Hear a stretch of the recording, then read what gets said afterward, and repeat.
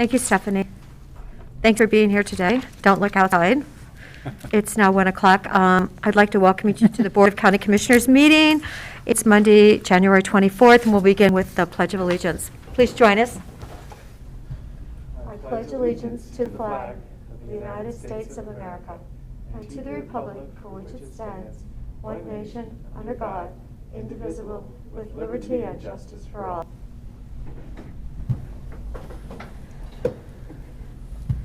And I believe our first agenda item is a presentation from Visit Central Oregon. Julia.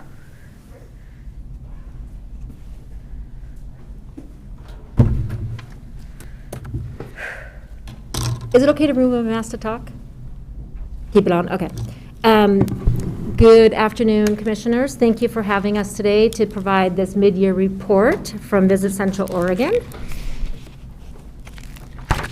I'm going to present just some overview, a little bit of state of the industry, traveler sentiment, and what we're seeing as well in the region, and some of the non-marketing programs that we are working on. And then I'm going to pass it off to Mackenzie Ballard, our Vice President of Marketing, to talk more specifically about our marketing initiatives.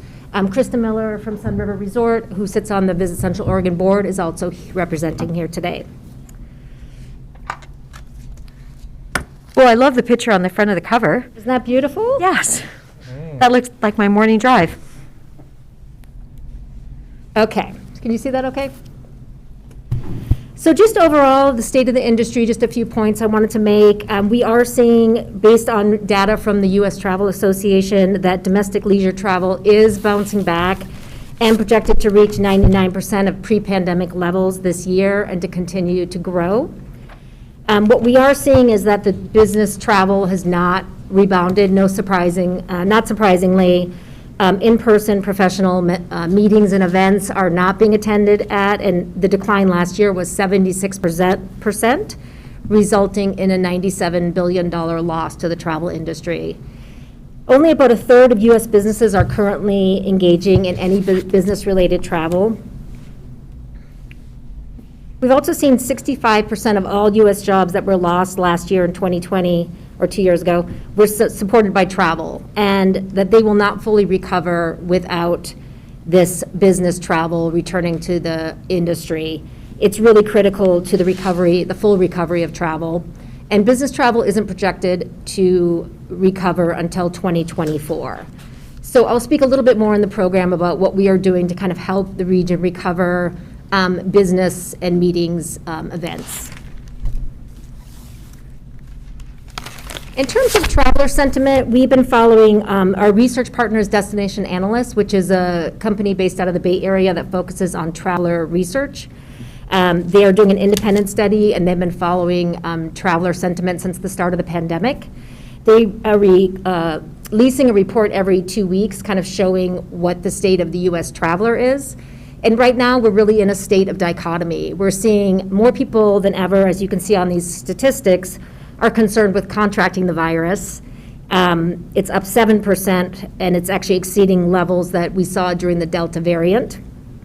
No surprise, probably similar to your own personal circles, over 70% are reporting that at least one person in their circle has COVID, and nearly 30% of travelers has said that the challenges procuring tests have stopped them from traveling. So we may see these types of sentiments relating to sort of December and January numbers that we might see. The dichotomy is that people are very excited to travel. The next slide will show you some statistics. 80% of American travelers have trips planned in 2022. The number of average trips that they plan on take is at its highest since the pandemic, at 3.1 trips per traveler. And overall sentiment is high, and people are excited to travel. It's just going to be, when is the time right? And we may see, like I said, a little bit of a lull right now with the spread of the newest virus variant. Looking at regional information, you're probably all very familiar with the TRT report. This is a snapshot of the most recent report through November numbers. And you'll see that mostly Deschutes County is looking really strong with year-over-year variances that are all positive. Other than October, we had a nearly 30% dip. I will point out, though, that that dip was over an exceptionally strong October the previous year. So if you look at the numbers, the they're still relatively strong, pacing 18% ahead of last year. Bend has a similar picture, the city of Bend, but did not have the dip that we saw in October, and therefore are pacing 41% ahead year-to-date over last year. The next slide is the lodging report we receive from Smith Travel Research every month, and it shows you occupancy over last year and the prior year. We tend to look at 19 and 20 in terms of comparison, since 2021 was a bit of an anomaly. And you'll see that for the most part, the hotel industry is rebounding. If you look at months like July, October, November, and December, occupancies are strong against sort of normal business volume of 1920. August and September, you'll see, are a little bit lower than they had been in previous years. So there is still some work to do. That also could be an indicator of a particularly bad smoke season that we had. But in December, you'll see that the occupancy over 1920 was up 15%.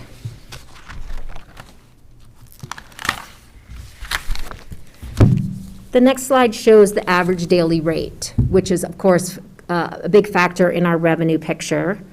And you will see that rate is also starting to rebound for the most part, largely because we're attracting visitors who can pay more for that room, and so we can drive up rate a little bit for recovery. So again, comparing those numbers over 2019 and 2020, most months are rebounding, but we did see in December that rate was down 10%, and that's probably due to consumer demand at that time. The following two reports show a similar picture, but it's oriented for the vacation rental market in the region. Again, we're seeing really strong numbers in occupancy when compared over 2019 and 2020. Numbers are actually, for the most part, higher every month, with December showing nearly 50% up over 2019, but slightly down 6% from last year. And the next page shows the average daily rate in vacation rental market, and you'll see that the rate is showing very strong numbers month over month when compared to 19 and 20, with December being over 40% more rate being charged than 2019 and 2020. So those numbers are very strong. And again, attracting the consumer that can pay more for their vacation rental as we expand our marketing into different markets. Julia, can I ask a question? So there's the Smith Travel Research data that's occupancy rates and price daily rates, and then there's this AirDNA data. Does the Smith Travel Research data include hotels and vacation rentals, or is it just hotels and then the AirDNA is just the vacation rentals? Smith Travel Research focuses on hotels, although some of those hotels may have properties that are similar to a vacation rental, whereas AirDNA will focus more on the Airbnb and the vacation rental market. So we really look at both of those to get a picture of our total occupancy and rate in both those markets. So it's two different data sets not overlapping. Exactly. Okay. And on the AirDNA data, we also get what's called a pace report, and we can look at how the next 5 months are pacing compared to how it paced in previous years. And so that next slide will show you that actually in terms of pace, this coming winter is looking a little bit soft. It looks better than the report we saw a month ago in December, with things being as much as 50% down, but now we're seeing numbers in the 30%. So if you look across by month, you'll see 32% down for January, which means there's not as many advanced bookings in the vacation rental market in the coming months as we've seen in past years. And the next slide will show that overall vacation rental pace is slowing this winter. That's most likely a factor of the virus and the spread of the virus. It also could be that we see that fill in if things improve. So it doesn't necessarily tell us how the winter is going to perform, but it's an indicator that things could be slowing down to 2021. Right now, we're pacing 27% down across those 5 months compared to last year. And we continue to track that every month to see what that pace looks like. And that's it for regional metrics, unless you have any questions on that. I'm going to move into one of the biggest factors impacting our tourism industry, which, as you know, is workforce. The Great Resignation, as you all know, has had a lot of people quitting their jobs. 24 million U.S. workers reportedly quit their job in a 6-month period. And the tourism industry was the hardest hit industry in that scenario, with 1 in 5 jobs lost being travel related. There's also a perception of hospitality workers not wanting to work in the industry anymore. And a recent survey showed that a quarter of hospitality workers said they do not want to work in that industry again. So there is definitely a perception and a reality that hospitality jobs are hard to fill. We're seeing that in our local economy, right, with restaurants not being able to fully support their normal hours of operation and going to reduce days or reduce shifts because they can't get the people to work in there. So it's one of the biggest factors facing our industry right now. Also, workforce is really changing, as we all know. It's moving to remote work. There's some interesting statistics about the growth of remote work from 3% of the workforce up to 18% of the workforce across the country. And the number one thing that workers are looking for is flexibility and freedom, which not all hospitality jobs can offer. According to research, the shift into remote working is picking up speed. Some reports saying that by the end of the year, we'll be at 25% of the workforce permanently working remotely, and that it's probably not going anywhere. As that affects our local employment, these most recent numbers from the State Bureau of Labor Statistics is showing that while the tourism industry is recovering jobs, you'll see by sector that quite a few are still really struggling to fill those jobs in those more entry-level frontline workers. You'll see full-service restaurants here are still 12% below pre-pandemic levels when they were maybe at 4% unemployment. Hotels and motels are at 7%. And some of the other establishments are doing better, like food carts, mobile food services, and limited service restaurants. But there's still quite a bit of work to do with the job recovery to really see the tourism industry recover fully. Our role as the DMO for the region is really evolving because of some of these issues facing the industry. So I want to talk a little bit about some of the partnerships that we're doing that are not marketing specific, and one of those is working with Visit Bend. We're currently collaborating right now on how the tourism industry, as DMOs, how we can impact this issue of workforce and lack of workforce in the hospitality industry. And we're looking at potentially starting a shared position between the two organizations that would tackle incentivizing workforce into hospitality jobs, being a go-between between our industry partners, like the resorts and other tourism businesses, as well as our educations, OSU and other educational outlets, to really incentivize tourism jobs and to help employers attract and retain staff. That position is in development right now. We've had some really interesting meetings with a number of our partners, including EDCO, the Bend Chamber, COIC, and some of our major employers like Sun River and Mount Bachelor, on how we can work together to positively impact this issue in kind of a long-term strategy with a dedicated position.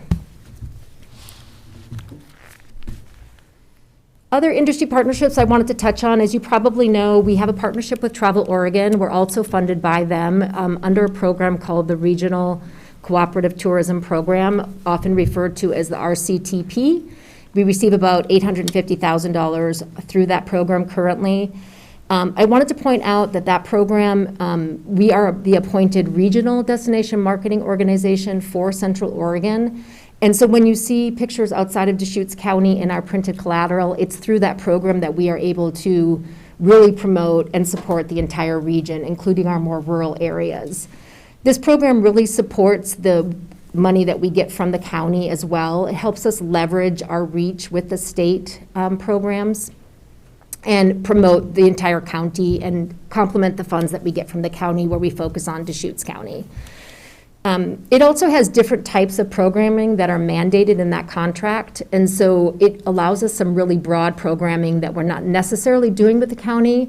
And some of those things might be, are listed there, like we run a grant program or strategic investments through this plan to support some of our partners, and I'll talk a little bit about that just for your reference. It also allows us to do global sales, so while as a county, we're not really representing ourselves overseas in international markets, we can do that with Travel Oregon. As international business rebounds, we can collaborate with them on some of their initiatives globally. We also do some destination development through that program. And again, we are putting some dollars into some of our rural tourism partners as well. So it's a very robust program with specific guidelines on how that money is allocated.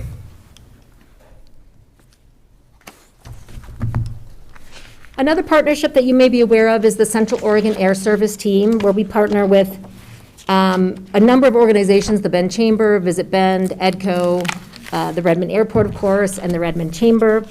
And our goal there is really to enhance and maintain and increase air service into Central Oregon. Visit Central Oregon is also the marketing arm, so we do focus on our direct flights for our marketing, although COVID had changed that a little bit and we focus more on the drive market.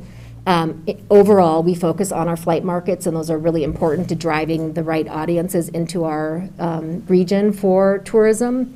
And right now, we've met with all of our industry airline partners, and the focus is really on getting that capacity back into the region. You know, a number of flights did go dark during the pandemic, and those are building back up. We're seeing flights like the direct flight to San Diego come back this March. We saw a new flight added to Reno, and we are optimistic to see a direct flight to Dallas in the next year. So that is a collaborative effort with all these partners, and we we manage the marketing for those efforts. Julia, do you know what percentage it is back, Redmond? Overall, I don't have a specific number. There's just been a lot of variables with the flights changing, and their plans have been very fluid with bringing flights back and capacity. But there is a quarterly report that I get from our airline consultant that I can share with you. Okay, I just know at Christmas time, somebody was going and they really needed to be there like 2 hours ahead. It was at 5 in the morning. It was totally slammed. And, and yet, where are we at today? Maybe not quite there. Yeah, well, the number of flights are also down. So where we might have had certain number of flights to LA or San Francisco, there's less of those. So that's creating some compression on the flight capacities. We also support a number of local events in the region, and some of them are listed here, and that's either through a grant program, as I mentioned, in the RCTP plan, or with the county money, we are doing different marketing partnerships. I won't run through all of them, but you'll kind of see the different types of things that we support throughout the region. We also support the arts. If you haven't seen Hunter Nowak in a landscape, he's incredible, and we've been really proud to sponsor that series for the past couple years. We've supported things at the High Desert Museum. We support the Central Oregon Film Office. They bring in really important commercial business into the region, generally in non-peak times, and they're sort of an extension of what we do in terms of promoting the region for film business and commercial business, and we are proud to support them. We're also currently supporting an economics impact study on the arts economic impact on the region, and that's with partnership with Scalehouse right now, and so we should have some good data from that next year to discuss. Under sustainability, we also support a number of projects. We do an annual support for the Deschutes Trail Coalition, as I think you were made aware at your budget meeting last week. This year, we also gave additional support for the Ochoco Trails. We've also supported the Madras East Hills Trails through our RCTP program, and that was with Central Oregon Trail Alliance. A couple years ago, we supported some trails in Sun River, as you know. We were at the ribbon cutting together. So we have done quite a bit of trail support through that grant program. On the educational side, and Mackenzie will speak a little bit more to this, we've done some awareness campaigns around how to recreate in Central Oregon and how to treat the land and our natural assets, and how to be a good visitor. And that includes the Take Care Out There campaign, which is in partnership with Travel Oregon.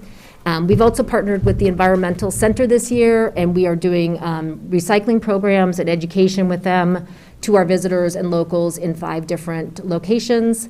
And we partnered with Smith Rock and did a series of videos on how to visit and recreate in Smith Rock responsibly. So we have a number of initiatives, both education and financial support under the sustainability sector.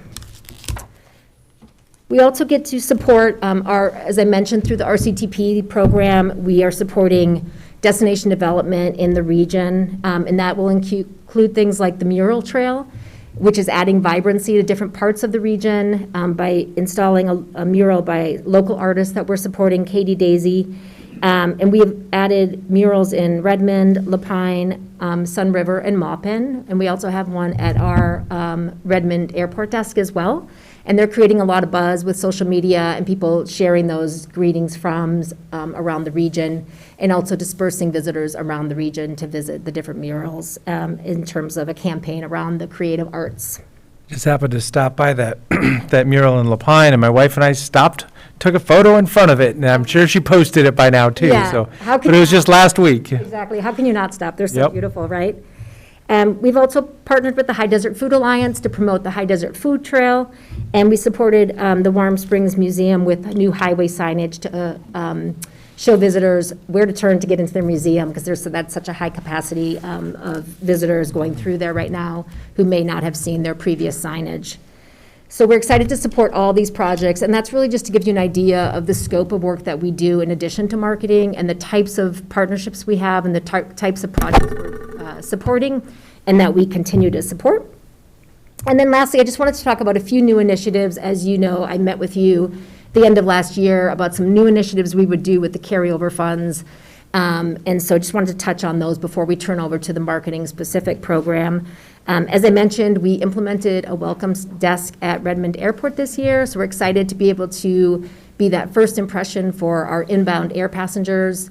We have it staffed about 20 to 25 hours a week. It is timed with the busier times for inbound passengers, and we're able to greet passengers, give them a great first impression, and give them information from around the region and direct them to different parts of the region based on their needs. New this year, too, we also conducted diversity, equity, and inclusion training. That was not only as a team with our staff, but we also provided an opportunity for our industry partners to participate in DEI training. We partnered with a local facilitator, Allyship in Action, who some of you may know. And we were excited to be able to share this information with other people and really working together as an industry with the goal to make the region welcoming to all people. So you'll see that as well in our marketing collateral, but we wanted to work with organizations on the ground and get that training out to people who are interested in it. Again, that was through the RCTP program and the state funds, but I wanted to make you aware that that's an opportunity for our tourism partners. And as I mentioned earlier in the presentation, really the return of meetings is really, really important to our hotels and tourism businesses. Meetings fill our region when it's not peak time, and they're really a long-term strategy for the rebound of travel. And we haven't typically really focused on that from a marketing standpoint or a sales standpoint. We focused mostly on domestic leisure travel, and the hotel partners have taken more of a lead on meetings. But it is really important for the travel industry and to see that come back. So we are giving more effort to promoting the region as a good place to come for a meeting. Or I should say more than a meeting, because there's so many great things to do around a meeting. And research shows that as business travel comes back, people also want to combine that with having a lot of fun. So we're perfectly poised as a region to bring back that. So we're working on a number of initiatives under that campaign. We'll have a meetings guide. We're working on launching virtual reality around the types of venues that you can come to, the types of activities that you can do here. And we also have hired somebody to help us on the sales side, leveraging some of those trade shows and programs with Travel Oregon as well, where we're promoting ourselves as a meetings, a perfect place to have a meeting in the coming years for business travel as it rebounds. We're doing a similar campaign for weddings, promoting that region for beautiful weddings. In the guides or the bags I gave you, you'll see our new wedding guide, which we just printed with our partners at Oregon Media, and we're also going to be doing a specific campaign around hosting weddings in the region, which Mackenzie will speak to as well. So those are just a few of the new strategic initiatives that we are using additional funds to that are different and above things that we have done in the past. And I'm happy to answer any questions. Otherwise, I'll ask Mackenzie to come up and present the marketing, and we can take any questions as well then.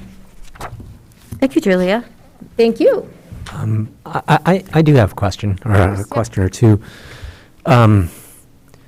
So the nature of work has really changed a lot. We've had this massive influx of Zoomtown workers into our community. Do we actually think that business travel is going to go back to the way it was?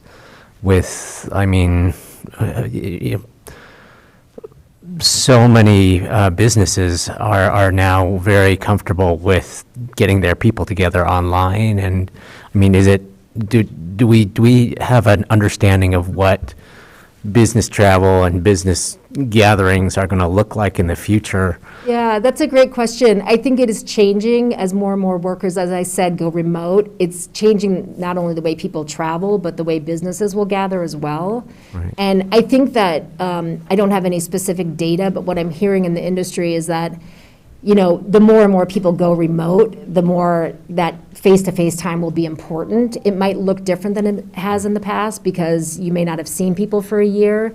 I know some companies that are having, they're 100% remote and nobody's meeting, and then they're going to have a once-in-a-year big blowout with all of their employees in one place. So it may look different to have those types of meetings, but I think that the idea of face-to-face connection isn't going to go away, and we're seeing that people want to get together and meet and have events. But it may look different than it has in the past. It may not be the same types of business that we've seen in the past, but I think it will return. Yeah, and I was Good just wondering, question. the more virtual workers we have here, the more they may need to travel somewhere else, Yeah. which is good for air travel, but it's not necessarily good for lodging in town. So it'll be, I'm just curious about how the nature of work, of Yeah. business travel is going to change. and It is an interesting Thanks for question those. because it's changing so rapidly. When you see the numbers of workers that were remote pre-pandemic to the amount of workers that are remote now and how that might change. But we do think that face-to-face meetings are still going to be in demand. We see people wanting to do them already, to have that connection and have that time together. But it may look different in terms of frequency and what types of events are happening. I think that certainly, data is showing people want to not just have a meeting, they want to incorporate fun and activities, and that's really what we want the campaign to show, is that you could come to Central Oregon, you could hold a meeting, but you can also go out and ski or golf or recreate and have all these other great team-building activities. And so I think we are really well poised for that kind of business travel coming back, where people want to that line between work and play might be blurred a little bit. And we're really well poised to host those kinds of business travel. But you did say it isn't projected to come back until 2024. Well, those are statistics from U.S. travel, which would be nationwide. And so they're saying that full recovery of business travel is not projected until 2024. But I think that might depend on the types of destinations you are. People might be less interested in going into a big convention hall and having a typical business meeting versus going to a place where they can recreate and get outside and have team building, and a place like Central Oregon where, we're saying you can have more than a meeting, you can have all these great other activities. So I think while the full rebound might take a while, I think some destinations will be more in demand than others for having that meeting or get together. Thank you so much. Yeah, My other question was it was a tourism workforce question. So yeah. you described how there was some very substantial resignations and movement in the last year, and I was wondering. My impression is also that this same tourism workforce in the year before were some of the people who were subjected to lots of layoffs and furloughs and things like that in the first year of the pandemic. And so I'm just trying to get a overall sense of how much disruption there has been in this workforce and people coming in and out of employment. I think what I saw in the most recent labor statistics is that 20% of the hospitality workers in the state of Oregon, so it's not specific to Central Oregon, left the industry and went to a different industry that offered either better pay or better benefits. So I think one goal of this position and this collaboration that we're talking about with our partners is to work on making hospitality jobs.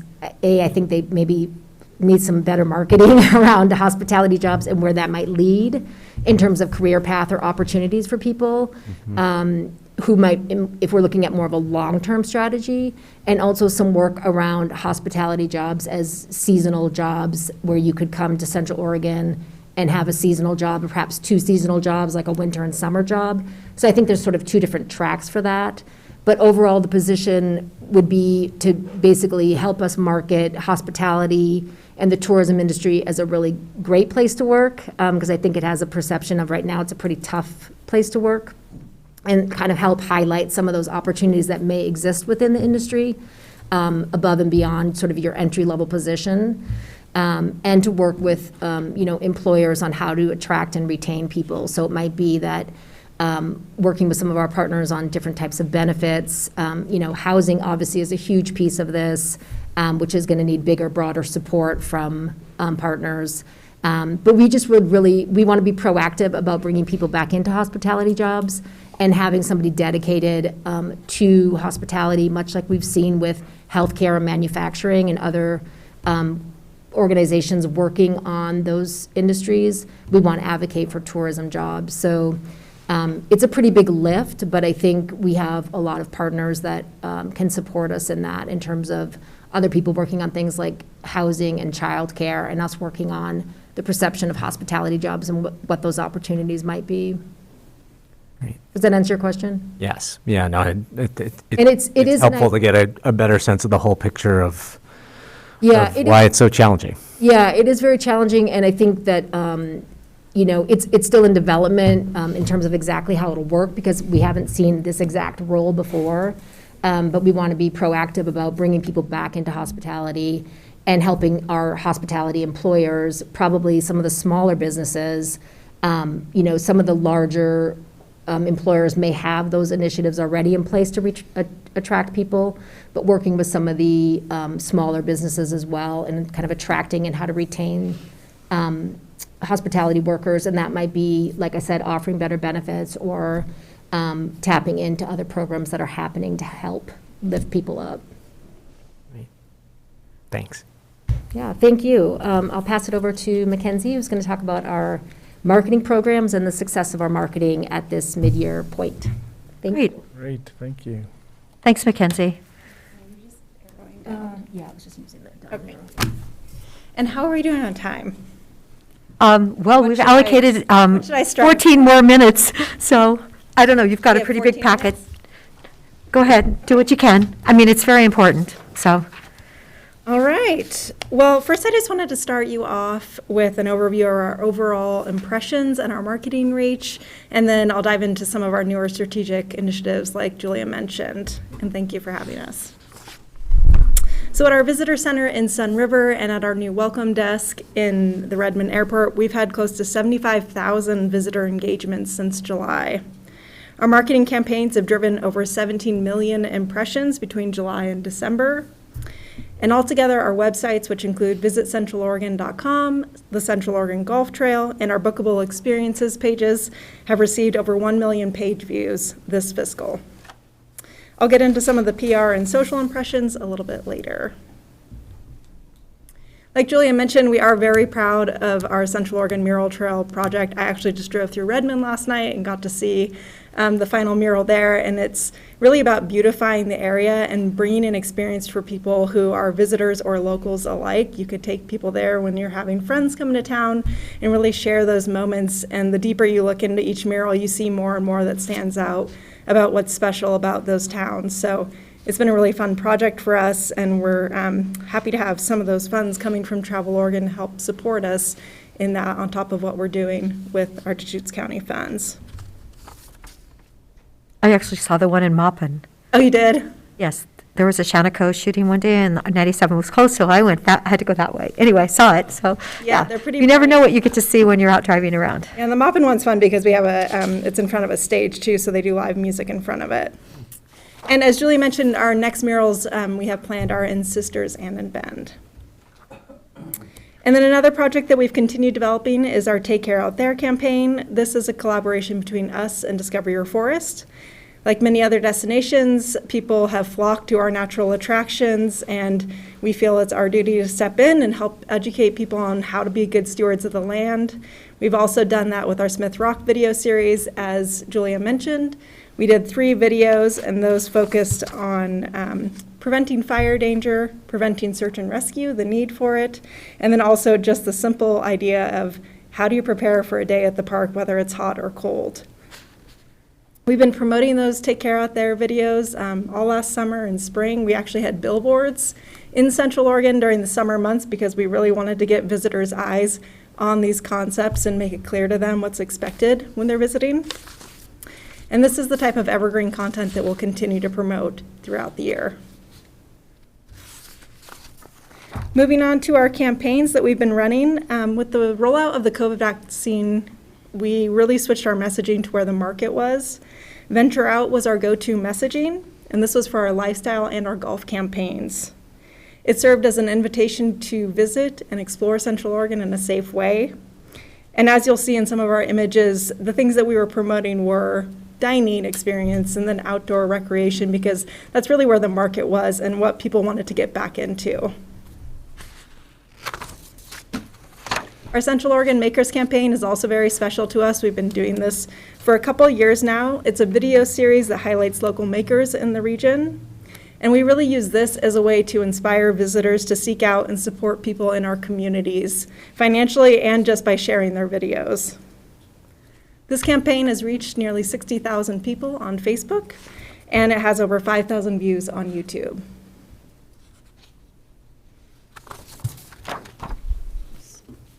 So during the pandemic, the early stages when we pulled way back on our traditional advertising, we took it as an opportunity to shift our focus into collecting assets that we could use for future campaigns.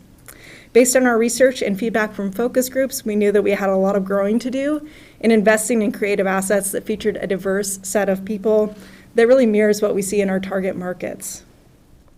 I just wanted to flip through a few of these images because they're beautiful for one, and just to give you an idea of the types of assets that we captured.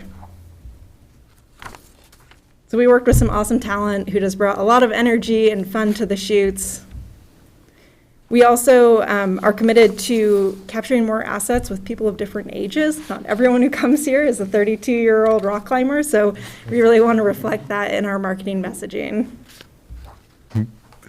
And this is a couple that we shot with in Sisters for a fall-themed shoot last summer, in the very late end of summer, and you'll be seeing more of this when we start promoting fall next summer. We also did a multi-day golf shoot to capture video and photos of a diverse friends group. This is something we were lacking as well. We really want to showcase people in our target markets that we are a welcoming community and that they can see themselves here for a golf vacation if they choose us as a destination. So we're super excited about the direction of our creative assets, and we hope that they help us connect better with our audience.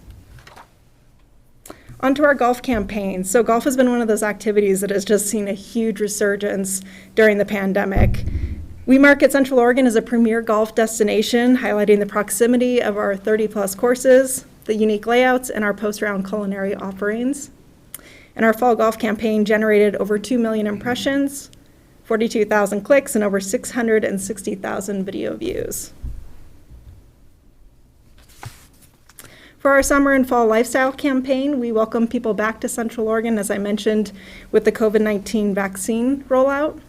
The campaign delivered over 15 million impressions, nearly 17,000 partner link clicks. That means businesses in our region are getting 17,000 clicks from our website during that time. And it generated over 450 visitor guide requests. Julia mentioned this earlier, but during the beginning of the pandemic, we shifted our target markets to be places that you could drive from for obvious reasons now. Now we're back to targeting our direct flight markets. Those are Seattle, San Francisco, LA, and Phoenix. Those are our primary markets. And these are the areas where it'd be really difficult for one business alone to make an impact. So that's where we step in and really focus our marketing efforts. In late September, we launched our new website. Hope you've seen it by now. We've had some great reaction to it. Since July, we've had over 870,000 page views on visitcentraloregon.com alone. And we've attracted more than 300,000 new users. That's up over 100% year over year. We also are keeping people on the website longer once they get there. So pages per session is up 35% year over year, which to us means that the way we built our website based on research and what people are searching for in Central Oregon is really working. Once they get there, they know that they can find the information they're looking for. So the new website also features all of our refreshed branding, maps with our partners, bookable experiences with businesses, and a new weddings and meetings page. This is just a look at a glance, I should say, at where some of our audience is coming from, the top states, and then male versus female comparison. And then we really see our website as just a platform for helping regional businesses get exposure. And that TravelNet Solutions formula, it shows that the 27,000 outbound links to lodging partners is equated to $1.3 million in revenue to our lodging partners.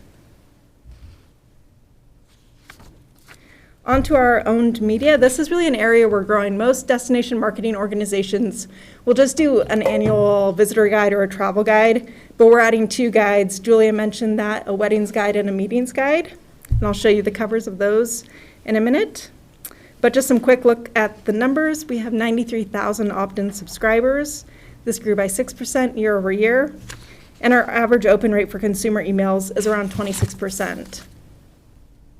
Our readership for the visitor's guide that we put out each fall is around 350,000. So that means all those businesses in our visitor guide are getting a huge lift by people looking through that visitor guide throughout the year. Our travel guide provides visitors and locals alike with information about the region. And last year it won 2 Maggie Awards. We hope to do the same this year. With our High Desert Weddings Guide, you do have that printed copy. We put out 15,000 printed copies with Oregon Media that will be distributed around the Pacific Northwest and then through requests on our website. And we're excited about the number of partners that we're able to highlight in it. And then our meetings guide, I think Julia covered that pretty well, and since we're short on time, I'll let you go through that on your own. For social media, that's just where we go with that ongoing communication with our audience, and things have been going really well. Our Instagram engagement is up over 164%. Our Facebook engagements are up over 2,600%. And then we're still developing content for things like Pinterest, where we can really put out that educational information like travel guides for the region. YouTube is performing strong. We've had over 500,000 views since July, which means the partner businesses that are featured in those videos that we're doing are getting highlighted and seen that many times. And lastly, on to PR. We work with a local agency in Travel Oregon to generate earned media and awareness for Central Oregon as a destination. We've created relationships with writers around the world, and we've had some writers from respected magazines like Sunset, Travel and Leisure, and Forbes. When we did need to, we shifted our familiarization tours where we bring writers to town to virtual, and that went really well as well. I guess I would just end with I think if we've learned anything, we really have to be nimble with our decision making during COVID, but overall we've stayed really clear-headed with our strategic direction, and I think that the numbers show it's really working. So thank you for your time. Thank you, Mackenzie. Are there any questions? For Julia or I? I'll acknowledge it's a really exciting time. We're 2 years into or through COVID now. We thought things were going to go down, they went up. We market for one thing and something else happens. So it's really an interesting time. Thank you for just having the capacity and the professionalism to do this. I mean, this is a wonderful report here also. Central Oregon is a special place with recreation opportunities, but yeah, how does it fit into the big world these days? And we're all in this together, though. Right, thank you. Thank you. We're fortunate because we can promote so many things that are outside with a lot of social distancing. So thank you, and look forward to our meeting tomorrow. Thank you. Thank you. Thank you for coming in. Next on our agenda is an award to East Redmond Fuel. Thank you, Ed. Good afternoon, Commissioners. For the record, Ed Keith, County Forester. What I have for you for this agenda item today is an intent to award letter. The letter is awarding a contract to Three Rivers Tree Service. We bid this contract out in late December, following my previous conversation with you actually on the commitment for the match for this project. This project is on Deschutes County land, primarily funded by a FEMA hazard mitigation grant that we've received this past fall. It is going to be treating approximately 566 acres. And again, that property is located just east of the city of Redmond. This contract was solicited bids from 8 different contractors. We had 4 responses that are summarized in the bid matrix. The successful bid was $310,500. Quite a range of bids, actually. Not necessarily unusual, but I was pleased with a quite a bit lower number than what I anticipated when we talked about this project in December. With that, I would just also note, besides the intent to award, that then we do have a more firm commit number for the Deschutes County share of this. So that the required share is 25% or $77,625. In talking to Greg Munn, he's suggesting that that comes out of the general fund. And with your approval of that, then he would bring back a budget resolution to. And didn't we expect this to cost more, like significantly more? And what about that funding? Can we use that to do anything somewhere else? Potentially. The grant is limited on the scope of work. So we could do additional acres on this property, or the other 2 partners, which are Eagle Crest and Odin Falls, could potentially identify additional work to be done. So yes, we'll have a cushion of funds there that we can look for an additional project. Great, that's amazing. So with the lower bids, we are currently sticking with the number of acres that we had originally scoped and just spending less. Correct. But there's still these are federal funds, correct? Correct. So there's still federal funds on the table. Yes. Okay. Do you have a preference on whether we do more work on the county lands or whether we do more with some of these partners? Well, I'd like to reach out to the partners and see if they have anything. It may not even be an either or. It's a pretty sizable amount that would still be left. So we could maybe do multiple projects depending on what they may or may not have available to do. And are those partners, are they using the same contractors, or are they bidding are they putting out separate contracts? Well, we have bid out the contracts, but it has been a different contractor that's been awarded the other work. For their properties? Correct. Got it. And the reason we bid that out is because the grant stipulations require, that we follow a whole host of rules as far as bidding and procurement and all that sort of thing. And so we bid it out in cooperation with them. So for the projects that aren't on our land, we work with them on the scope and all the work, but we're the actual contracting agent, and they contribute their 25% share to the overall cost. And Ed, so now I've had since the last time we looked at something like this, I had a chance to see the work that happened on the property just a little bit north of Bend. Will this look similar to that? I mean, I saw there were areas that were, where trees were removed. There were other areas the trees were limbed up. I mean, is that the kind of range of things that we're looking at with this contract? The specifications for the outcomes of the work are very similar.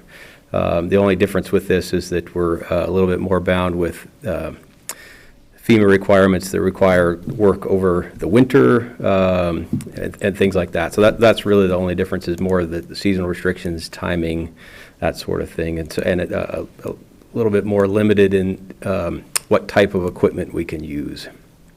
But that, it should, when all the work is said and done and you go and look at it, should look very similar. Thanks. Any other questions? Do we have a motion? I move approval of document 2022-125, notice of intent to award the East Redmond fuel reduction contract. And I will second it. Any other question? Commissioner Chang? Yes? Commissioner DeBonne? Yes. Yes, and the chair votes yes. Thank you, Ed. I'm glad to hear we can spend some more and get more work done. And more. Well, it's Well- good that we know that there's more resources to be able to dream about the next projects currently, yeah. Definitely. $550 an acre is good. It's a Pretty surprising, actually, with, yeah. yeah. How soon will that project start?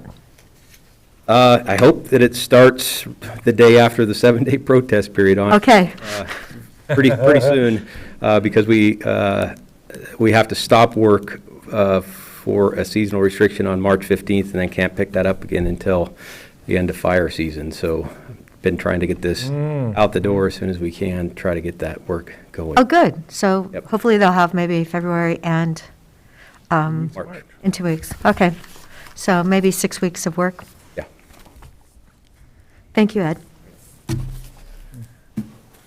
Okay, we now have an update from the Deschutes Collaborative Forest Project, please. Thank you, Laura. Thank you. Laura Skundrick, Administrative Services.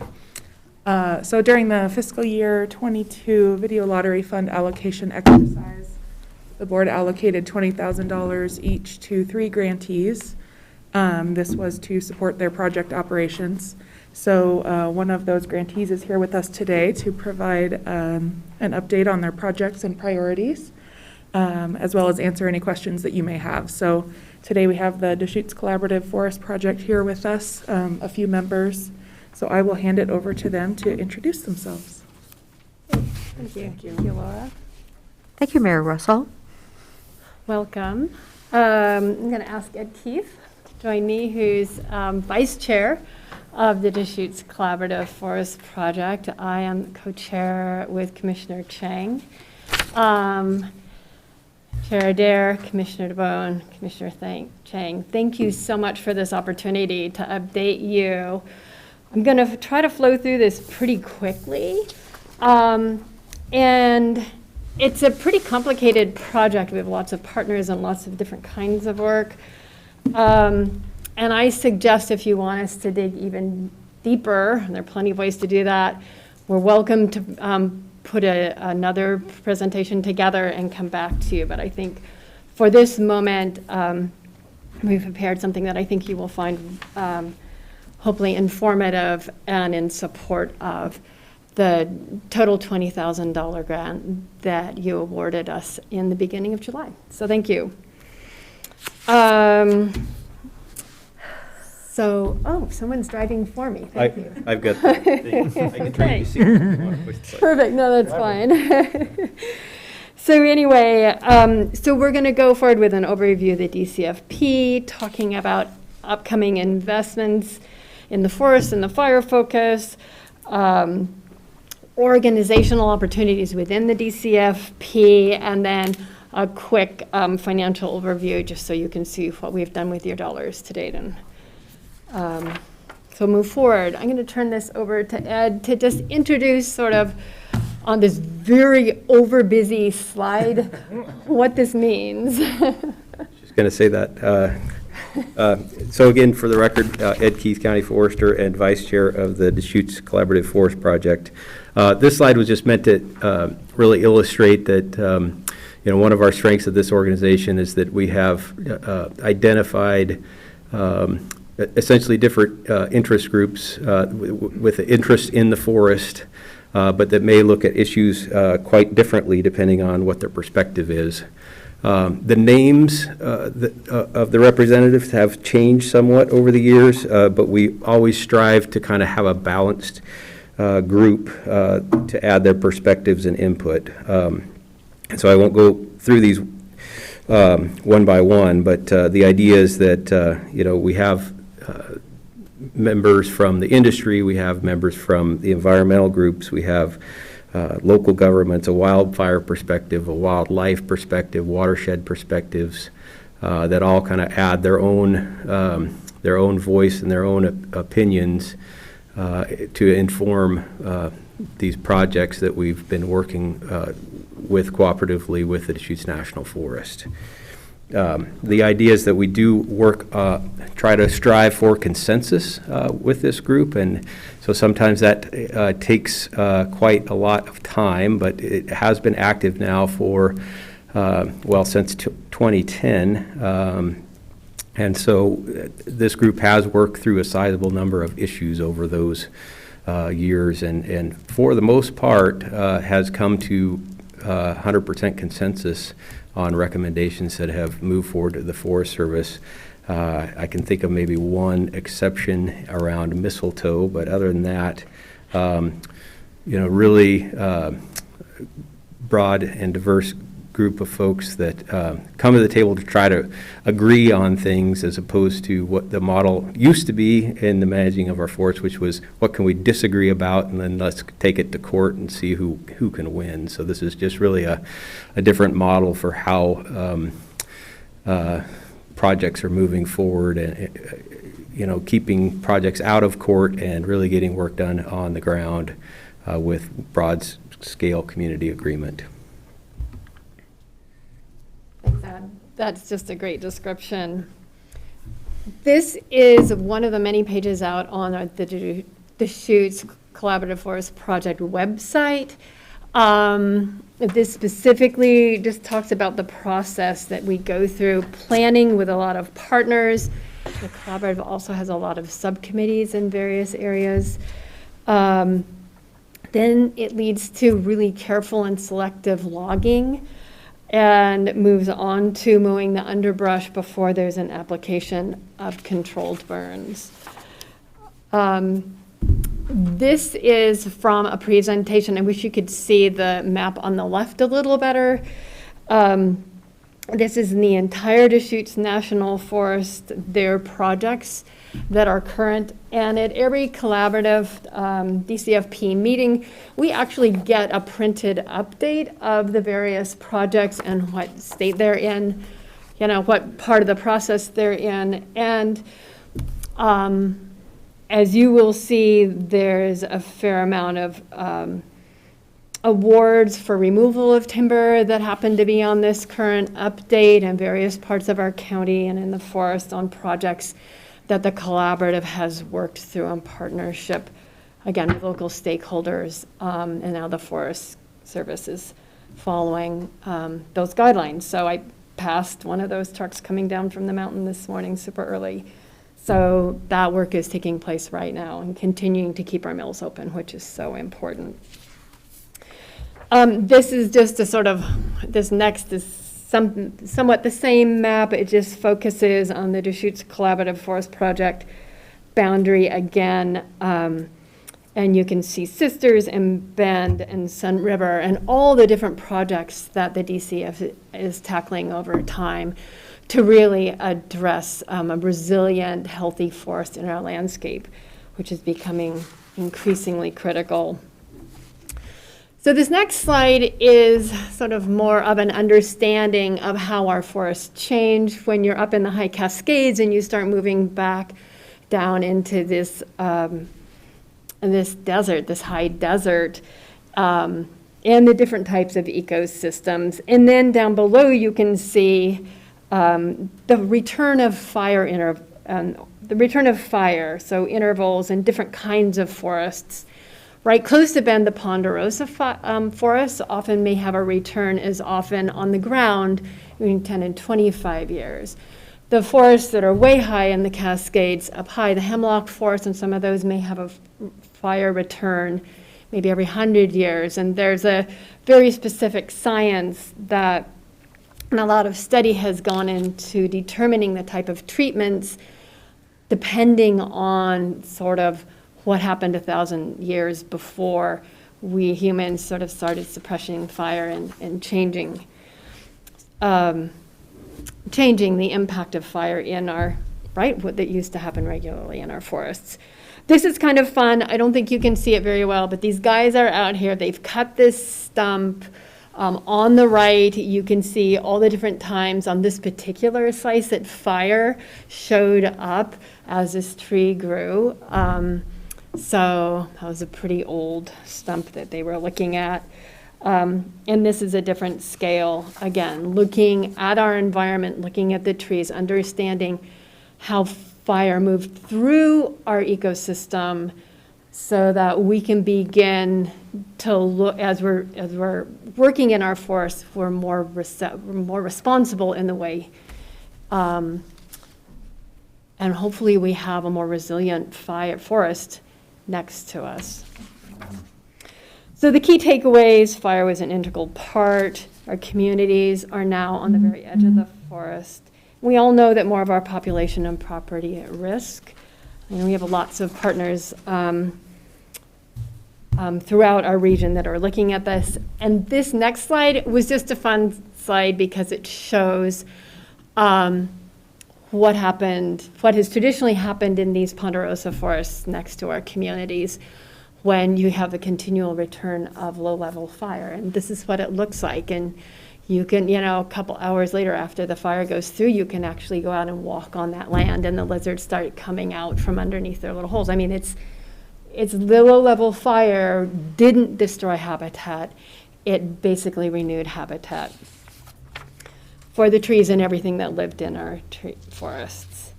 I wanted to throw this next slide in. I found this actually in a different presentation and this was, I'm just going to read it to you because I'd kind of forgotten about this. So this was July 18th, 2020. There was a Roseland Road fire that was reported. It was just northeast of La Pine in the Newberry Estates subdivision.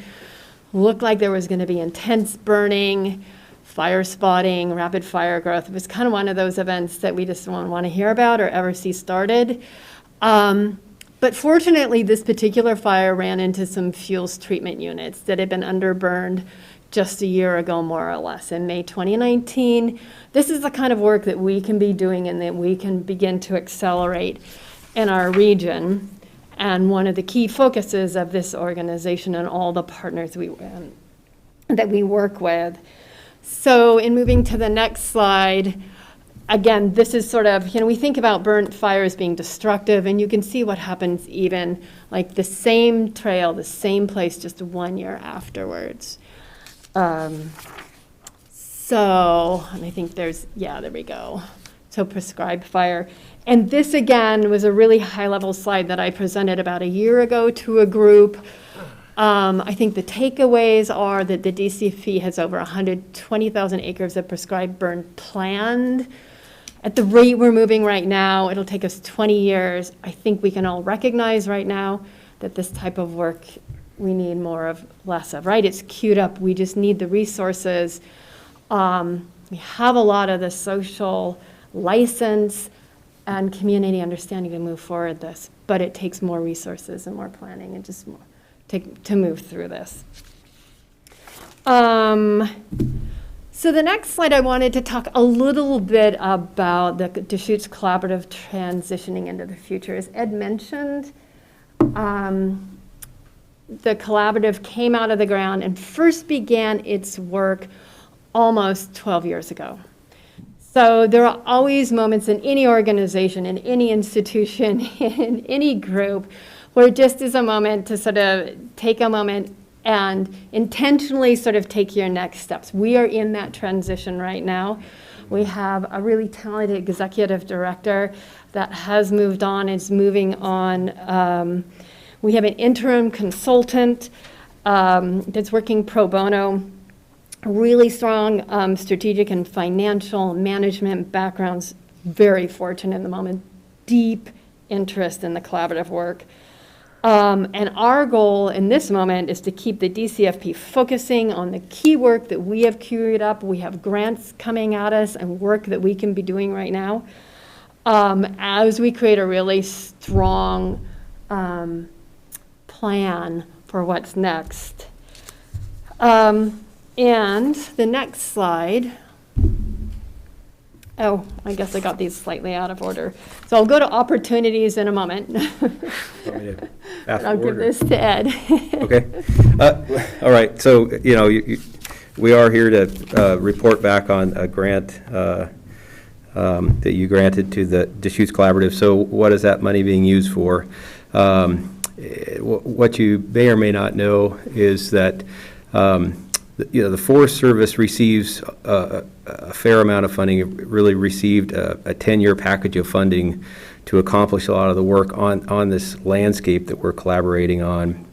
Those funds are really intended to do the on-the-ground work. And so where the DCFP really needs some help in funding is to convene the people that on the first slide that we showed you, those 19 people as part of the steering committee, and then we have a restoration planning subcommittee, a prescribed fire subcommittee, an outreach subcommittee, and an administrative subcommittee. And it really takes a person or people to kind of keep the wheels on the bus and keeping that group going down the road, agenda planning, making sure that the science is presented, those sorts of things. And so what we're using these funds for are for facilitation and coordination of both the steering committee and those other subcommittees, administrative support for some of those subcommittees as well, and then our outreach has been a little bit challenged lately due to the COVID pandemic. We did a lot more events and kind of in-person things in the past. What we've been focusing on in the last couple of years has been more of what we can do virtually and online. We're in the process of rebuilding our website and kind of taking this opportunity to make sure that we have robust communication platform electronically, and with the hope that we can do some more in-person outreach events in the future. So those are the kind of the broad categories of what we're using this funding for, to just kind of keep this group going, and meeting, holding field trips as another item that really makes sure that we're getting the outcomes that this group intends by going out in the field and seeing these projects implemented, giving feedback to the Forest Service, those sorts of things. So that's the kind of high-level overview of what we're using these funds for. So, as all of you are aware, there are a lot of opportunities heading our way as a community in terms of increasing focus on fires, the impact on fires on our community, the need to accelerate the work that the Deschutes Collaborative has been working on queuing up in our community for over a decade now. We have ongoing grant opportunities with various programs. We have a grant program with OWEB, which has 3 different parts to it. That decision is in process. I think we probably have one segment at least, hopefully, that we can depend on getting funded. We'll see how the other 2 go. We also have a federal forest restoration program, which is, I have to put on my glasses for this, Technical Assistance and Science Support, better known as TASS, which focuses on the intact ecosystem within a forest as we're finishing up our work. So you have existing roads, making sure that the roads and the trails are mapped. And so as we move through the forest and we do our work, then as we move out of them, we have left really good, healthy ecosystems and recreation areas as well. And we all know, we just heard the U.S. Department of Agriculture and a 10-year strategy to confront the wildfire crisis. We know that there are opportunities for funding that are coming right at us through the Forest Service and other federal funding agencies, and we know also through the state, the Senate Bill 762, there are huge grant and work opportunities there. It's sort of like we've worked these 12 years to get to here now, and here we are. And let's go and let's make sure that our communities, the county, the city, the collaborative, the Shoots Collaborative, and all our different partners are really working strongly together and well-funded and connected to move through this next phase. And I mean, the moment's really now. So essentially, this is just a quick summary. Let's keep our lottery dollars into Deschutes County, keeping the DCFP working while preparing for these significant investments. That's sort of the bottom line. I have a question. I don't know, maybe Ed would answer. The $3,000 that was allocated for outreach, since it's hard to spend that, are you going to move that to something else? I have a scope of work that outlines how those dollars would be spent. Oh, good, because I would think, why would we just leave it sitting there if it's going to be really hard? Leave it sitting there. It's just a matter of timing and sort of, we have some work, like, you don't want to know this much detail, but I'll jump down this rabbit hole, like, the website that I alluded to on such an old platform that we can barely update anything anymore, so we're now creating a new platform and trying to update it all. It just takes time and money, right? I'm in money. So we'll begin to do some of that work as we move into the spring, and then there's a whole nother scope of work that got created by the Outreach Committee, which I'm holding in front of me. Okay, So sorry. we were just in this little. I got ahead of you. Yeah. And we may have funded it as well through some other funding sources in the interim too. So anyway, that helps. Okay, where were we? So again, in the prescribed fire, which is sort of the last step in working in our forests, you know, our forests and the plants and animals that live there, they need this low intensity fire. So I want to, you know, reiterate how important that moment is, that we do primarily in our forests in the spring and the fall, and really emphasize all the work that has to happen, we talked about earlier, just to be able to get there. Our economy, our local economy is so dependent on our forests, whether or not it's clean air, it's recreation, it's the products that come out of the forest, our open spaces. You know, we really need to do as good a job as we can. And I think that's about it on this slide. Just let you read through it. So that's about what we have. I mean, again, thank you so much. You know, I know that we at some, you know, the city of Bend has stepped up and shared and put some dollars forward. I know the county has stepped up and matched that. I think probably as we move through these next 6 months and have recreated a strategic plan, done our organizational assessment, and we know exactly how these funding streams are actually going to be queued up as they're coming our way, we are all going to probably be in conversation again. I would anticipate that. So thank you for getting us where we are now, and for hopefully you'll agree to support us through, at least through June 30th, as we move through this next phase of continuing programs and beginning to just double check that we're on the right path and doing exactly what our community needs in this moment with all the changes that are happening in our world right now. And that's it. So questions? And first I should say, Ed, what else would you like to add? There's so much to say. Well, I guess I would just say, you know, or you may be wondering, you know, this group kind of does a lot of meetings and field trips, but does anything really happen out on the ground of any importance? And I would say, you know, in the first 10 years, as we wrapped up our first decade with the Deschutes Collaborative, total on the landscape from Black Butte Ranch to Sun River, 120,000 acres were treated in some form or fashion. That could include timber harvest, small tree thinning, brush mowing, and prescribed fire. So it really is resulting in work getting done, reducing the risk of high-intensity wildfire next to our communities while providing jobs and forest products all at the same time. And so it really has, you know, resulted in less lawsuits and more work getting done on the ground. And the Forest Service does really rely on this group to, you know, continue these conversations and of what the community agrees should be happening out in our on our public lands and forests. So I guess I would just end it with that, yeah. Well, thank you, Ed. Thank you, Mayor Russell, for joining us today. Any other questions? We'll get this packet, will we not? Yes. Yes. Thank you. What's The the, plan.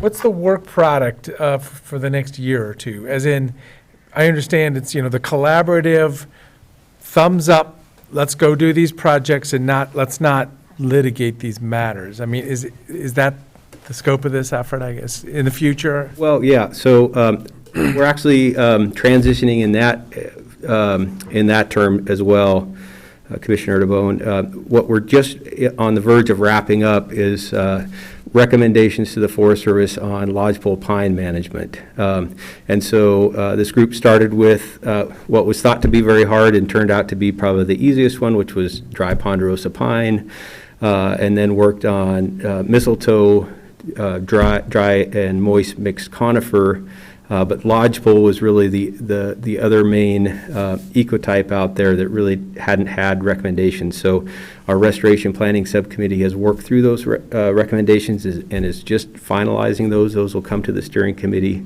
So in the near term, that's our next recommendation, is recommendations on management of lodgepole pine, informed by some pretty recent research and science. But also backed up by kind of that social license. And then we're moving on and have just been funded to do a kind of a pilot project in the Sisters area. It's called the Garrison Project, where there's going to be an inventory of roads and trails. So we have an overabundance in some areas of roads and trails, including user-created trails that weren't necessarily planned, those sorts of things, and they tend to have quite a large impact on wildlife. In particular, this project would be looking at mule deer winter range and how those roads and trails may not be serving the mule deer, and how you could look at that whole inventory in this Garrison Project area and potentially look at what roads and trails should remain open in the future and which ones maybe should not. So that's the next set of conversations that we're queuing up, and have just been notified that we received that funding just a matter of a few weeks ago, actually, to move that project forward. So. Well, so then a question, where did the definition of those needed project, efforts come from? Is that Forest Service requests? Partially Forest Service requests and partially interest in the people that sit on the steering committee or participate in a subcommittee. So we do talk a lot about trying to match up those two, and sometimes it's a challenge as far as what projects does the Forest Service kind of have in the pipeline, the planning pipeline, and then how do that, we can't necessarily engage with the Forest Service on every single project that they plan, but is there opportunity to look at some of those and pick out a strategic one that is going to bring or keep people at the table talking about these issues? And so that's where we've come up with this one. Was that there's been quite a bit of interest in management around roads and trails, and this project was a good one because it's in the winter deer range. So it's kind of a combination of both the membership interest and Forest Service need. Great, thank you. But this kind of ties a little bit to the discussion we were having with the Deschutes Trails Coalition the other day, where the question is, well, is the Forest Service driving this work, or is the community driving this work? And in this case, similar to the Deschutes Trails Coalition, it's both. The Forest Service has much more capacity to do vegetation management work, than it does to do trail work. So the Forest Service can drive a little bit more here than they can in the world of trails. In the world of trails, it's almost entirely community driven. But here it really is a joint effort. And one of the things I'd like to say, just to kind of help everybody understand what this group produces or what it delivers, and Ed used the phrase social license, and he referred to, past litigation. And I just wanted to say that the social agreement that the Deschutes Collaborative produces gets us more than just getting past litigation. So that is one of the things that the agreement gets us, is it really reduces objections, appeals, litigation on projects. But it also, in a community like this where so many people live close to the forest, it means that the vision for the forest that the collaborative produces, and then the explanation to the community that the collaborative gives to the community, makes it possible for us to do prescribed burning without hundreds and hundreds of people in the Bend community calling up the Forest Service and saying, did you know there's a fire out there? We were the ones who started it. Are you going to put it out? Well, we said it in this very specific, weather, frame that we're having, so that we could let that burn. It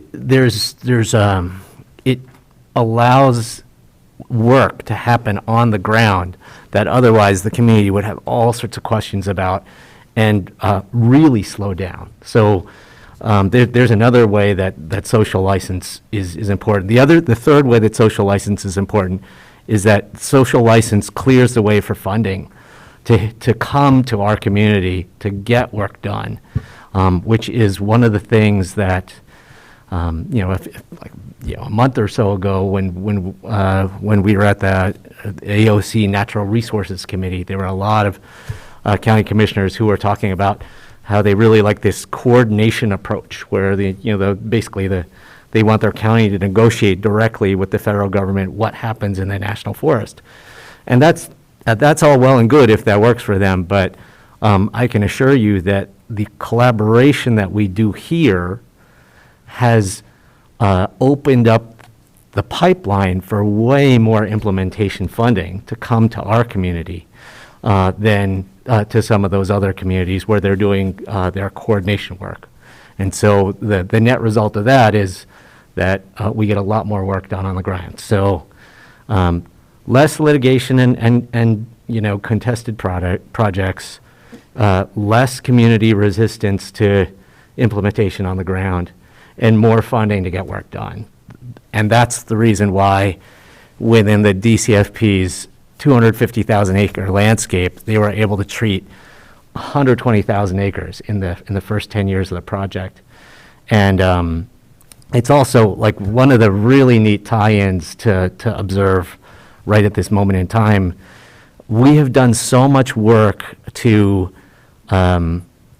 enable active restoration and active fuels reduction to happen on the national forests, that now it's actually driving work on the private lands. There was a mention of Senate Bill 762, and under Senate Bill 762, there was, the state made something in the range of $21 million available for communities to do large-scale fuels reduction work.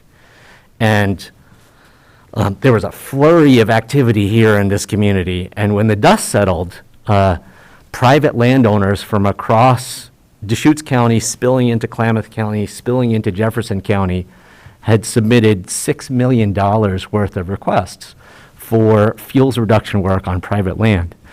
And the really in my mind, one of the really beautiful things about that was that there is so much work moving forward on the federal lands within that same landscape that they were able to use the federal work as match to ask for those $6 million of private land treatments.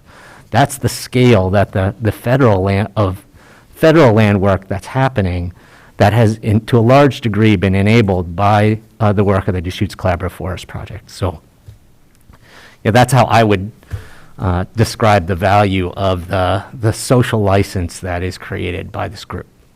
Thanks, Bill. That's a really good, complete summary of that. I guess what I'd love to add is that at this collaborative table, just an example, we recognized that the mill down in Gilchrist was really struggling. And I think And those, that's a member, that's a representative, right? We have private timberlands, and we also have someone from the Gold Coast Mill, like, at our table. And we all recognize the fact that this work can't continue unless we make sure, unless we do our part, right? Can't be, right now, we're not sure that we can give them all the logs they need, but we can certainly make sure that we contribute to what they need to stay healthy and viable. We won't, they won't stay alive, which provides a huge service to, our region, and is a really important partner in us doing and working with the Forest Service and working with private landowners to actually get product somewhere, right? And so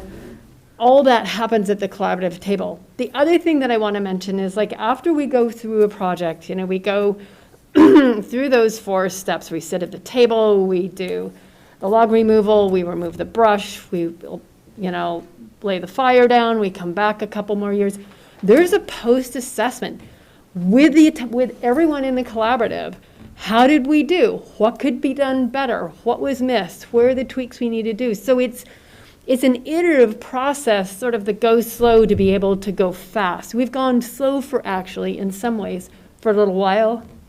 We're sitting at the window of being able to go a little faster. And I think that answers your question in a slightly different way, but maybe that helps you understand the value of and the strength of this particular group.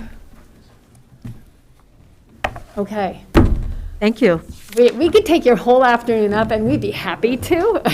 Yes. We know you've got many other good things on your agenda, too, so. Yes, thank we you do have a again. full agenda this afternoon. Fortunately, we did move some things to Wednesday because it was going to be even fuller, so, yes. But thank you for joining us. Thank you so much. Thank you. So can I ask just what next steps are? What are the next steps for, this was sort of I think we've received $10,000, there's another $10,000, we needed to do sort of a midterm update. The agreement said, I believe you should come and give a verbal, a presentation like this, but also a written report? Is that correct? Laura, Yes. please clarify. Yes. So this mid-year verbal report to the board kind of initiates that second payment. So now the additional and last $10,000, and then the requirement is for a written report at the end. At the end. To kind of summarize the entire Okay, funding, then so. that's my understanding. Yeah, perfect. All of us to know that. Yes. Thank you Thank again. you. Thank you. There. Thank you. Okay, I believe I saw Lee Randall coming in. We are now discussing the Bend parking expansion options. Recycling. Ooh, recycling, I'm sorry, I skipped up one. My was in the right, I changed the order. Okay. And I know Tim's here.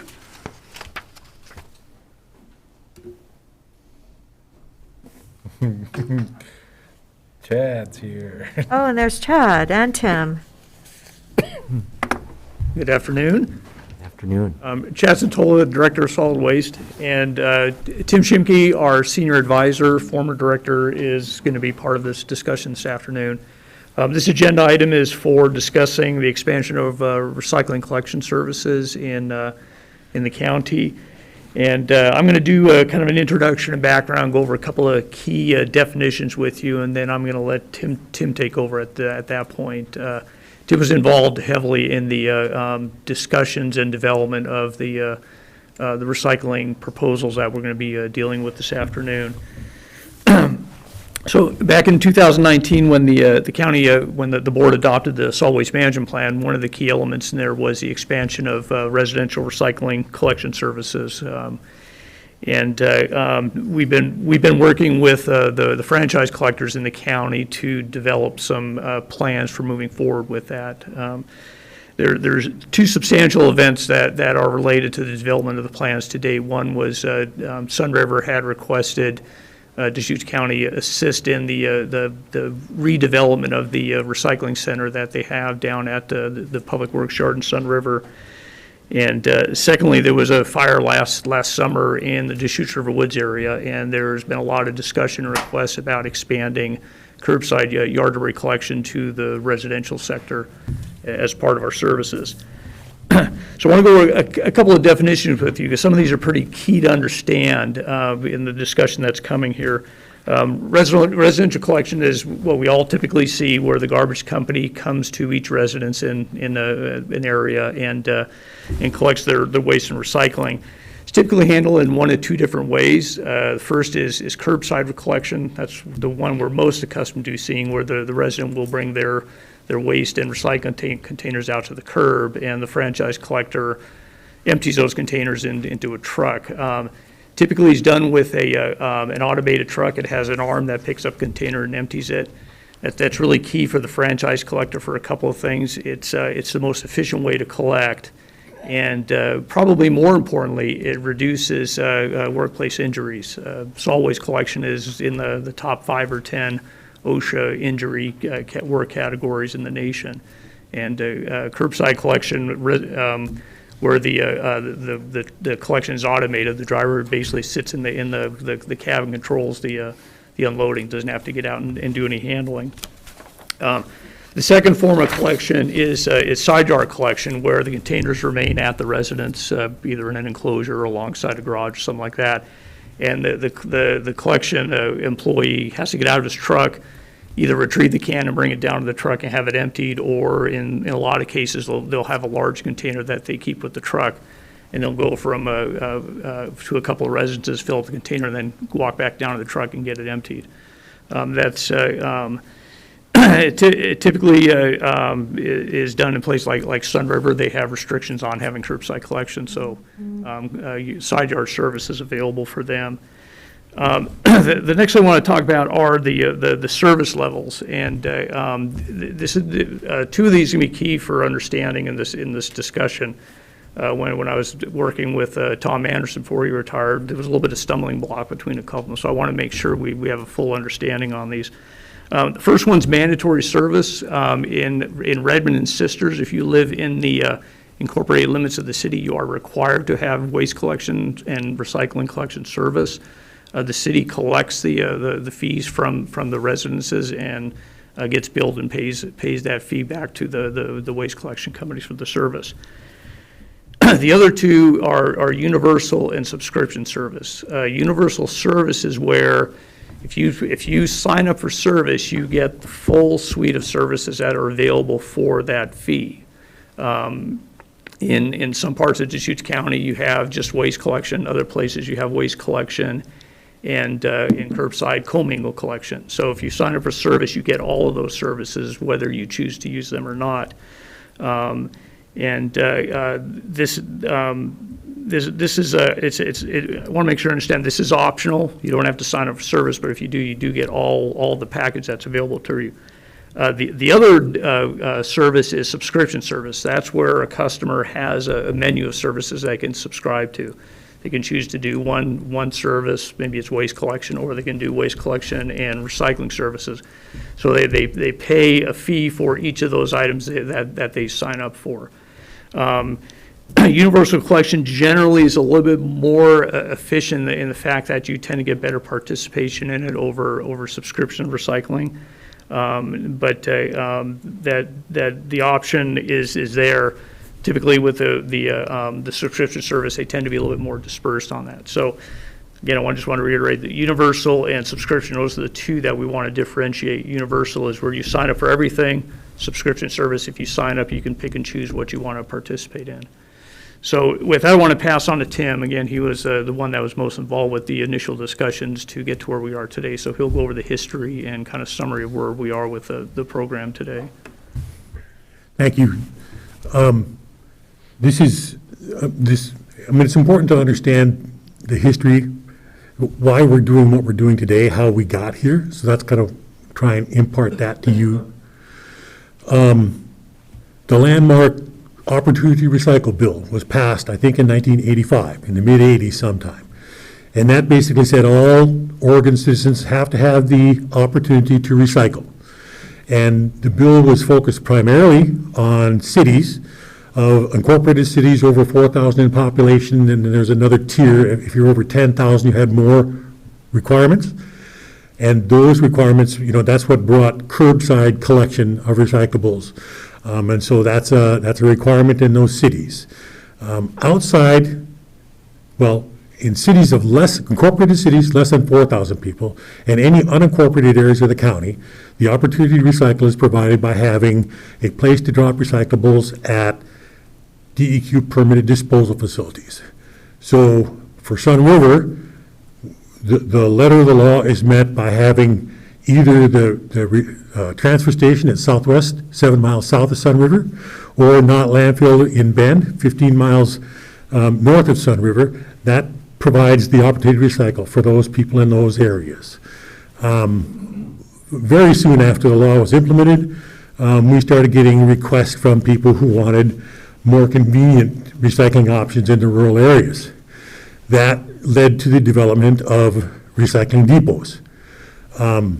The key here is these depots are all established based on a partnership with the department. So if Sisters or Sun River wanted to have a recycling option, if they provided a location, then we would provide the containers and the service for those. And that's how they established. And the number of depots has fluctuated from year to year. Currently, we have 4, Sisters, Sun River, the Lapine Depot in Wilderness's collection yard, and Black Butte Ranch has a little depot over there as well. That's what's established. The department, in the middle of the big recession, abdicated the responsibility for those depots to the franchise system. So prior to that, the county, the department was paying for box rentals and servicing of the boxes. The recession kind of had us say, for a couple of reasons, we're going to make this the responsibility of the franchises. So if you have a depot in your franchise area, like High Country does in Sisters, that depot now becomes their responsibility for servicing and maintaining it. Sun River, same thing, the department did not want this. I guess the department recognizes that the recycling that happens at those depots is of value to us, both in extending the life of the landfill, as well as relieving some of that cost of transport to Bend. So if all the recyclables in Sun River went to the Southwest Transfer Station, we'd have higher expenses because we have to move that into Bend, where now the franchise moves it into Bend, and that cost is spread among their customers. So again, the key is that the depot in Sun River is there because Sun River requested the depot all those years ago. And there was some confusion in the discussions, people assuming that it was a county depot, the county has a responsibility to provide that depot. That's not the case. If Sun River no longer wants to have a depot there, then basically it could go away, and we would rely on the transfer stations or the not landfill in Bend in order to receive those recyclables.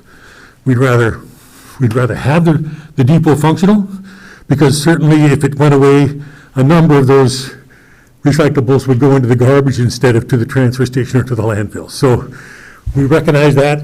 We've been contributing $45,000 a year to each of 3 depots. 3 instead of 4. Black Butte Ranch at one point came to us and said, we do not want this depot open to anybody but Black Butte Ranch residences. We don't want people coming off the highway in here to use this depot. And so they requested that we move the depot, remove it from our promotion and our brochures, and they would do, it would be their deal. And we agreed to that, but that change, being a closed depot to the general public, means that we will not contribute any money to the operation of that. It's borne by Black Butte. Okay, so that's one of the things that's been kicked around at Sun River is maybe we should close this to people from outside of Sun River proper. And if we're going to be consistent with how we've handled this, then we would handle that the way we handled Black Butte Ranch. If they want to have a closed system, that's fine. That's their baby then. They don't receive $45,000 in support from the department, and they would pay, just like any other customer, to the franchise collector, the cost of servicing that depot. That's kind of the background on where we're at. How much more do you want me to take on this? If you want to continue with the background on development of recycling and, Okay, so Sunriver approached us and said, the depot is in the Public Works yard off Abbott Circle 4 in Sunriver. They need the space, they want to repurpose that, so they want to relocate the depot. They had a piece of property available to them adjacent to the current site, and that would free up the current site for their other uses. They approached us and asked for assistance in relocating that depot. We sat down with Cascade Disposal, the service provider, the county, and Sunriver Homeowners Association, and talked about that, how we might make that happen. Cascade's profit was good, and so it was decided if we were going to build a new depot, at that point, assuming about $500,000, that Cascade could reimburse Sunriver for those capital costs over time, 5 or 6 years.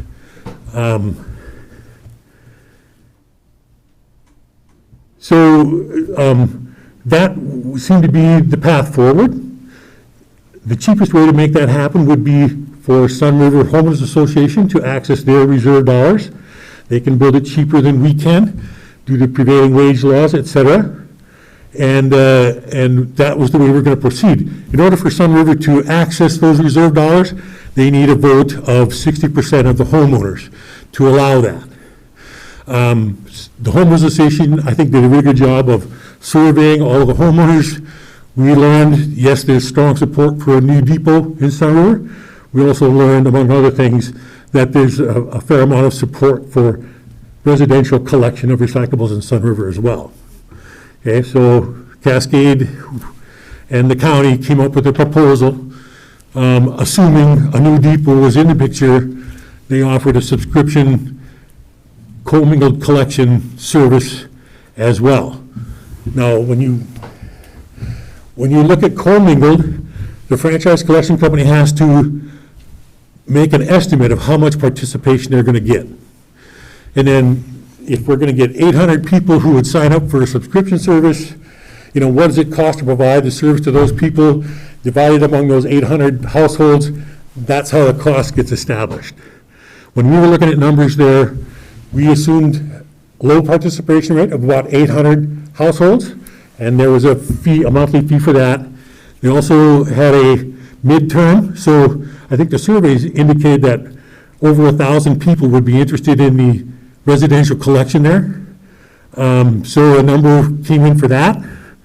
That number, because it's more customers contributing to the pool to provide costs, it's cheaper. So 800, that's more expensive. 1,100 for the same level of effort, that's cheaper.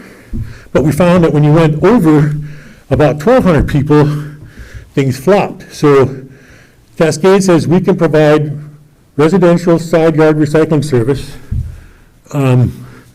for 2,500 people for about $4,000. So that's the universal approach, right? They have about 2,500 customers at any one time out there. Everybody pays a $14 a month fee. Everybody gets curbside collection weekly. A lot of challenges in Sunriver. They do not allow curbside or at the end of the driveway. Have to go to the residence and get the recyclables and the garbage out of enclosures. Most of those enclosures, if we wanted to try and get an automated system in there, most of the enclosures would need to be modified. That's a significant expense that would be a problem. Well, enough said there, I think. So I guess we flopped. So there was a vote. There was more than 50% who voted were in favor of building a new depot. But you needed 60% of the vote in order to access the reserve funds. They did not get 60%. The depot was not going to happen, at least not anytime soon. So Cascade and this department, we made a proposal that was universal. So the depot didn't get built. The implication is we want to implement side yard recycling and see how much that reduces the need for the depot, maybe even eliminate the need for a depot. Well, I don't believe that you're going to get there in a subscription approach. So we've thrown out a universal suggestion, a universal approach. $14 a month gets you weekly side yard collection of recyclables, including glass. They are not expected to have or we're not contemplating a yard debris collection in Sun River, but they are getting weekly instead of bi-weekly service or every other week service for their recycling. Tim, for that, I mean, if you went universal in Sun River, and, you know, there are hundreds or thousands of homes where, you know, someone's not there a lot of the time, they would, you know, every single one of those homes would be signed up for the universal?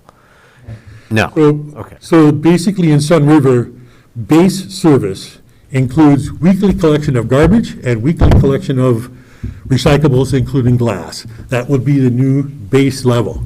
So if you're taking service, that's the service you're getting.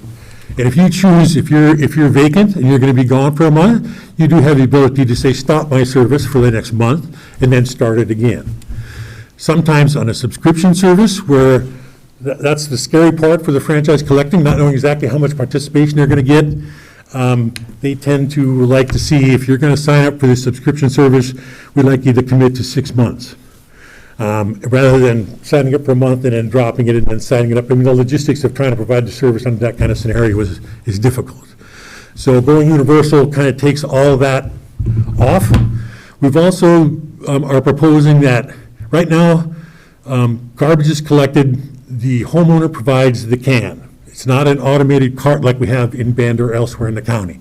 It's your basic 32-gallon galvanized or whatever they get, Rubbermaid can. Our subscription service was kind of geared around a cart for automated purposes. We have changed, and now our proposal says if you want, well, if we say recycling is now a base part of your service, the homeowner will provide the can, which is an expense of the homeowner, but a savings to the franchise collector, and it allows the homeowner to choose a can that meets the needs, but also maybe will avoid having to modify their enclosure in order to use it. So we thought that was a kind of a win-win.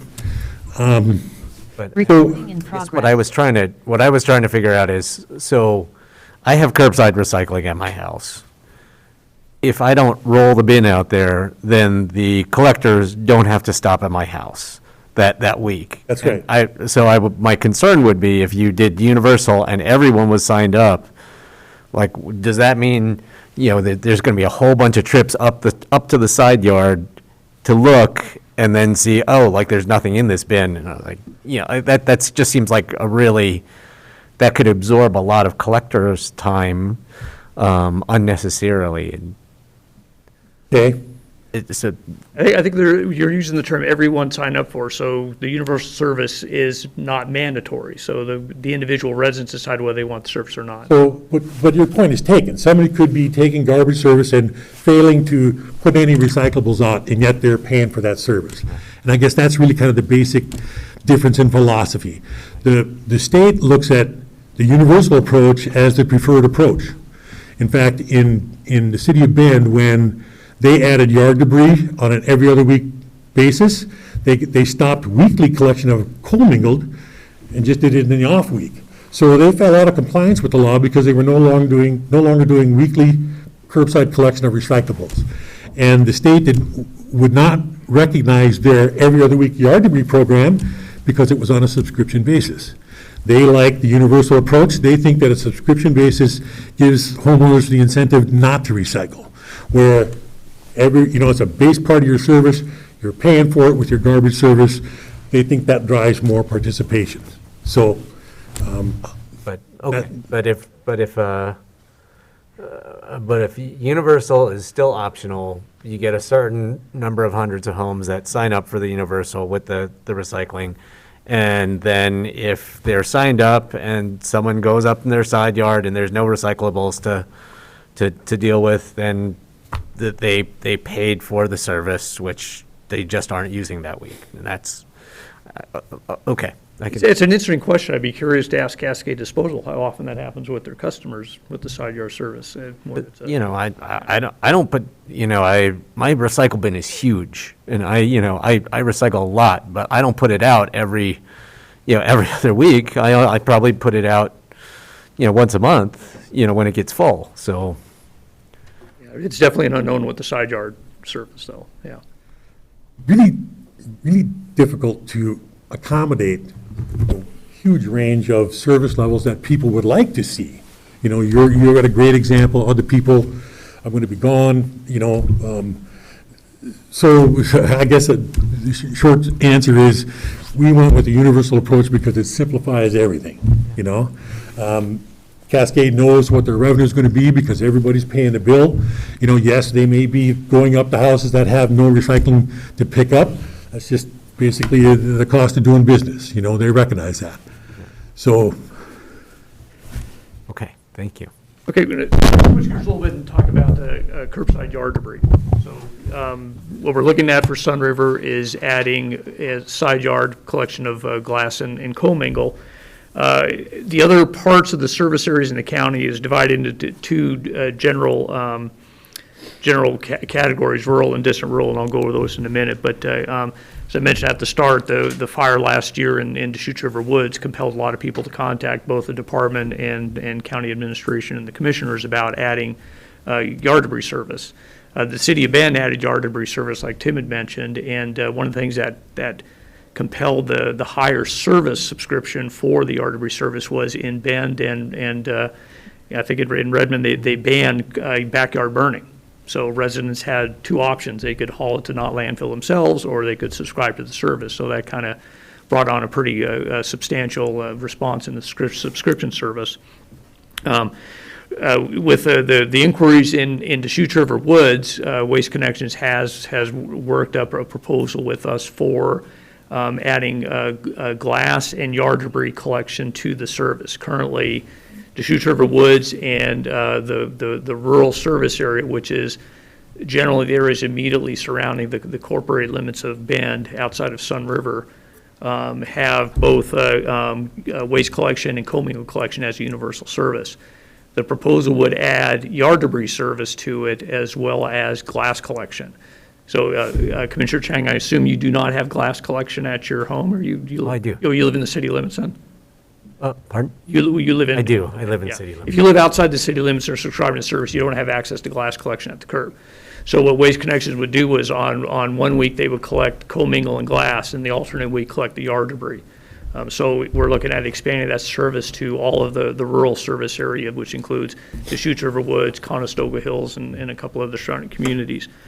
There's another service zone that Waste Connections has, which is distant rural, which are areas that are a lot further out from Bend, the city limits, and the residents tend to be a little bit more dispersed. Currently, they only have access to garbage service, and what is proposed is that we would expand the service to them to include both commingle, yard debris, and glass collection as well. So, did I miss anything on that? So, yeah, because we approach this from a franchise by franchise basis, right? Cascade is queued up and ready to go, so that'll be the first decision that you'll deal with, right? So in Cascade's entire collection area, out, for the county, which is outside the UGBs of cities, they have, the vast majority of their customers outside of Sun River already have commingle collection of recyclables. There are a few households out there that are considered distant, they have no recycling options whatsoever.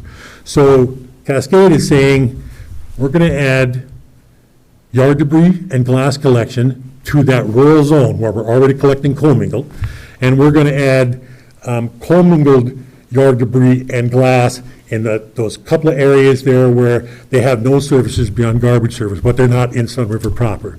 And then Sun River proper gets weekly instead of the other week recycling collection, including glass.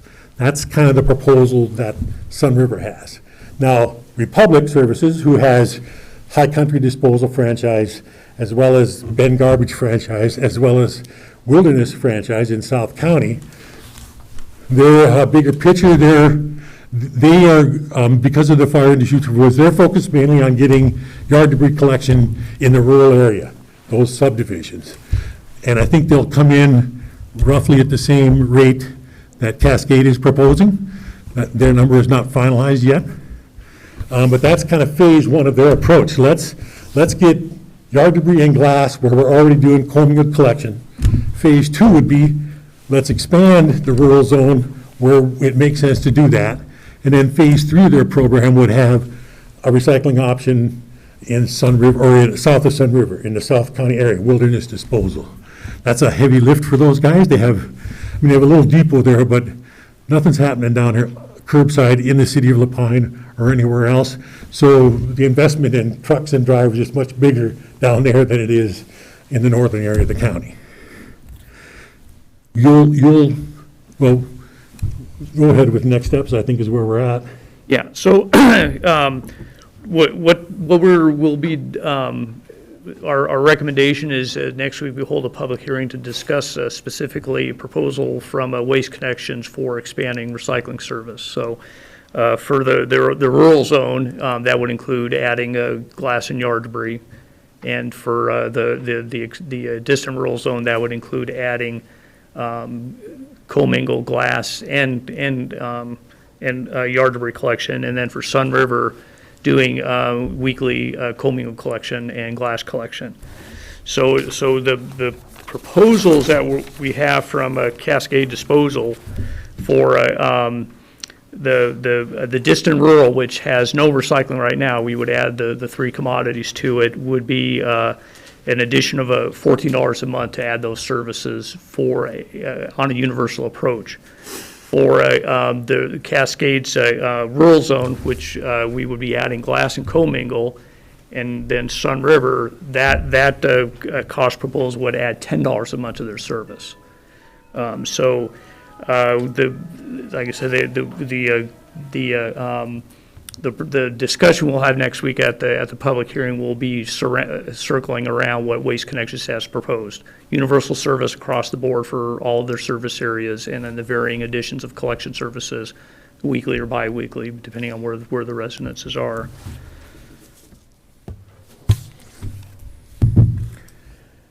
It's a lot of information, 7-page, very wordy. I tried to be brief, difficult to do. A lot of background. Do you have any questions? Okay, I just got my husband trained after 3 years of doing this job to take our recycling, and he actually does it now, because it's something I've done for I think, 35 years I've been married, and I was the one that always did the recycling. So, will it cost me $10? I'm high country, Republic out. I can't imagine, are we on the list too then, possibly? So you're not receiving any recycling services now? No. So Republic will concentrate first on getting yard debris collection in the rural zone, which is not you, because of the fire danger. Right. And then the next step then is to say, let's take that full suite of services in the rural zone and expand the rural zone. And that's, I think, when you would come into the picture. Your residents would be in that expansion. I don't have an idea. That wouldn't happen first go around. You'd be looking at setting new rates to add the yard debris and glass in the rural zone. That's going to happen first. And then, they'll provide a plan with some timelines on when phase 2 and when phase 3 would begin, but I haven't seen those yet. Well, I think it is really important for people to do the recycling, but, in my neighborhood, everyone has to take their trash cans to the road. So, and that sounds like it's safer because then the machine is totally operating the big, huge trash cans and emptying them. And you're saying otherwise they may go in by their house then and pick out, and they have to do that work by hand. So that gets, the side yard gets more expensive, and then you're putting workers into greater danger, correct? Yes. There is a balance. If we're looking at a $10 increase for Sun River and the rural zone for Cascade Disposal. Sun River will get weekly full suite yard debris collection at their side yard, and then the rural zone they'll be getting curbside collection for yard debris and and Commingle Glass on alternate weeks. So the service level is a little bit different, but there's a little bit of parity in the cost for it because the Sun River residents are getting that weekly service as a side yard service. Right. Isn't that the 14 a month? The $14 a month is for the distant rural that has no current recycling. Oh, okay. If Well, you- but it's the same $14 a month for Sun River, who has no recycling services right now, other than the depot. Right, it says Sun River. Oh, I'm sorry, okay. Yeah, yes. Sun River Yeah. plus 14, areas outside of Sun River that have no recycling services, plus 14. Those areas in the rural zone that have commingle collection will get yard debris and glass for about $10 a month. It's $10 a month for that Yeah. one. Right, it's 168 annualized, so the increase. So we will have a, public hearing next week on it, on, That's our proposed schedule, is to return for a public hearing next week and have the record open for a week after that meeting to take comments, and then we'll revisit with you. Commissioner DeBonne, did you have any questions? Record open for 2 weeks. If you have a question, go ahead. Not specifically. Okay. I actually had 2 Sun River questions. Glad to see that James here, that I could ask these questions.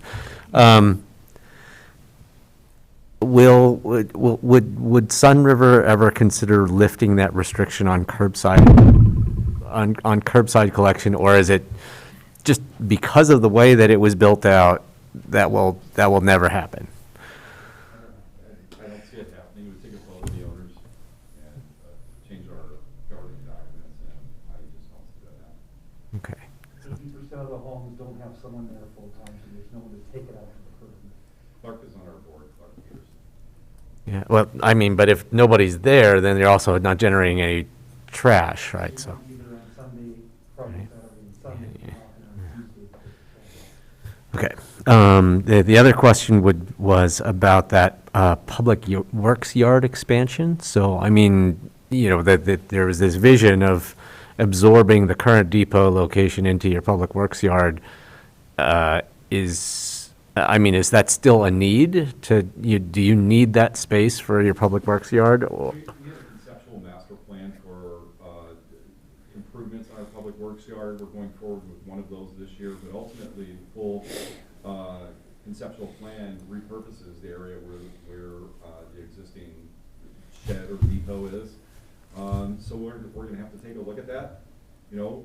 For us though, it's really a big part of this is looking at what's the impact of the side yard, as you heard from Chad and Tim today, to see, how that can be scaled back, can it be moved. So again, it's going to depend on some of the success of the side yard. James, can you identify yourself for the record? And I just want to make sure. Is Dave's not here? Thank you for your comments, though, but, yes, you can use Dave's. James Lewis, General Manager for the Sun River Owners Association. Okay, thank you very much. Excuse me, are you accepting public input? We will be on Monday. I think he was just answering Commissioner Chang's question today. So, yes, But I'll be able to bring this topic up on Monday. yes, it's a public hearing. On Monday. Monday. 3 minutes of testimony per person, so if there are other people you want to speak, I assume we'll be going by those rules. Thank you. Oh, no, thank you. You can submit written as well, so you can avoid that time crunch if you want to write it down and submit it to the department, or as part of the record next Monday. Yeah, and I stand corrected, the open record will be for 2 weeks, not 1 week. Okay, good. 2 weeks, it'll be open then. And will we allow public testimony by Zoom next week as well as in person? So that'd be another time-saving option is to tune in by Zoom and ask to make public comment remotely if you don't want to make another trip. Yes, perhaps if we're having a blizzard or something, right? Yes. It's always good to be Zoomed. So thank you. Is there any other information you wanted to present today? Chad or Tim? Unless you have additional questions for us. Okay.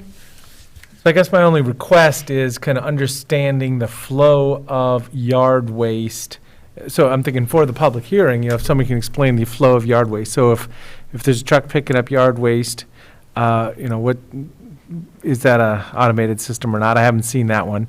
And is that being dropped at the landfill for composting? And also, it's probably seasonal. You're not picking up yard waste in the winter. So I'm just understanding that process, I guess, is one of my notes. So I heard today, Jim, that the Public Works Department does go around and pick up yard debris For Sun River? for Sun River residences, once or twice a year or something? Well, if we could set up for the public hearing, I was just saying for next time we get together, this would be a good thing to Right. discuss or answer. Yes, but not every day. All right, sorry. Yes, but, Okay. Yeah, it's an okay. interesting question about what happens during the wintertime here. We'll have to have that conversation with Republic Services and Waste Connections about that. All the curbside yard debris does come to not landfill to the composting facility. Yep, okay, so that's the standard path for it, yeah. So just one last point I would make. It looked like Nick, I just want to confirm, Sharon is just confirming that the board is comfortable having a public hearing on a Monday, the 31st, as opposed to Wednesday. And then if so, then we would allow testimony in person and by Zoom.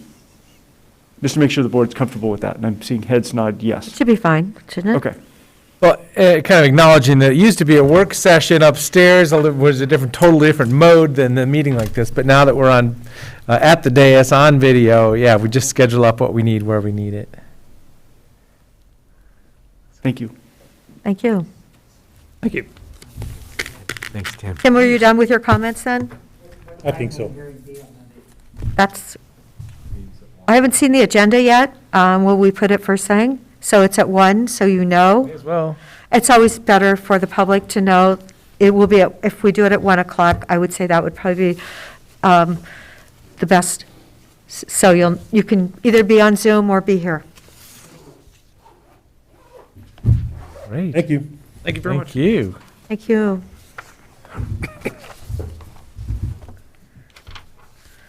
Okay. Okay, so now I believe we're on item number 5, the parking expansion. I see Lee and Christie are here.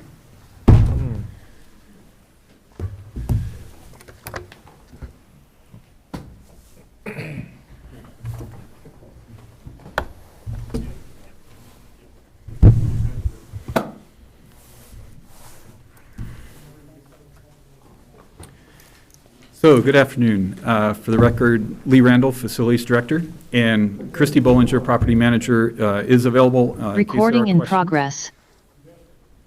So, for today, really, the big picture aim is to provide the information for the board to have a discussion regarding downtown parking expansion so that there's a concept that, as staff, we can proceed with and further develop. So as far as the discussion today, I'd like to provide some brief background, a summary of the two options that we've distilled down from a total of 10 that were under discussion over the past 3 years. And then finally, leave it to open it up to the board for questions and discussion. So my part, the overview that I'd like to provide will be fairly brief, and then we'll open it up for discussion. Okay, thank you, Lee. So I do have a few slides to share, and I will make sure I'm able to. So just to provide some background, we've been discussing and looking forward to a courthouse expansion for many years. As part of that discussion, we identified that under current Bend Development Code, a minimum of 48 parking spaces would need to be developed. Based on surveys of actual parking use that our department had performed prior to changes in parking related to the pandemic, we identified that on any given day, we would often need an additional 85 to 90 parking spaces. Over the course of the last 3 years, as I mentioned, we had talked about 10 different options and presented those to the board. Under board direction, we further developed these final two options for you to consider today. So beginning with the redevelopment of Worrell Park and the Wall Street parking lot. I will start with some renderings that we have provided through the request packet, and then we'll move on to option number 2. So part of the park options or desire was to increase visibility for the Deschutes Services Building, improve the existing park amenities, potentially provide an opportunity to reuse a portion of a historic building. And I will just move through some of these renderings. I'm happy to slow or provide a more comment as we go if you'd like. Feel free to ask me as we go. So these are just a few views from various angles of what the park could potentially look like. Currently, these are concepts that we've developed and have not gone to the full set of construction documents. This is a view from the Deschutes Services Building looking out toward Wall Street. A view of another side of the proposed park area.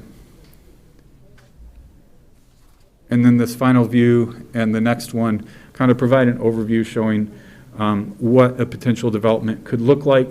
That would include potentially 68 additional parking spaces, but the improvement and reconstruction of about 136 parking spaces when you combine the existing parking areas of Wall Street parking lot with some additional parking that could be created.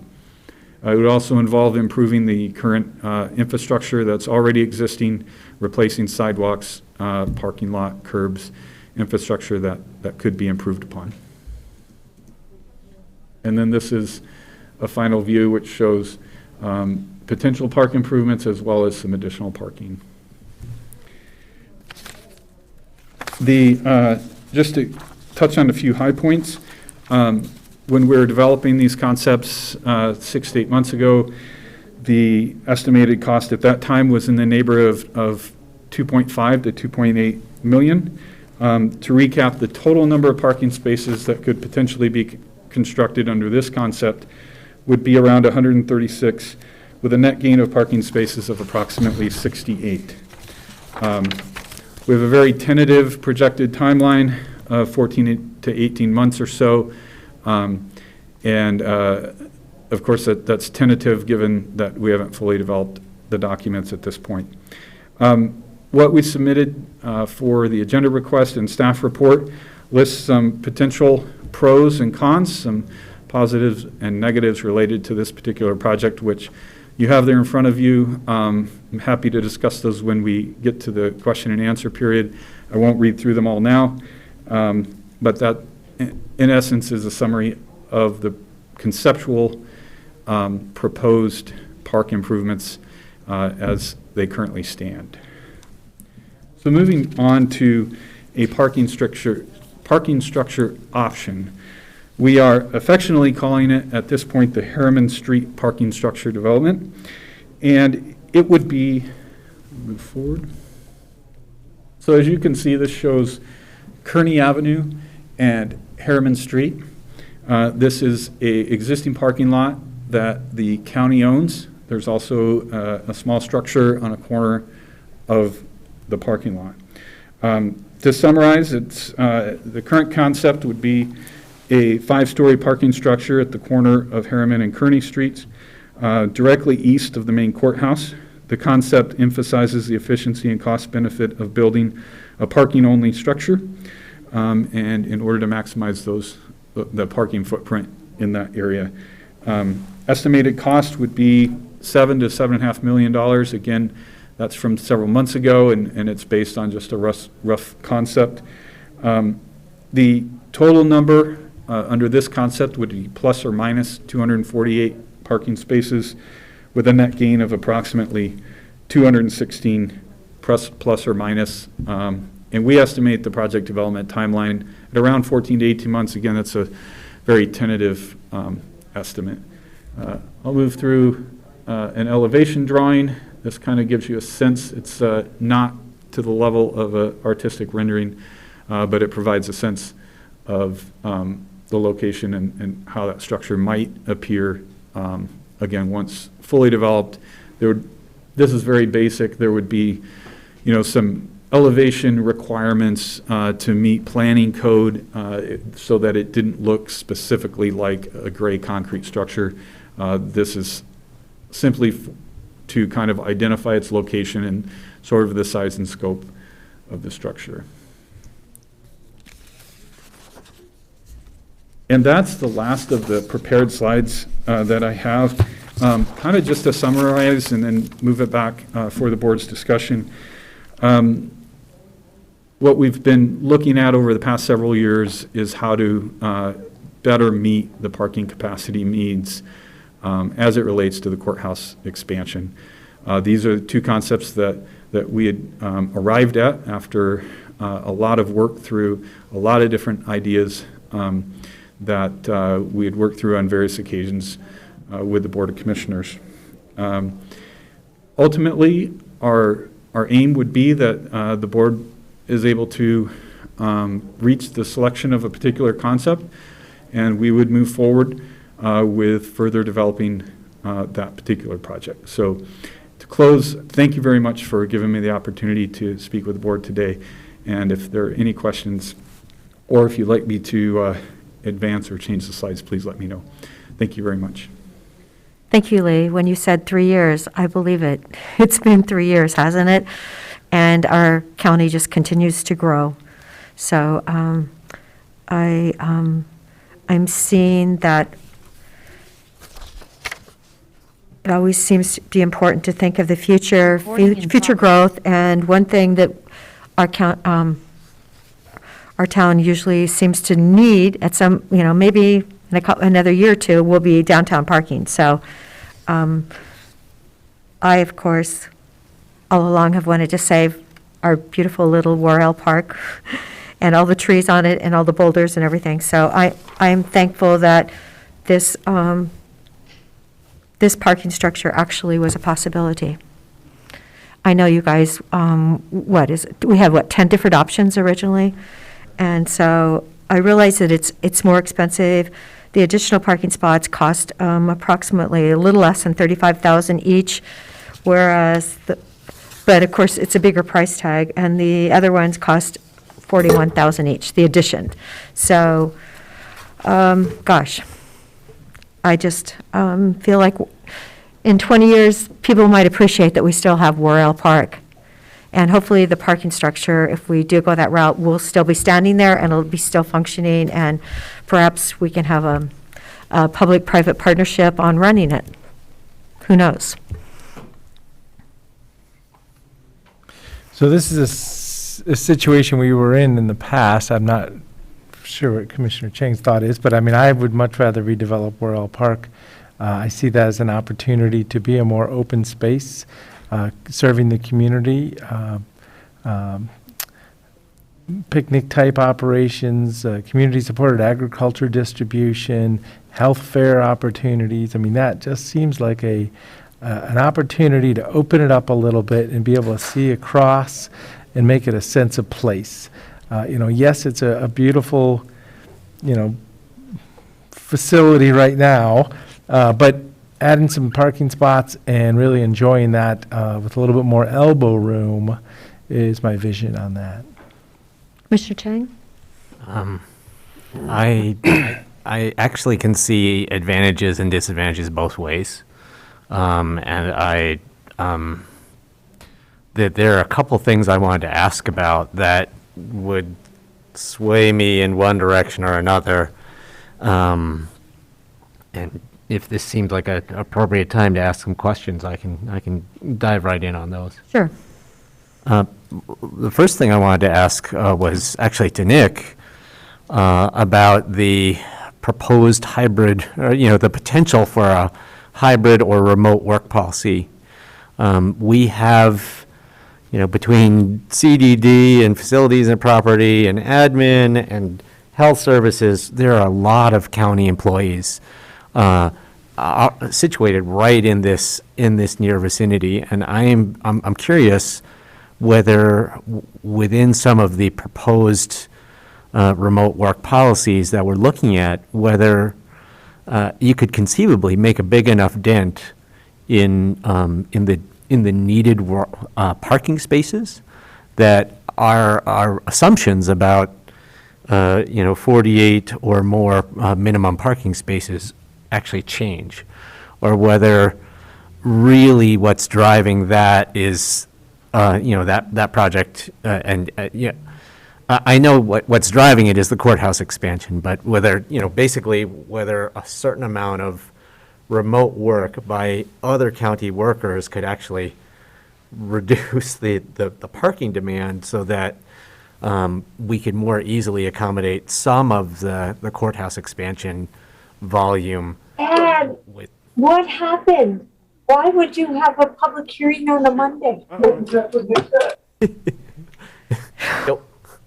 you go. Okay. I think they're coordinating on a public hearing. Public hearing for, Something People unusual. are pulling their hair out of overscheduling. But, so you get the gist of my question. Yeah, Commissioner, it's a great question, and Lee and I have just started to talk about that. What might the impacts be of a remote work policy going forward? Currently, we're seeing reduced parking demands, I would think, on the downtown campus, which would appear to alleviate some of the need. Now, I don't know what the Bend Development Code requires for the courthouse expansion, and certainly one of the key elements of the courthouse expansion is that the deputy district attorneys and others need to of course, attend in person. So that proximity is going to be important. But the overall demand, it's a good question, and we haven't performed that analysis yet. I think there's going to be a couple of factors. One, the board's going to consider the remote work policy on Wednesday. Number two is we're continuing to grow. We're continuing to grow our staff. So does a remote work policy just decrease the amount of new parking that we need compared to the parking demands that we have today, which we know are reduced due to the pandemic? A couple of other factors. One is it's not just the county campus, of course. We also have the state employees that we share our building with, and we know a lot of those employees are also working remotely, which just has an associated reduction. And then the other side of it, as I walked beyond our community development department today, I see that there is a new office building now going in at the bottom of Hill and Kearney, which is just a block away from where this is. So that will then reduce any overflow parking that we currently have on Kearney at the end of the cul-de-sac there. So there are a lot of factors. We haven't performed the analysis yet, but I think it's a great question as we think about it, because remote work, it will reduce both our office demands as well as parking. Lee, I don't know if you have more, because we've just begun to discuss that concept. Regarding the impact of remote work on parking, as Nick said, we haven't done a full analysis of that to know what our percentages of staffing will be who would be occupying the buildings that are accounted for in our parking analysis. To the question about the courthouse expansion and the City of Bend Development Code, our understanding of the development code as it currently stands is that it's really driven by the type of square footage and how it's used, the amount of square footage and the type and how it's used. And so the analysis that we did we worked with city planners, with a planner, and then we met directly with the senior city planner, kind of just to validate that we were using the right approach and that we were understanding the code correctly. So we didn't ask for, a final ruling or a final kind of decision. We just asked, hey, are we on the right track here? Are we understanding the code and applying it correctly? And the answer was that they agreed with kind of our conclusions. So those 48 spaces are specifically tied to the proposed 40,000 square foot addition, and the way Bend Development Code is currently structured. We did take, as part of the analysis, we utilized all of the exceptions that are available as you analyze your parking in the code. So things like proximity to transit lines, having showers available for staff who commute by bike, having covered bike parking, those kinds of things. We assumed that we would take advantage of those opportunities as part of the courthouse expansion. And that reduced what would normally be required, which would have been higher, it reduced it to that 48, that number that we ended up with, which is a plus or minus number. It's an approximate number. And just to give a little bit of more extensive background, when this building was developed and other parts of the downtown campus in the early 2000s, as part of that development, there was created a downtown county campus parking plan. And that plan was really the basis for the beginning of our analysis. And that's how we would continue to approach the parking needs of the campus, is as a campus-wide analysis and a campus-wide meeting that capacity across the campus. Currently, we already benefit from some of those exceptions, so we provide some covered bike parking, we provide other uncovered bike parking, our proximity to transit, we have showers in some of our buildings, so we're currently taking advantage of some of those opportunities already. So hopefully I didn't go on too long, but just wanted to provide a little broader background. Yeah, no, thank you. And it's helpful to understand that we already have some assumptions about how we're trying to we're already trying to reduce the amount of parking that we need for existing employees in this vicinity. Okay, my second question is, it's really a kind of a design question about the park concept itself. If we could go back to some of the slides of, if that's not too hard. It'll take us just a minute and we'll bring that back up. Sure. So my basic question, and we can catch up with visuals, but my basic question is, right now, the way that the park is laid out, we have some, nice grassy areas where I could picture there being a lot of human activity, people doing stuff. And then there's these landscaped areas where, it's not a heavy human traffic use anyway. And those, I believe, some of those, I believe, are the same areas where we're going to have to remove the most rock. So I'm actually wondering if we could, instead of having these, these very, and I was kind of hung earlier when we looked at some of the visuals for the park. I was already hung up on the vegetation because, I personally prefer sort of. Yeah, well, actually, if you go that one was a really good one. I personally really prefer, landscaping that matches our high desert environment, which we actually have a lot of on the existing rock pile right now.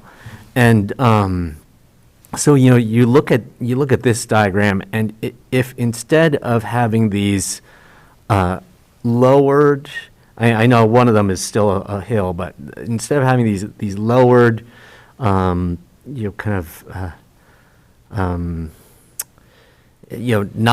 vegetation kinds of landscapes, I was wondering if it would be possible to do something more like, not have like the same huge hill, but you like little plateaus almost, like.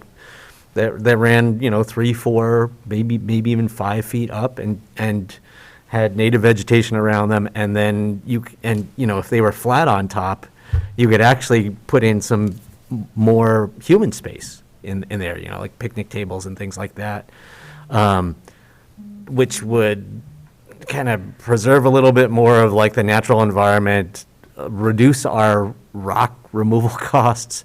And you actually create a little bit more usable human space.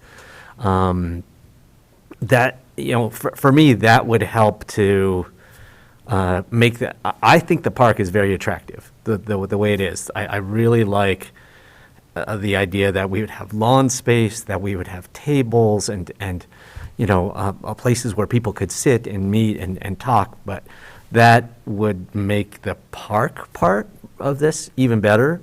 In my mind, and if again we didn't have to remove as much rock, it could also help potentially put a dent in the cost of it, which would also be really nice. So those are just a couple of questions I have about the potential to modify the park design, and I don't know if that actually does enough to really put a dent in the cost, but it's just a couple thoughts.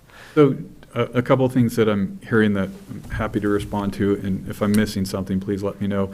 But in your question, one is the elevation specifically, and then the second part is native plants, a more high desert looking terrain versus what is currently shown in the renderings.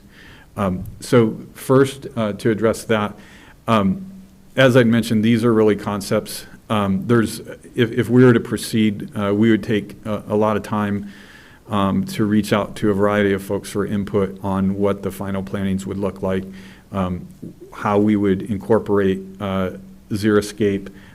For instance, there's not an irrigation plan associated with these concepts. We would want to look very closely at whether or not we would irrigate at all, whether it would be just temporary. And so to the subject of planting choice or plant choice and how the more, the non-grassy areas, for lack of a better description, how those would be laid out and assorted. There's a lot of room for change there in development.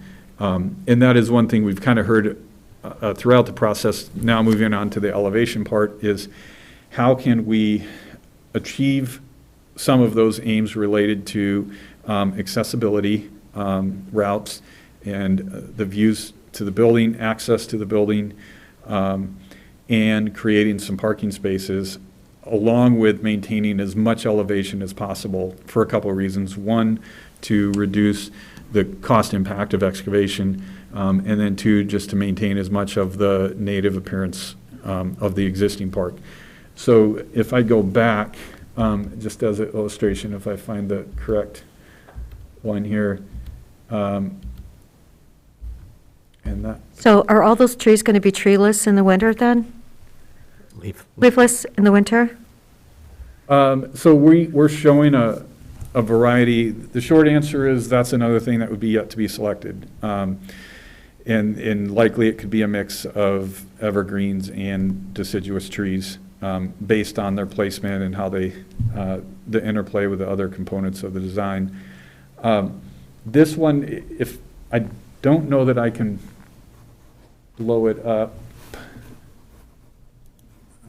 I'm not seeing a cursor, unfortunately, but if we were to, if you look straight where the large ponderosa is, about in the center of the view, if we could blow that up, you would see that that's about roughly 6 feet higher in elevation than the foreground, 6 or 7 feet. So it doesn't really show up well in this description, but we were looking at trying to maintain as much elevation as possible. If we add that into the mix as part of the design values, I think it is possible to possibly raise that elevation even further. The challenges that we get into is that is the side where we have the existing drive into the building and also are creating some parking adjacent to the Wall Street Services building, partly as a safety consideration so that there are parking spaces that folks don't have to cross a driveway in order to access the Wall Street Services building or the state DHS entrance to this building. There would be some work to do on that.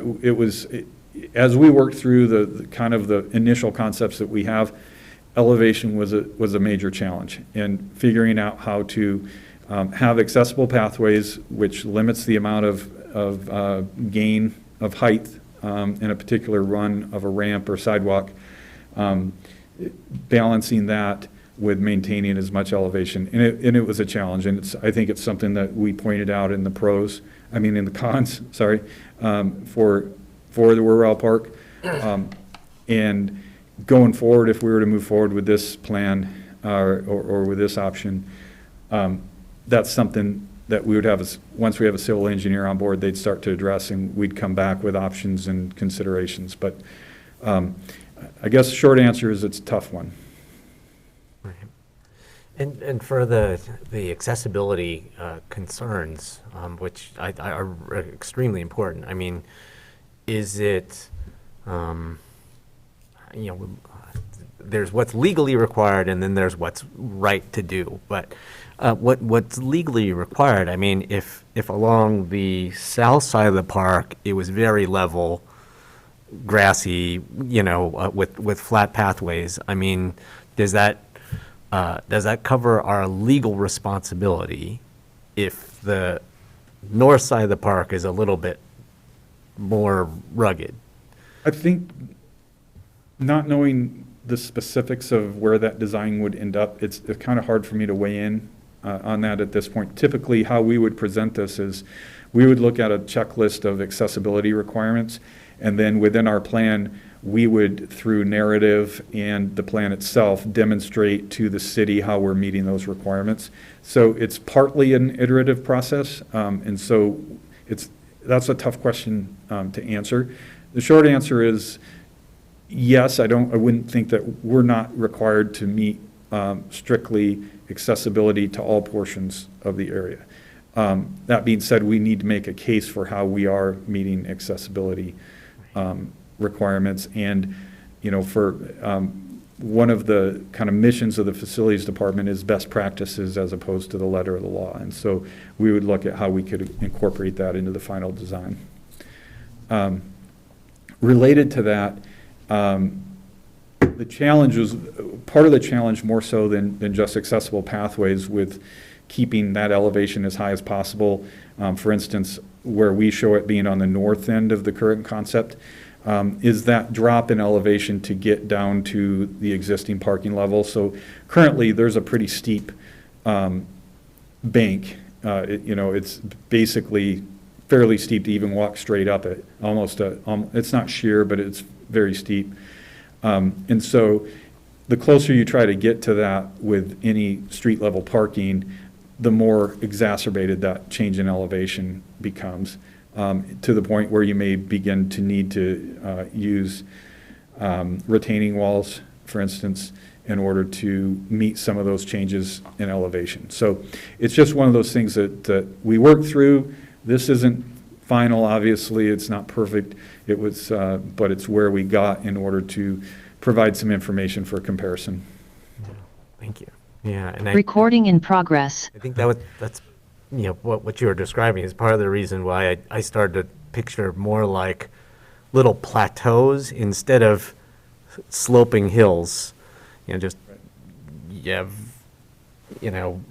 3 feet of 3 foot tall rock right next to the sidewalk, and then kind of a plateau on top, and maybe a little unevenness to the top of that, so that you're not just kind of constantly trying to grade down to something and grade up to something, and that kind of approach. Okay, so sorry, my third question is, and this may be more of a question to my fellow commissioners, but there's a substantial cost difference between these two proposals, and we've had a number of discussions about capital projects from a budgetary perspective over the last few months, and a variety of ideas have come up for how we pay for things.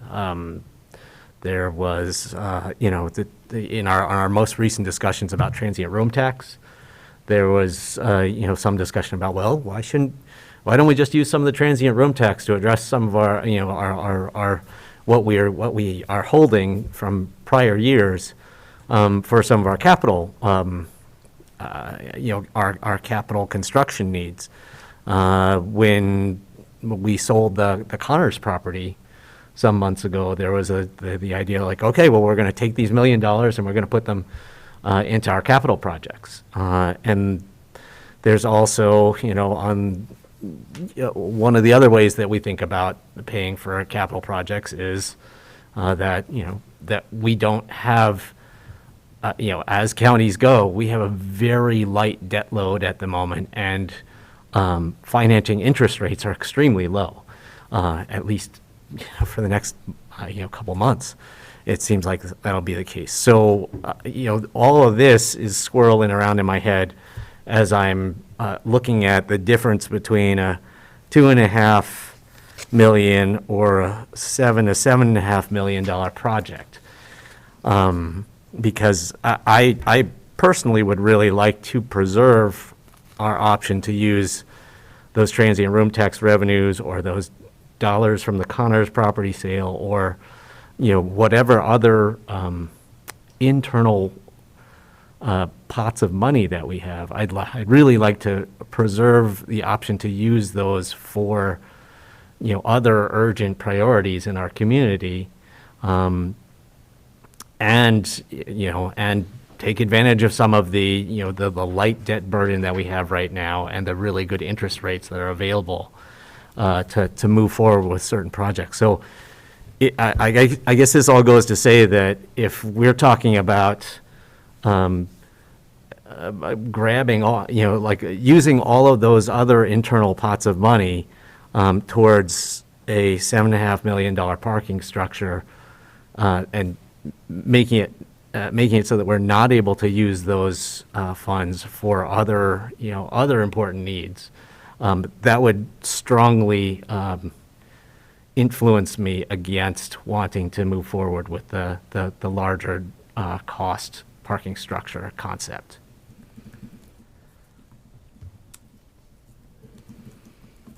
So those are the three big things that were going around in my head when I was trying to figure out how I would feel about voting for one or the other of these options. I do think that we absolutely need to make a decision today so that we can give the team a clear direction so they can get this parking in motion before they need to start working on the courthouse expansion project itself. I just wanted to step back to 2019, when I first became a county commissioner. I remember downtown Bend had no parking for events. Pre-COVID, the place was slam full, and we actually did parking here in our parking lot on weekends when there were events happening. I don't know if you guys remember, but we had a sandwich board out here. People actually would drive out the parkway and park here, and then they'd walk downtown. So, are we ever going to go back to that? But I hear from a lot of people that there's not that much parking in downtown Bend. When you need when you need a spot to park, it's really hard, and we're not that far away. That's why I do like the idea of the parking garage, just because I like the rusticness of this park. I love the animals that go through it, and I know if we turn it into this flat parking structure, we're gonna lose a lot of that. So, definitely what's there now fits Bend. There's a lot of rocks in Deschutes County, and we've featured them. And how much time will it take to move them, and how much noise will that be, and how much will that impact our building too? Have you talked to anybody about that, Lee, as far as moving those boulders? Yeah. We work with a variety of excavation companies, and, as part of looking at this, we had a few conversations about what that process might look like. It'd certainly be, the kind of heavy construction that you see as sites are developed. And there would likely be some very minimal blasting in order to complete that excavation. And those are costs that we captured. I didn't share it today or in this agenda request, but we've shared in the past some specific costs associated with the variety of activities that would take. So it would take heavy equipment and the type of excavation that the site would merit to get that work done. So would it be done during the day, at night? I was just, on the weekend? Yeah, typically it would 1 and 5 on Mondays and 9 and 5. But I mean, you can't have the noise after so long in the city, though, can you? Yeah, typically it would be typical construction hours of 7 a.m. to 3:30, unless, extra hours were merited. But those, going into it, that would be our expectation, is it would be standard construction hours. Okay, thank you. So I'm very supportive of redeveloping Worrell Park, saving as many large trees as possible, elevation discussion, zero escaping. It's all been discussed here, so, getting down to it, it'd be good. I see, we have made this decision previously. This current board, there's three of us have made this decision. There's folks that are going to be opposed to it or wanting to know more. I've heard a few people saying, hey, it's okay, I'm just going to start the website and start the opposition effort. So that's what we're, where we might be. But I'd like to work through that. So, I guess I would request that, we give clear guidance that Worrell Park would be a development opportunity for adding parking. And as a respectful board that, the three of us support the position of the board and, work our way through this process. Okay, so is that a motion? I'll move redevelopment of Worrell Park and Wall Street parking lot. Okay. I would add my preference that we take a really hard look at the elevation and, maintaining more rock and more elevation along the north side of the park, if feasible. And ideally, that would also help to contribute to cost containment. And with that, I would second the motion and to move forward with Worrell Park. So you're amending the plan then as it's, or you're approving the plan, but you're saying with this clarification, I think at the high level, we're saying to move forward with Worrell Park and asking for, in this next stage of design, because we know that the design is not, at least for things like landscaping and, and some of the, elevational considerations, it's not a fully complete design yet. That as we move forward in the next phase of design, that we take a look at some of those things. okay, it's been moved and seconded. Any further discussion? Commissioner DeBonne? Yes. And Commissioner Chang? Yes. Okay, and the chair votes no. So as I say, at this point, there may be opposition. If we're a divided board here, we could. I'm allowed to vote. Oh, yeah, no. I'm just acknowledging that. I've been for that little park for a long time, so I don't know. I hear from a lot of women. I guess we, maybe, and a few men, but a lot of women really love that park, so. But I'm just saying, That's since why I we. want to maintain elevation and put in some native plant landscaping. That'll be more similar to what we have now.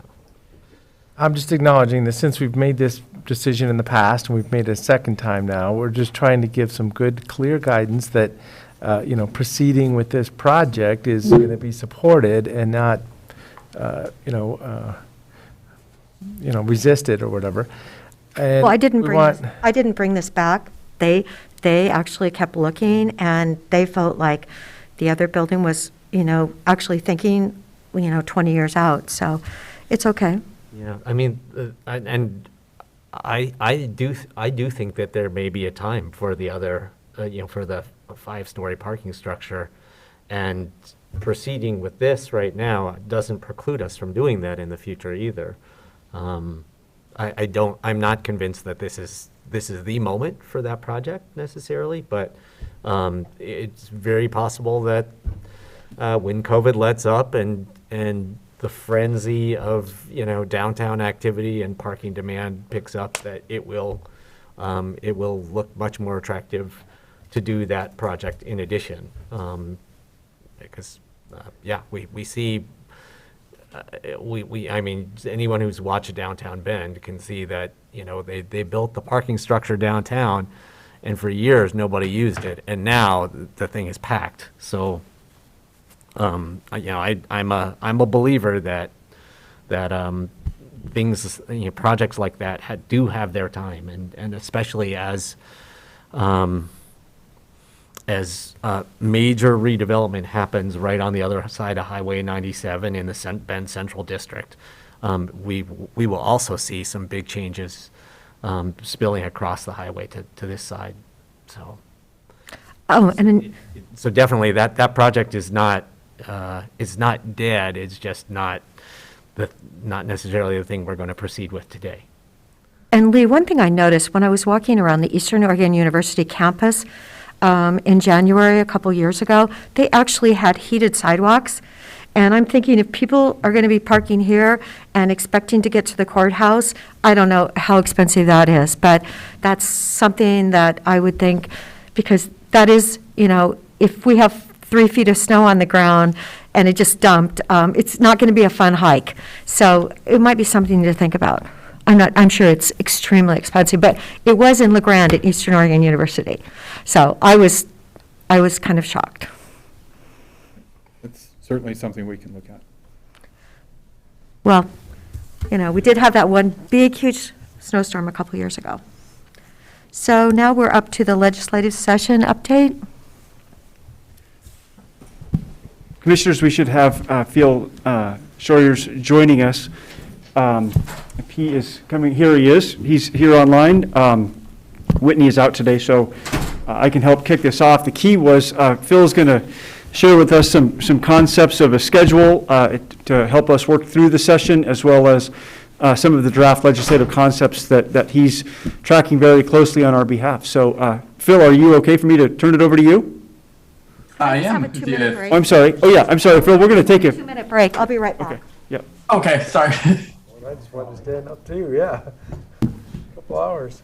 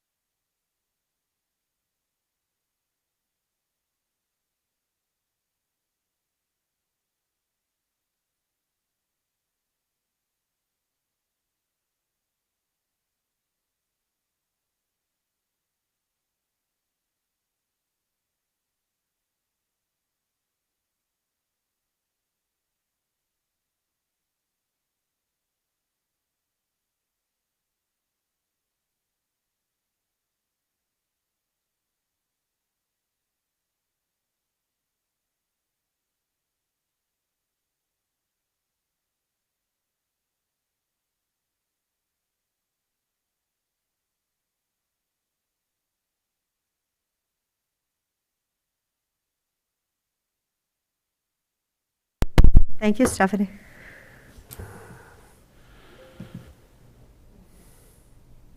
Okay, we're back, yeah. Thank you, Phil. Not a problem. All right. If it's okay, folks, I was going to start off with maybe the calendar as a follow-up to our conversations just the other day.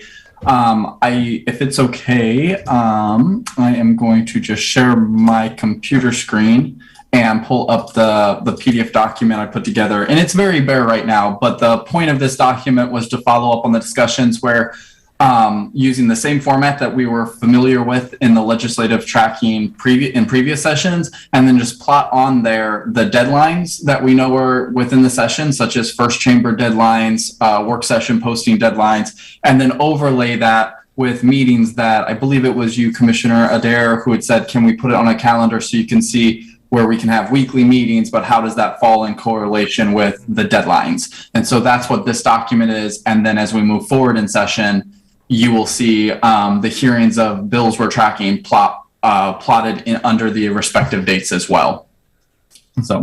So currently right now, this is the week we're at. Today we're here on the legislative update meeting with the Board of Commissioners. Sorry. That's next Monday. We're here today. Yes, there we are. Yes, 24th. Next week, we have the check-in as well. There's no other meetings going on in the legislature this week that are applicable to the Board of Commissioners today. But moving into next week, we have, or into the first week of February, we have the check-in one day before session. The reason we have one following again is because hopefully we will have a few more bills available for us to review. In talking with the chief clerk's office, we were able to capture, and that will be the next document we go over, those legislative concepts that were introduced during legislative days 2 weeks ago. But member bills do not technically have to be published publicly until the first day of session when they've received their first readings or introduced in their respective chambers. So ideally, the chief clerk has had a reputation of publishing those the day before to give people a little bit of a heads up of what the bills are going to look like. And they have to at least have a public notice given that they are having a first reading given. So ideally on the 31st, we should be able to have a little bit of a bigger list, not the full list, because hopefully we can take a chunk here in a second. But there we go. That will allow us to review it. The next day session begins. And so the yellow highlighted areas are where either you're going to receive a report from us or we are meeting with you. Then I just bolded the deadlines or key dates. So session begins that Friday. You should have our report in the form of that e-newsletter. If there's anything specific, we try to capture those as you see them under subject areas. So we have like Ann Johnson giving local government reports in those committees she's hearing. I tackle budget revenue. Go ahead. It was just coughing. It was. Oh, perfect. Sorry. When I share screen, I can't see everybody's picture, so I sometimes don't see a hand being raised or something. So I apologize. And then moving into the second week, that's where we were talking about is that deadlines are going to be pushed very quickly. So that literally 1 week after just 1 week after the session begins, we have our first major deadline, and that's the post-work session deadline in the first chamber, meaning those bills have to have a work session posted. They don't have to occur that day, but they have to be posted if they want to be staying alive in the legislative process. I've moved our update to you folks after that so that we're not reporting back to you on bills that didn't make the deadline, and we can easily say we can mark these off the list. I just thought it was a little redundant if we put it on the same day and then later at 5 o'clock that day we realized we spent 30 minutes talking on a bill that's now dead. So this is obviously subject to you folks being okay with this, and we can move it later or sooner in the week, but this is just what we put on paper. Following that, we have, so we would meet with you the Tuesday after the deadline, revenue forecast, and I would probably capture that revenue forecast in our Friday report. There's nothing that we're expecting big news in the next revenue forecast other than revenues, the state's rebuilding after COVID. There's no conversations of huge deficits hitting, at least not in this next quarterly report. So including on that Friday seemed appropriate. And then moving forward, we have the next week, 1 week later, those bills have to be out of their first chamber, or chamber of origin is sometimes what they call it. And that, or they're dead again. So we repeat that with a Board of Commissioner meeting right after that. And then that Friday, you'll see is the second chamber posting deadline. So things are going to move quick because it's just 1 month. But I'm just going to move forward here. You will see I moved our meeting to Friday on that next week. And again, that is there's just a deadline on Thursday, and I thought it more appropriate to have that conversation and update with you after we know which bills have died in the second chamber. We can still do it on that Monday or Friday. It would be applicable because if I scroll back up, you'll see there is a chamber posting work session, but it just seems once we have narrowed down past the first chamber's deadlines, we're gonna know if they're already in the second chamber, they're probably moving forward. So it's not as relevant. You won't see as many bills die. You might see a lot of them pushed to Ways and Means and Rules to stay alive, but we can capture that in a Friday update for you folks. And then that just moves right into the last 2 weeks of session.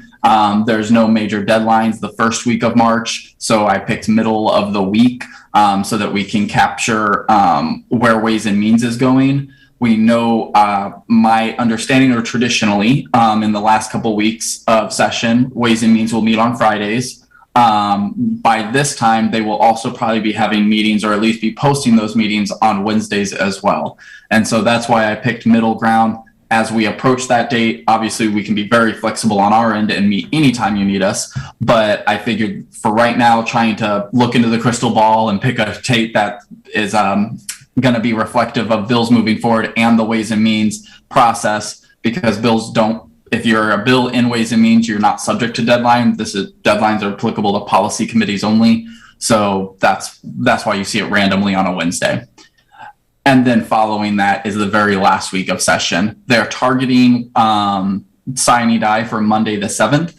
And then, but I would not be surprised if they work through the weekend. As we approach there, I'll be able to give you a better update on that. But right now, this is just as the calendar stands. Monday the 7th would be sine die to get out of session. And we would work to have a final end of session report to you that Wednesday, whether that's in the newsletter and or also presenting to you and being able, but that gives us a day if they work late into Monday, if they work late into Monday evening, then that allows me Tuesday to package and say, this is what passed, this is what didn't. And then also any updates on candidate filings would also allow us to fold that into the Wednesday report as well. So I was wondering, are you guys going to be gone on the 15th of February? Are you guys going to NACO? So I'm going to be going to NACO, and I was just looking at my schedule now. So that Tuesday, the 15th, I'd probably... It's actually a Friday, isn't it? Or is it a Tuesday? Yeah, so I'll be flying the 11th, it looks like, to go to Washington, D.C. I have a telecommunications technology committee meeting on the 12th, a Saturday. Then NACO's the first few days. I just found out that the House is going to be in recess at that time. It's like it's the weirdest date. Now it's the state legislative session, and most representatives and, I don't know if senators or everybody, are not even going to be in Washington, D.C. I just found that out. So it'll be a good NACO group, but we'll be by ourselves almost. Well, the staff might actually have more time to meet with people if they're. Well, yeah, it's just a bit of information, so I plan on going still. Back in district, yeah. So the 15th is Tuesday, and you'll be gone? I'll be gone Friday, the 11th, to about, Wednesday or Thursday or something. Okay. I am about 80 or 90% sure I'm going to go to NACO as well. And I would leave on Friday, and I might be gone the entire week. If I'm going to be in DC, I might just throw a couple of extra days in there before I fly back. Okay. So Just so I can clarify. Can they just meet with me then? Yeah, it's good that we're talking about this. This is the week of February 14th, is that? Right, it's Valentine's week, Yeah, right? And the That- Super that Bowl is said- that Monday, too. It's funny. That said, I kinds of could stuff. certainly do a virtual meeting. Yep, and I'll be As available, needed. too. Any one of those days. And again, I'm happy to move that any day of the week. If the 15th is when you're having actual meetings in DC, we can push that on the calendar. I have a text box here just to note to myself if I need to move that to the 16th instead. Whatever works for you folks. I was just looking at the schedule yesterday, and the afternoon of the 15th and all day the 16th are the days where we're supposed to be making visits on the Hill. So, it would be easy to stick an hour in there somewhere in the afternoon of the 15th or sometime on the 16th, in my opinion. But Yeah, I agree. So, yeah, I don't think our trip out of town will drive when, let's just make sure it fits here, and then we'll make it fit, I'll make it fit, when I'm out of town, yeah. Well, and I know you folks have crazy busy schedules. I would assume also maybe like when we meet, we'll look at that agenda of when the next meeting works and if it needs to be adjusted at that time too. Again, on our end, we can adjust as needed whenever you need us to. So. Good. All right. Well, are there any other questions related to this calendar? Otherwise, this will be the same format if everybody was happy with it last time for these meetings of just having a 1 week view of what's coming on, what's those priorities, where we had it set as. Did that work for you commissioners in the last session? It did. It was fine. Okay, perfect. Okay. Well, then I am just going to go ahead and close that and bring up our LC tracker. Now, normally you folks are familiar with bill tracker system. Because the bills haven't been posted yet with bill numbers, those aren't uploaded. So in the future, instead of seeing a broad Excel sheet, we will just flag those in bill tracker and go back to what you're used to seeing. But again, we just have to wait for those to be posted because bill tracker pulls from the legislative website. So these are the bills that were in committees during legislative days that the committees are either introducing or a member of the House or Senate said we plan to introduce this. So I have emailed this off to your team today. It took me a little bit longer to go through and make sure that I know I missed a member bill here and there, and we got a couple updates on others. And so those are included in the new document. But what you will see over here in my notes is whether this is a reintroduction of a bill from a previous session. So the number 3 here, and I will make it a little bit larger so that that's helpful. You'll see, for instance, this bill is just a reintroduction of Senate Bill 721 from the 2021 session.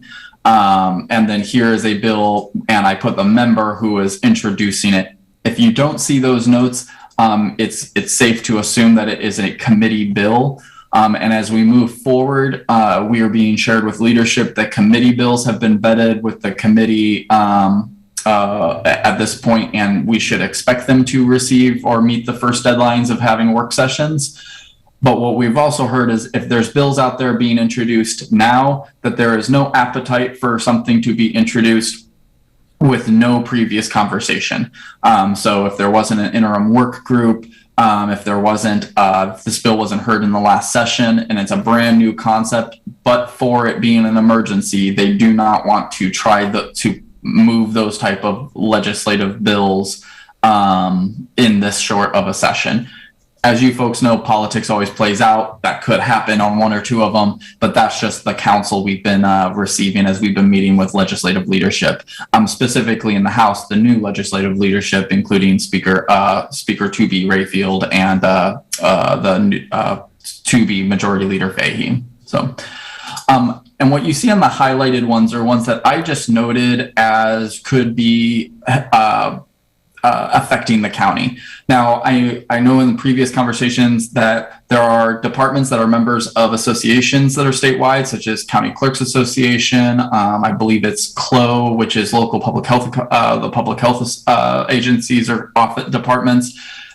I'm not saying PAC West is going to track these. I'm just putting them on the table so that we know that this could affect or be of importance to the county, and how we decide who's tracking what, I'm assuming will be a follow-up conversation. I just don't want to reinvent the wheel or duplicate efforts if that's helpful.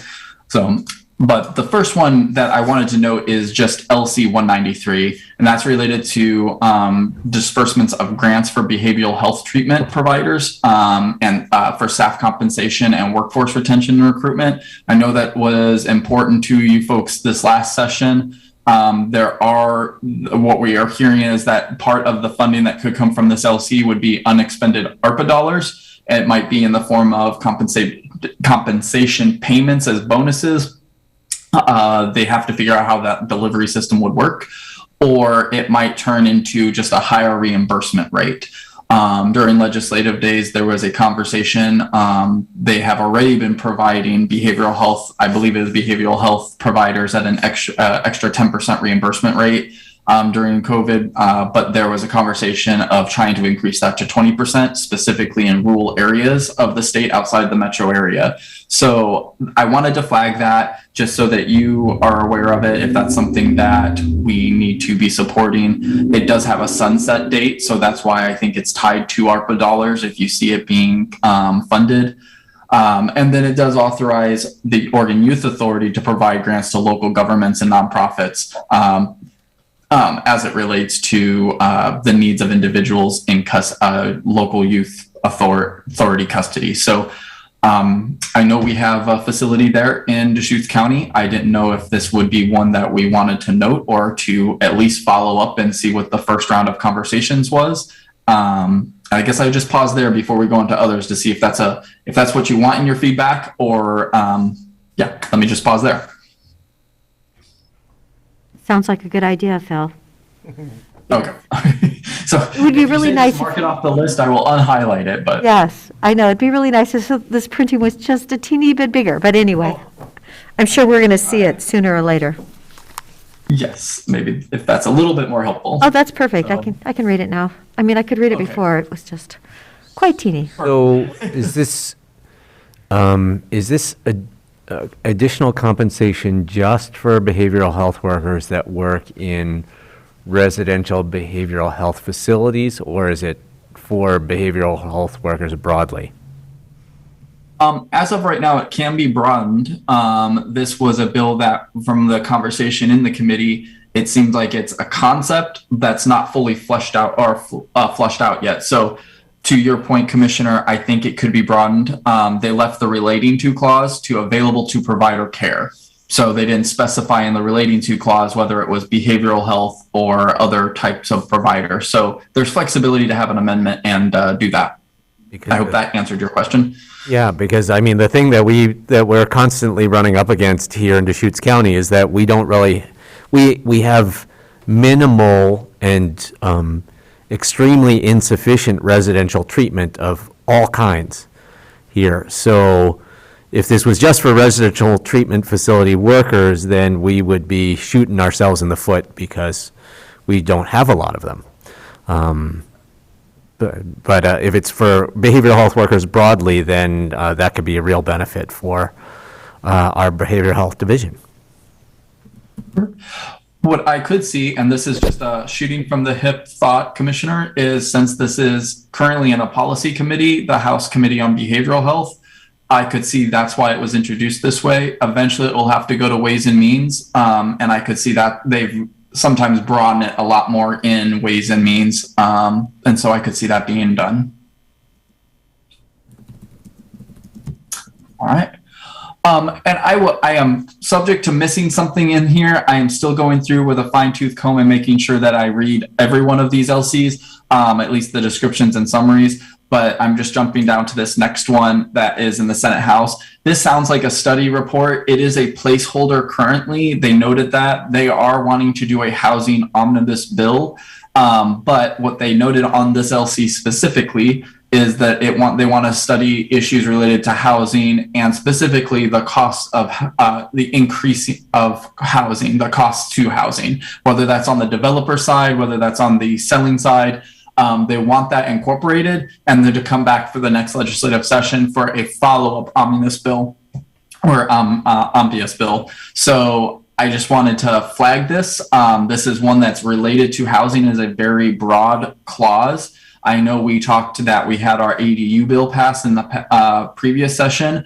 If there are technical fixes, I wanted to flag this because it could be a potential vehicle for any technical fixes we might need to the ADU bill if it's not already being worked in some other committee or agency. So related to housing is very broad. And so when I see that and I see that it's a study bill, to me, it's a flagged placeholder. They intend to do something with it, but just wanted to note that for us. The next one would be LC 218, and this is our local representative's bill related to the homeless services pilot program that we talked about in our previous meeting. I highlighted that because it was one that we discussed at length, and that it affects us as one of those 8 pilot projects being here in Deschutes County. So I don't know if you wanted me to go more into that or not. I just reminded me, I promised you that I would send you Jason's one-pager. I have not done that yet, but I can do that right after this meeting. I have that saved on my desktop and ready to go straight to you. And that, Commissioner Adair, to your point, in our previous meeting, that list, his one-pager lists out the 8 areas that the bill's being proposing investments in. Right. It's already in our I mean, packet. we have it already. We're good. Perfect. Okay, then never mind. So, sorry. So one question, Phil Scheuers, is there? Yes. Is there any words in there that have been used in other bills about future financial commitments? As in, one of the tenets of counties around the state has been no unfunded mandates. And obviously, this isn't a mandate because if we're supporting it, we're a partner in this. But it's saying we'll give you money for a couple of years and then you're going to have to spend your own money after that. So my question to you is there any other reference to how the wording, has this wording been used before in other bills? I can't say that I've compared the two. I did not think that the wording was all that unfamiliar. It actually matches, rather than housing wording, it matches a lot of the same kind of context we see in the healthcare bills, like around coordinated care organizations. It's very similar to that. And the state does fund that specifically, but that's federal dollars passing through to the state, to providers. What I could see though, and this is a roundabout answer, Commissioner, is does the bill say there's continual funding past this? No.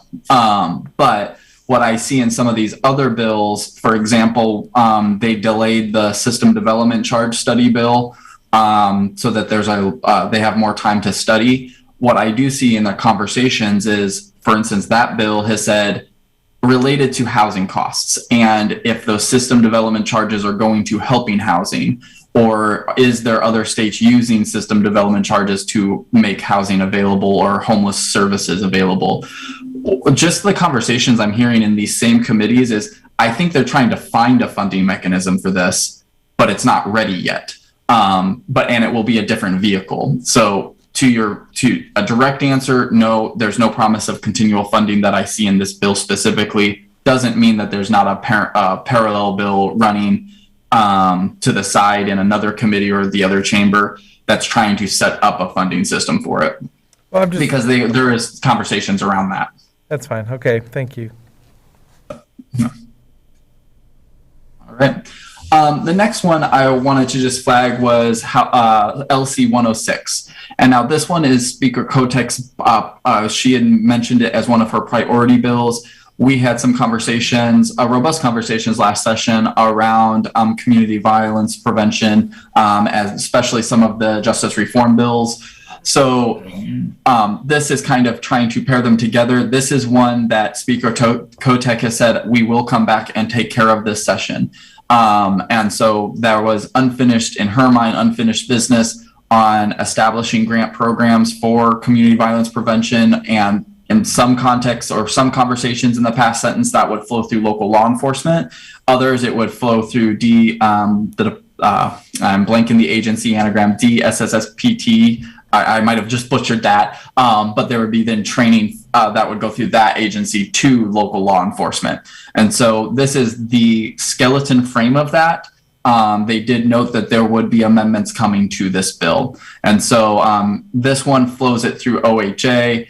I would not be surprised if that agency switched to the ones I just referenced. But they also, I think the concept of flowing it through OHA was that there might be some federal match opportunities if you go through and OHA has all of those contracts in place with the federal government, so it would just be less bureaucracy to go through this agency. That said, that is just where it stands. COTEC has said that is one of her top priorities to get past this session. So, again, the devil's going to be in the details, though, because there is not a lot of this is a skeleton to be worked in the committee, and because it is in the House Rules Committee, it does not is not going to be subject to deadlines, so they have the full session to work it. Okay, I'm going to. There is a little. There are some irrelevant bills that I didn't think were going to probably be coming. Would not be a top priority for the county, although I did list them here so that if you folks wanted to see them, they are there. I am going to switch down here to this LC. So this one is LC 246. The reason I flagged this one is this is that transportation omnibus bill. This is going to come from the Joint Transportation Committee, which means it's not subject to deadlines because joint committees are not.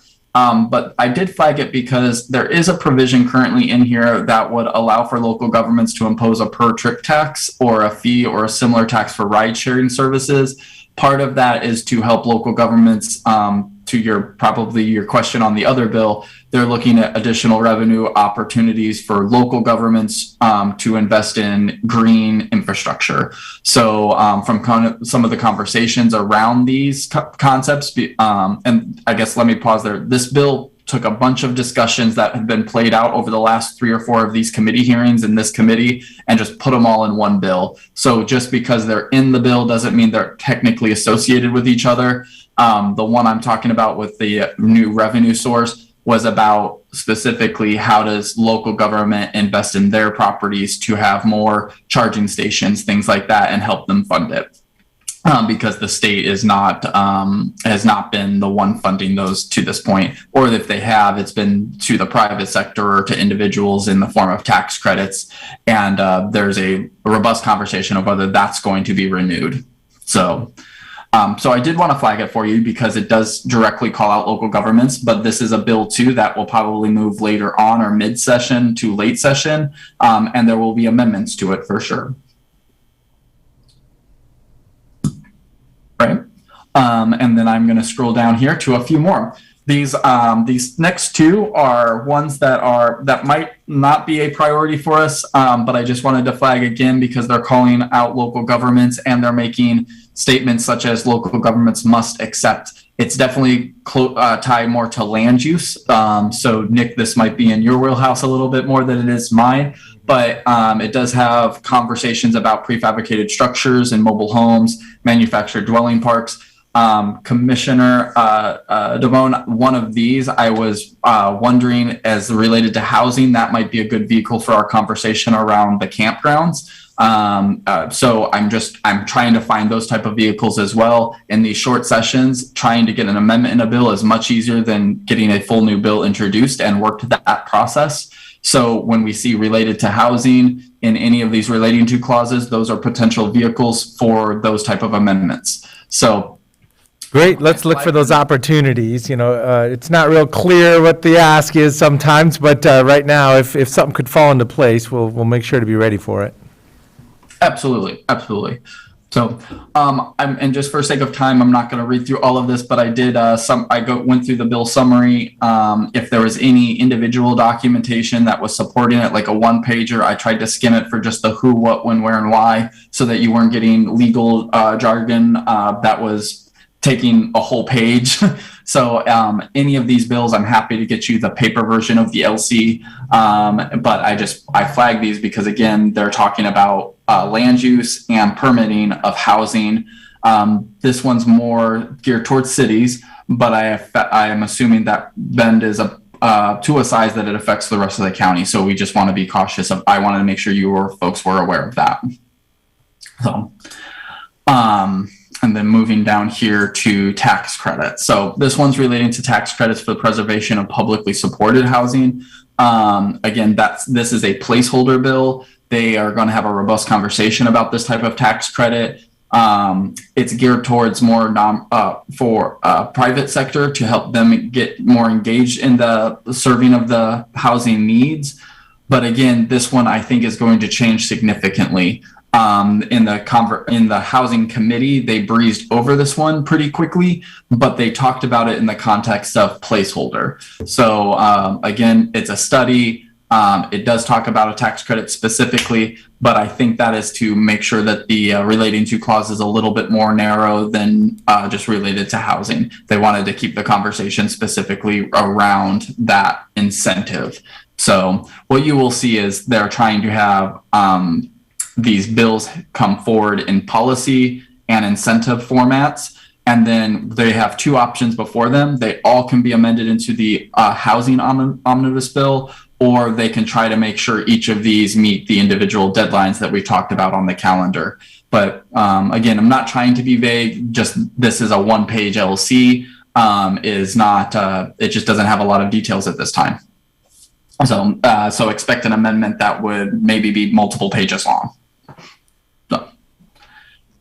And I believe there was maybe just one more, so, two more. So one of them here, this is the LC 224.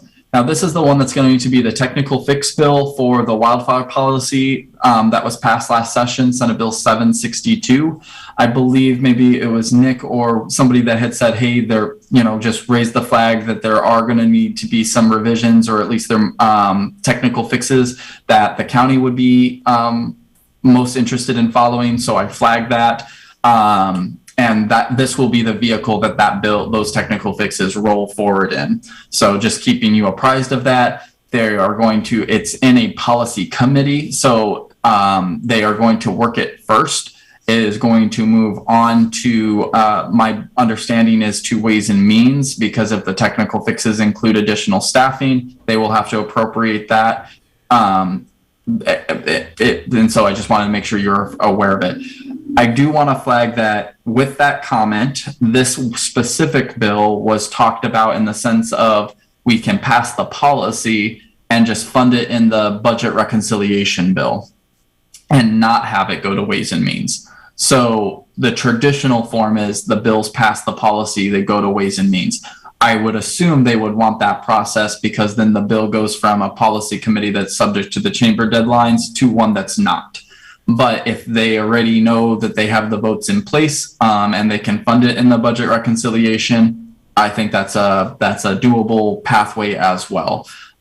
So this one is going to be one we're going to have to probably just watch. I believe the Senate bill is going to be Senate Bill 391. You'll see I put numbers here if I've heard a member already share what it is, or if we've seen it float around in an email.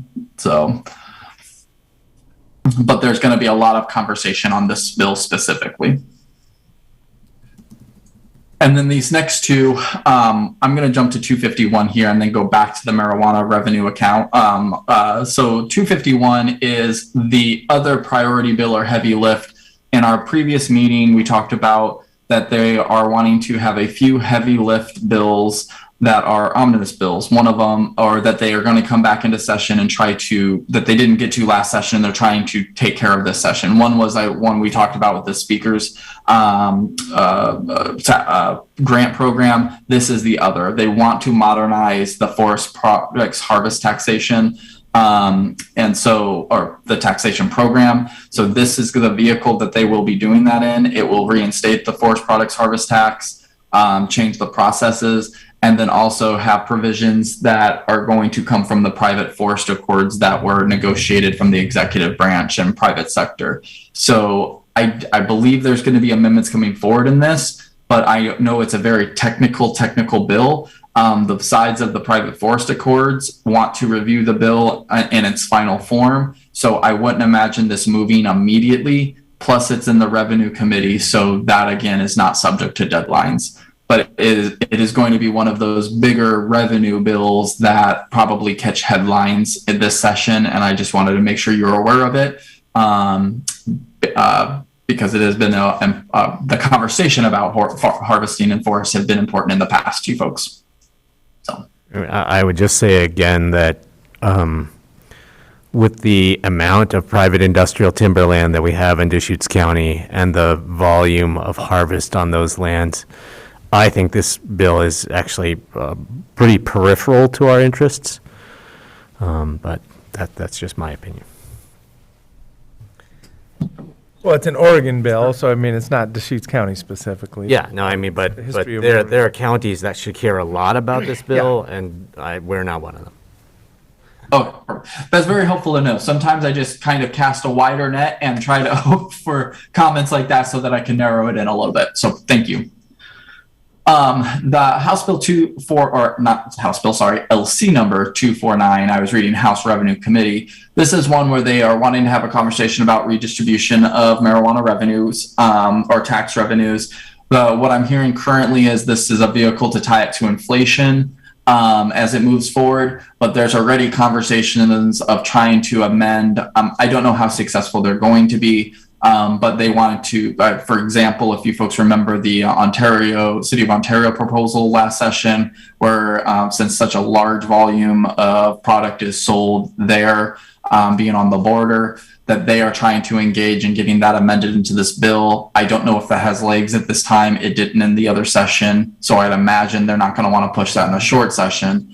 But just letting you know that they have anticipations of passing this bill, specifically because while it's bringing in revenue, the services that revenue funds are subject to inflation. And so the proposal is also increase this to inflation to help account for that. And so more detail coming on this bill for sure. The Department of Revenue did not have a lot of answers during the committee hearing, so or they did, but not the follow-up question answers from members. I am waiting to see if those get posted in OLIS, and I'm happy to send that out to whatever department or whatever commissioner would like to see that. So, and I would just flag it too as a caution because they left it very broad in the relating to clause, distribution of marijuana tax revenue. So again, that one is going to be subject to probably a lot of amendment proposals. Doesn't mean they're all going to move forward, but just flagging that because it just should be noted. So, all right, and I think that I don't think I had any more. Oh, just one more. Oh, this is one I don't know if it affects us or not. I just would love some feedback from our departments or from you commissioners. This one's related to modifying provisions related to challenges for jurors. And I believe it also starts looking at disqualifying judges. And so I know that there was a previous bill sessions ago that Rule Oregon really didn't like related to disqualifying of judges. I don't know enough about this to know if this affects us or not. And so I wanted to put it on our radar. If it does, I would love to be brought up to speed so that I can either make sure that we connect you with the right people in the legislature and have those conversations, or I can get some additional information to relay that to the right people. And so I have it highlighted here for you to look at. And I will, I'm very anxious to hear where we need to be on this bill. I haven't heard about this topic at all, but we'll look for, kick it around a little bit and share it and see if somebody knows about that. Perfect. I'm just nervous. Sometimes in these short sessions, judicial issues are complicated enough that in the judicial committees that they tend to move quicker. I do see other committee members that don't sit in those just defer to those members that sit in either Senate or House Judiciary committees as the experts. And there's not a lot of conversation once it gets out of committee. It seems to just go right to floors. And so that's why I'm trying to be a little preemptive on it. So, perfect. All right, and I think we're nearing the end here. This is one, again, I don't know. Just one more.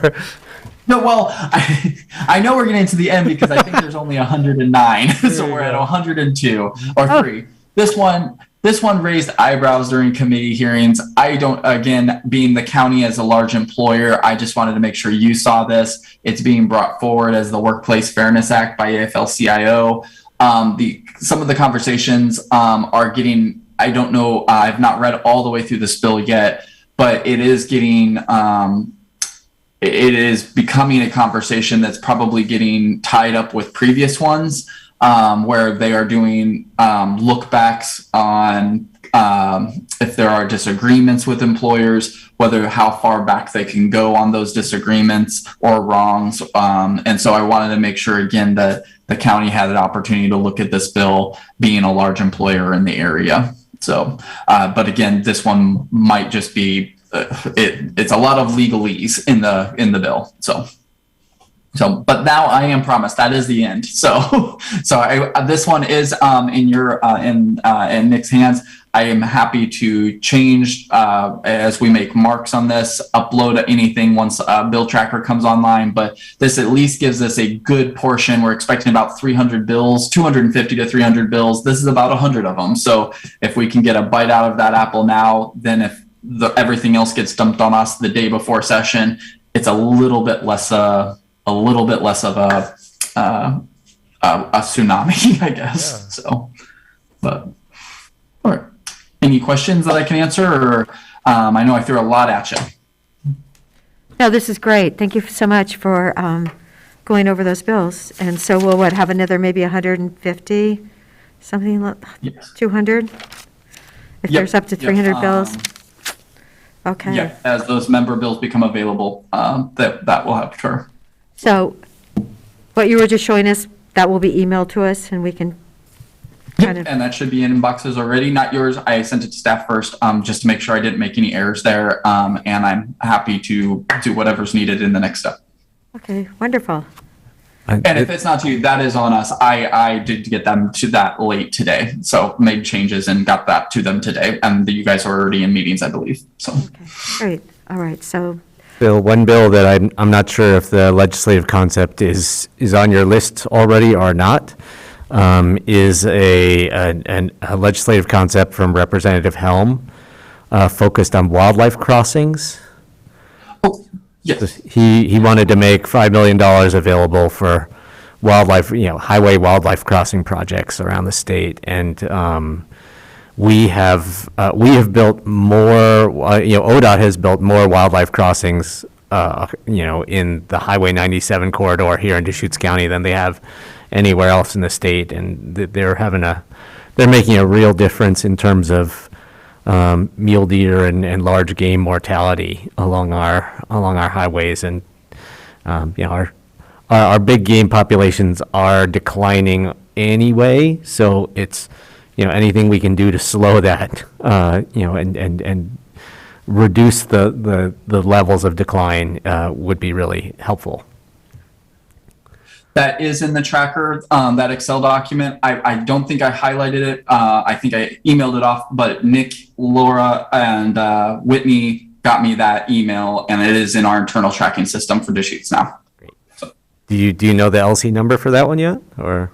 I can tell you right now. It's all right. I mean, when it gets a bill number, we can talk then. It is LC 189. And in the notes, I did put Representative Ken Helm Wildlife Road Crossings. So 189. Great. Thank you. Not a problem. okay, thank you. Thank you, Phil, for our calendar. So appreciate that. And we'll get that on our schedule immediately then, I hope. All right. Thank you, commissioners. And anything you need from us, please just let me know. I'm happy to jump on it. So. Okay. All right. Have a great day. Thank you. Thank you, Phil. Hope your puppy's better. She is sleeping right next to me. So. Oh, good. We didn't even hear her today. Sweet. Thanks. Thank you. Good day. Bye. Okay, so now we have the meeting on homelessness. Thank you, Eric. You're welcome. Good afternoon, Commissioners. For the record, Eric Kropp, Deputy County Administrator. As the board knows, on Friday there is a scheduled meeting with the City of Bend, Mayor and Council to talk about the Joint Office on Homelessness. Commissioners asked that staff schedule this work session so that the commissioners can discuss this joint office among themselves. The board packet includes several documents, including the legislative concept that Phil Schroyers mentioned, a one-page document from AOC and LOC that provides a summary of that legislative concept. Your packet also includes the letter that was sent by the City of Bend and Deschutes County to AOC and LOC expressing interest to participate in the pilot program. There's also a draft framework for the office. And finally, the packet includes a list of City of Bend projects related to this topic. With that, I'll turn it back over to the board chair.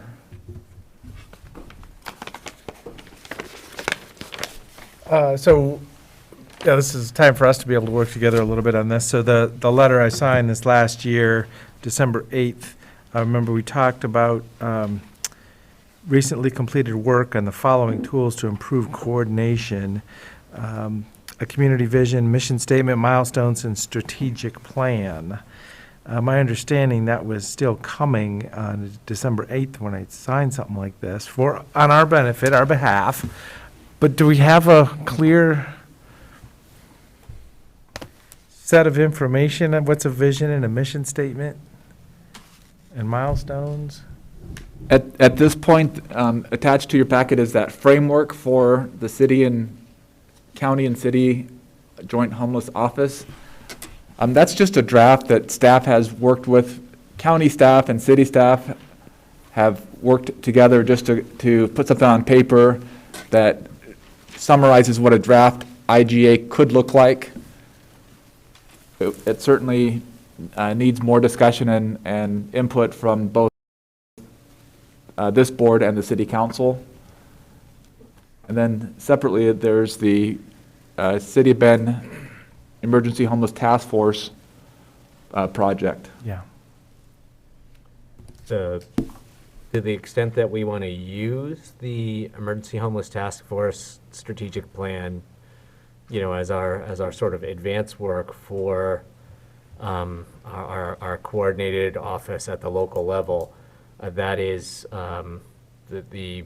I did just get to see a draft, a complete draft recently, and my understanding is that that'll be available for all of us to look at very shortly.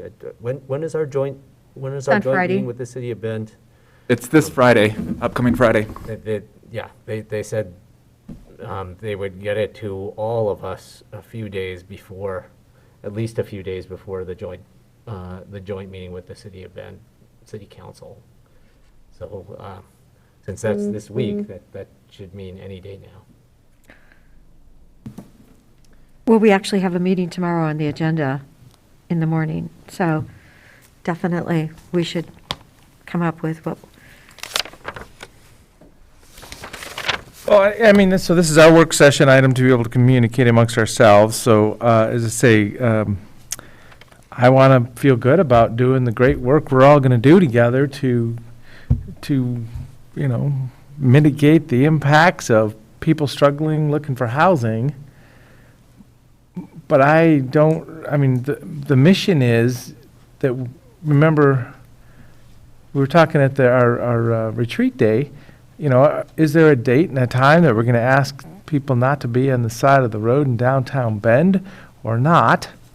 If we put a Office of Homeless Management bill together and talk about it in the short session, and then get money someday, and then hire somebody someday, we could be another 6 months or a year down the path here, and nobody's been able to mitigate the impacts of the folks out there. So, as I say, I'm just trying to make, we're a board, we're 3 people representing the people of Deschutes County, and I'm just trying to make sure we're on the same page, or acknowledging our differences of opinion, or whatever we need to do here. I mean, I would say that forming this joint office does not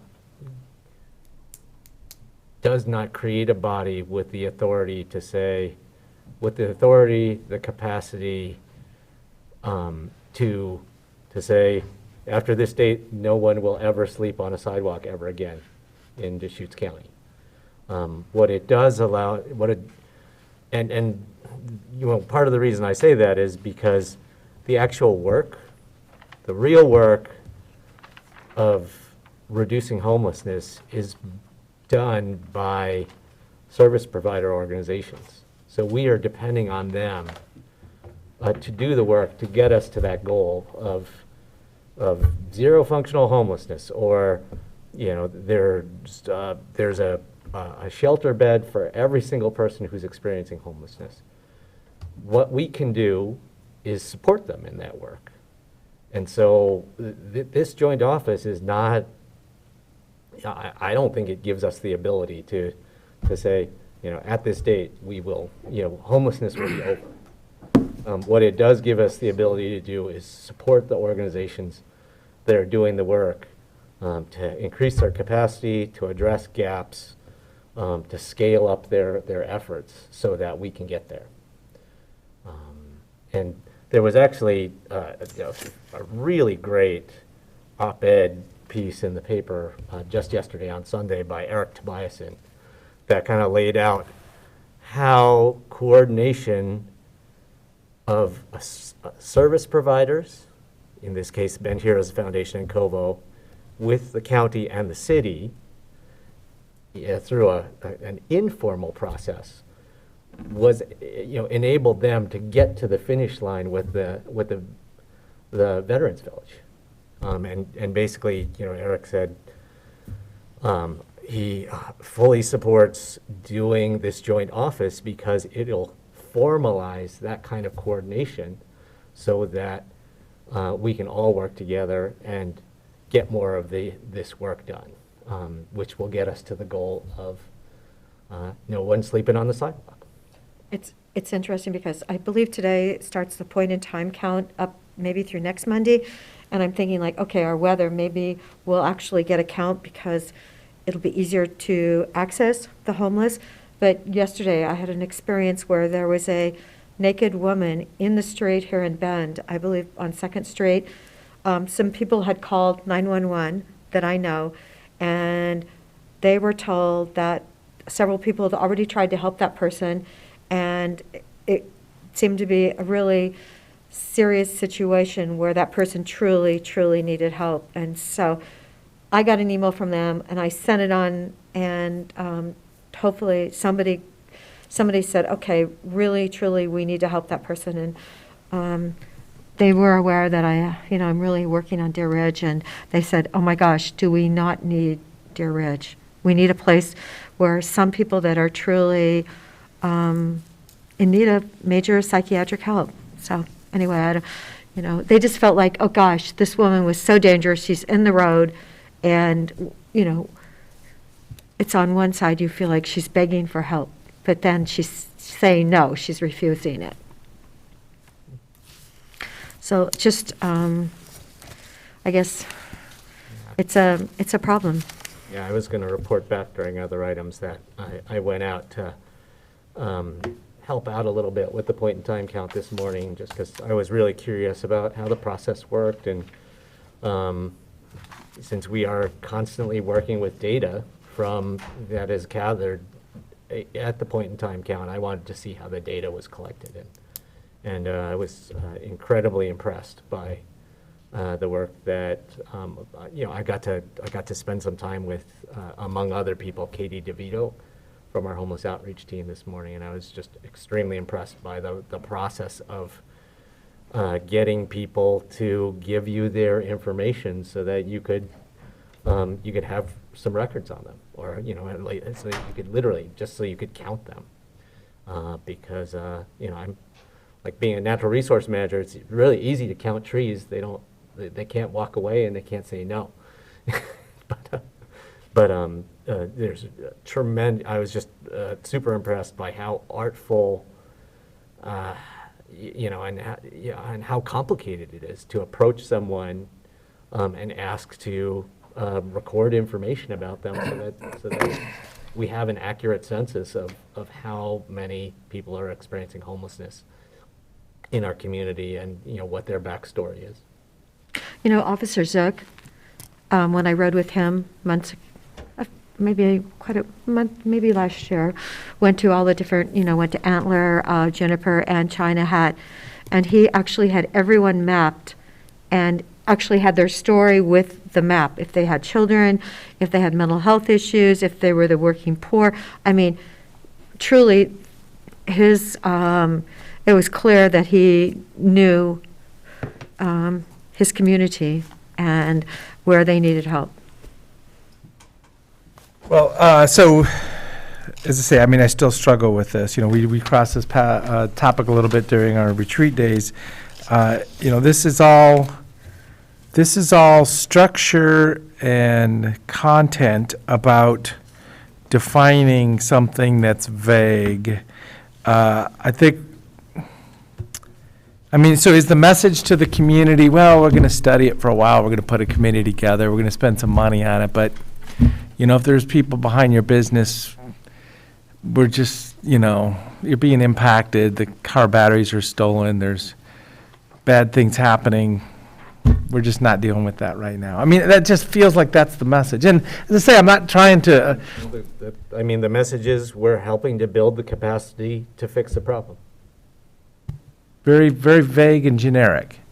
I don't. think Commissioners, so, if I Vic. may, on the City of Bend list of projects, there is one talks about management of city right-of-way and regulation of camping. So there is that item that's important to point out. It talks about development of comprehensive camping regulations to occur in 2022 in parallel with additional temporary housing options. I just wanted to bring that to the commissioner's attention. Well, I thought it was interesting looking at this, and there's $1 million allocated, and it's, you know, it's a 5-year program, but it's $1 million allocated.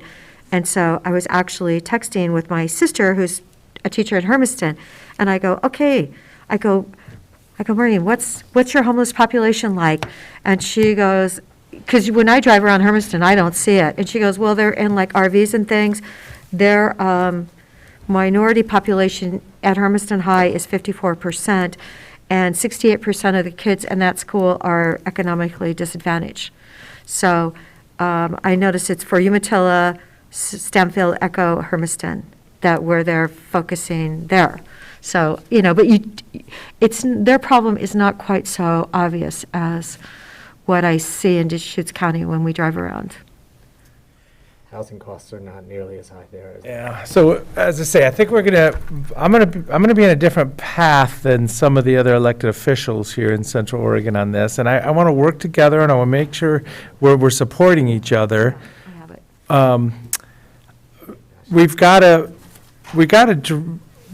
I think we need to put just a few expected, hard lines in place as a reference point. You know, we can't just have this thing just kind of rolling along. And as I say, I'd be asking, I guess I'm trying to figure out,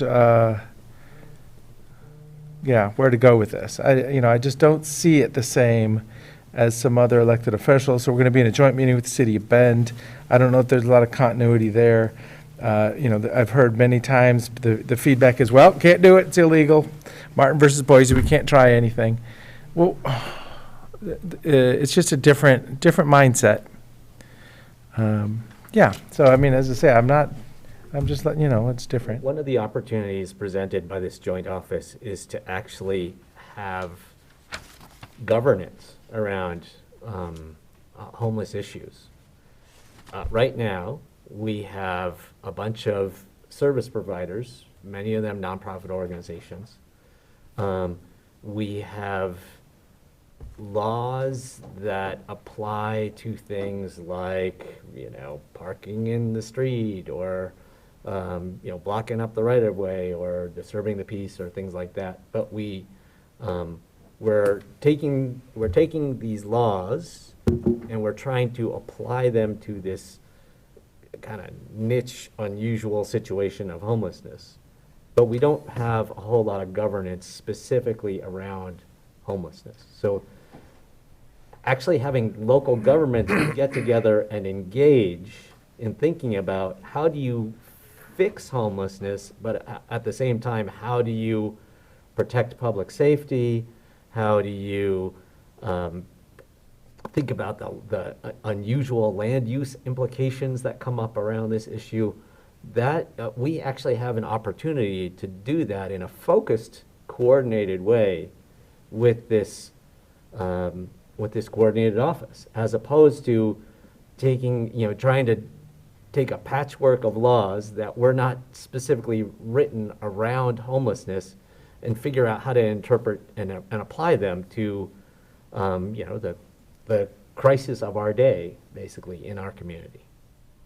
So I could agree that economic refugees, people have hard to have a living wage job that gets you into housing. So we have a huge disconnect there. But the goal should always be to participate in the economy, private property opportunities, low cost, rental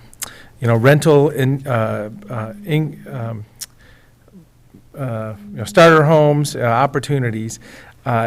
My point is that there's different words here, as in we're managing this new land use thing called homelessness, and we need to find places for a bunch of homeless people.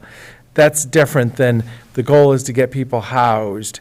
I don't see it the same, as in, what's the goal? The goal right now, because I went back and looked at the Emergency Housing Task Force meeting minutes, and one of the mentions was, well, we're going to start 20 different little campgrounds or homeless camps of 10 or so people. I think that was one of the comments in the minutes of the meetings.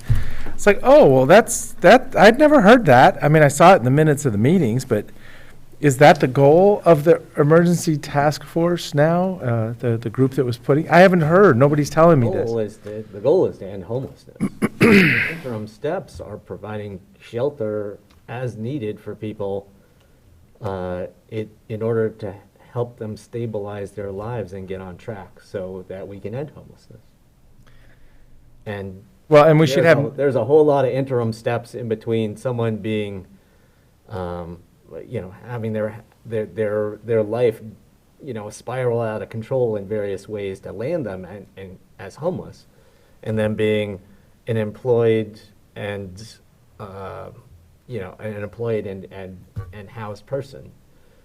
So for some people, a whole variety of shelter options is a needed interim measure to get them to the place where they're not homeless anymore. Well, So as I say, I mean, I'm just saying, there's different views on this. You seem like you're just calm and comfortable explaining how government's gonna provide these resources, but as I say, I think, people provide resources for common services, paying payroll taxes and other taxes. So then how much of the people's money do we keep rerouting for these issues? I don't know. I mean, I think that's the issue to be discussed there. But it isn't a never-ending resource, and it's going to be a diminishing resource the more people that are unemployed and homeless. And I want to help people that are in need. I mean, I absolutely want to help people. So. Yeah, I mean, and this grant program and our investment in homelessness is pretty small compared to the total, the total tremendous amount of resources and person hours that is going into this issue in the community. So it's not like, we're not talking about the county taking on homelessness single-handedly and, trying to fix a problem. A $2-year, $1 million I don't need to debate you about it. I'm just letting you know there's different views. And so now we're going to meet with the city of Bend, and I haven't found a lot of common ground. Yeah, so I'm just trying to make sure, you're right, there's different views, and I'm just trying to make sure that I have the time and space to fully articulate my view. But I'm wondering. Please do, yeah. I'm wondering, just looking at, okay, it's $1 million. Why do we have to spend $500,000 a year? Why can't we maybe approach it a bit more frugally so that we get 3 years out of it? I mean, honestly, is that one of the rules that we have to spend $500,000 a year? Because I would think. One of the rules is that if you don't need all the money to coordinate and develop your plan, you can actually use it for implementation. So there is kind of a time constraint on when you can spend the money on, but if you get your deliverables done cheaper and faster, then you can use the money on building facilities and direct service provision. Okay, well, yeah, because I'm just like, okay, we're going to spend $500,000, and yeah, so that's good to know. So I think of scenarios there, each person that's being talked to today, point in time count, there's a scenario there and it's a person's life and I want to help them go down a path that's going to be better tomorrow than it was yesterday. But there's scenarios, I don't have a feel for the multiple scenarios that we're building for. As I say, I was talking as a software developer. A person that is right on the edge, ready to get back in, just needs a little bit of help. A person that's been on the street many years, been through a lot of hard times, and going to need quite a bit of time to stabilize before they can move forward. Severe persistent mental health issue, just needs permanent supportive housing, not going to be engaging in, work that's going to sustain. There's all those scenarios. And as I say, I don't have a feel for, I still don't have a feel for what the deliverables. Starting the Office of Homelessness, or whatever the terminologies, because it gets political there too. I went to Portland and they're spending millions and millions and millions and it's spinning out of control. I think we need to do something different. Right. And this is exactly our opportunity to do something different that's homegrown and locally specific. Okay. Well, so I still, I'm not comfortable. I don't know. I'm trying to be a partner with this. There was a statement made when we were talking the other day. You were upset that I wasn't supporting it. I'm like, hey, why would I just support something blindly that I don't feel comfortable with? I've got to feel comfortable with it. My discomfort wasn't that you weren't supporting it. My discomfort was that you were, in my opinion, making a lot of statements to undermine the concept before you had made a whole lot of effort to understand it. And we're taking time right now in a public meeting to communicate. We're going to be joint meeting with the City of Bend. Who do I talk to? Who am I missing? We got to work together as a group. I don't know, Yeah, so what I'd like to know before we wrap up this topic is, you have your discomfort, you've made that clear. What does that mean in terms of how you're going to show up on this bill? Does that mean you're going to oppose the legislation? Does that mean you are going to oppose us asking our county lobbying capacity to help advance this piece of legislation? It would be helpful to you've made your position very clear. I'd like to understand what that means, and it'd be helpful for me to be prepared if whatever your view on what you'd like us to do about this, it would be helpful for me to understand that. As I say, I'm still searching for information and answers. It seems like a pretty vague concept. We're going to give you some money, you're going to hire some people, and they're going to study this thing, and I don't see any real action. If that's the society we're in, that'll be the majority, maybe in the legislature voting for something like this. I just don't feel comfortable with that.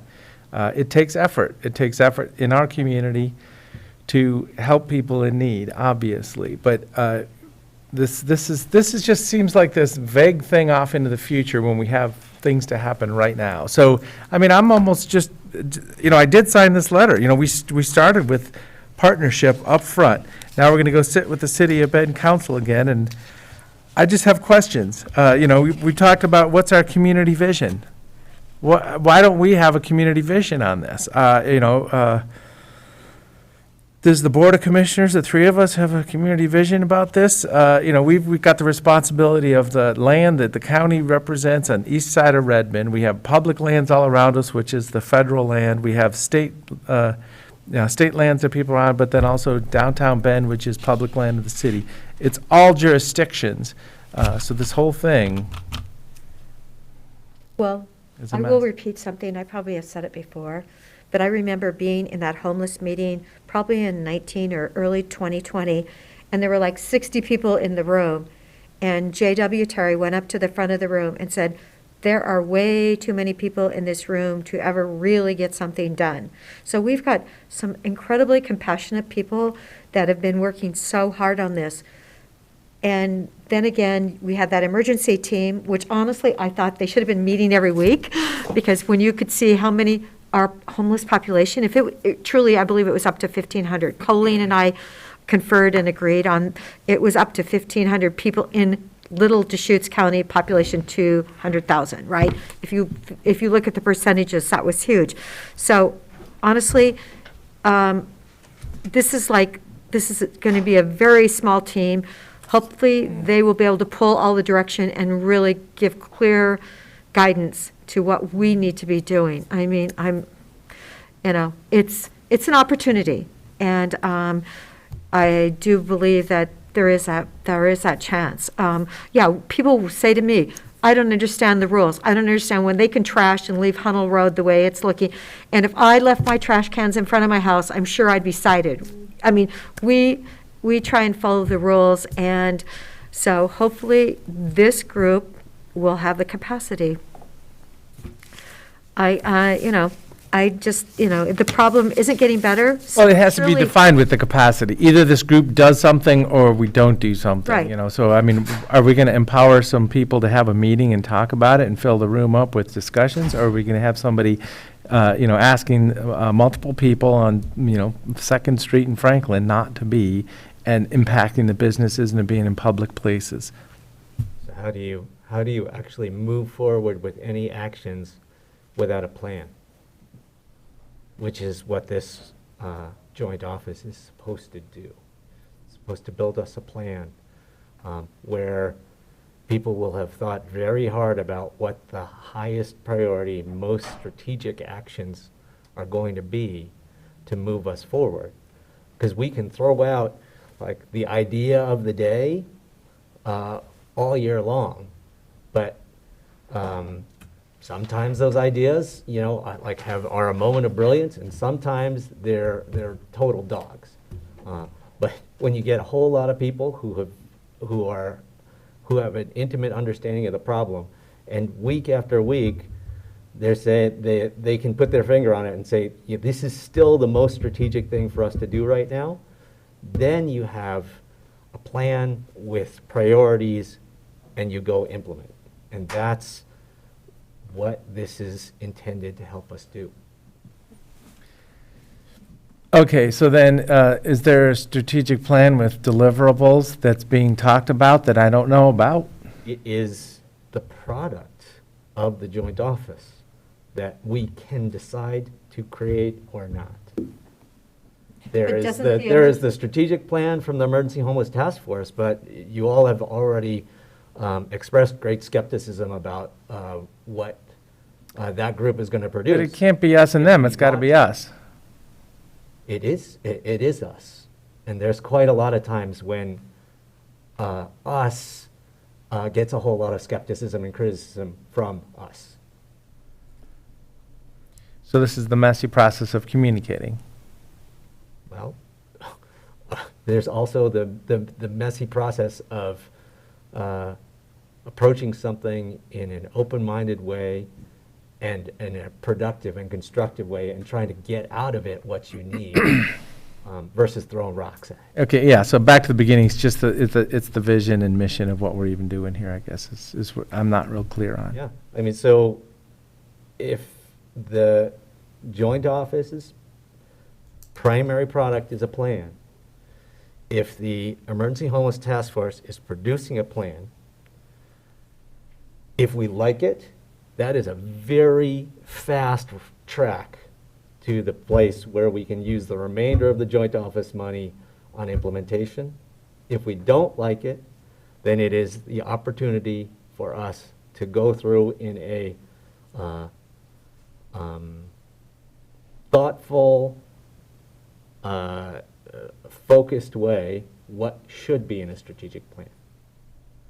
Either way, you can get to the place where you have a strategic plan that you have, hopefully your whole community is behind. But I think that the Emergency Homeless Task Force plan is great, but, to don't expect that everyone's going to love it. Don't expect that everyone is going to love it. Yes, that's so true. I mean, you look at San Francisco, they put homeless into hotels, and they destroyed them. So truly, that probably wasn't a really good idea. I mean, we had talked about that a couple years ago. The church had done that. I think it was and one of the churches that put homeless in a hotel, they did a lot of damage, and then the church was liable for that. And so, by buying our hotel and keeping our security system with, we've learned some things. Yeah. But again, either way, either you think the Emergency Homeless Task Force strategic plan is good raw materials, or you don't. Either way, you have a chance to develop. Do I have something that I can be reviewing or talking with somebody, compare notes on, or not? You saw the broad outlines of it already, and you'll get a complete draft, and momentarily. This week. And I haven't seen it yet either, but I understand that's forthcoming. Okay. I'm just trying to move it forward. But it's not, you don't have to, the product of the joint office is a plan. You don't need to see a plan for a project whose product is a plan, right? You like, the key thing that the joint office is going to deliver is a plan. And if you get done with your plan fast, then you can use the remainder of the time and the remainder of the money to build facilities and implement services. Okay. Are we good? So Commissioners, we're good on that. I suggest we move the executive session till Wednesday, because we have the Cannabis Advisory Panel coming up soon. But Morgan does just want to check in with you quickly, because you have the Leadership Bend on Thursday morning. If you can is that right? If you just have just a moment for that. 5:10, yep. Okay, thank you. Thank you. Did you change it? Just minor changes, and I'll go over what change I added. They provided 2 additional hot topic ideas, and I changed the map for. Okay.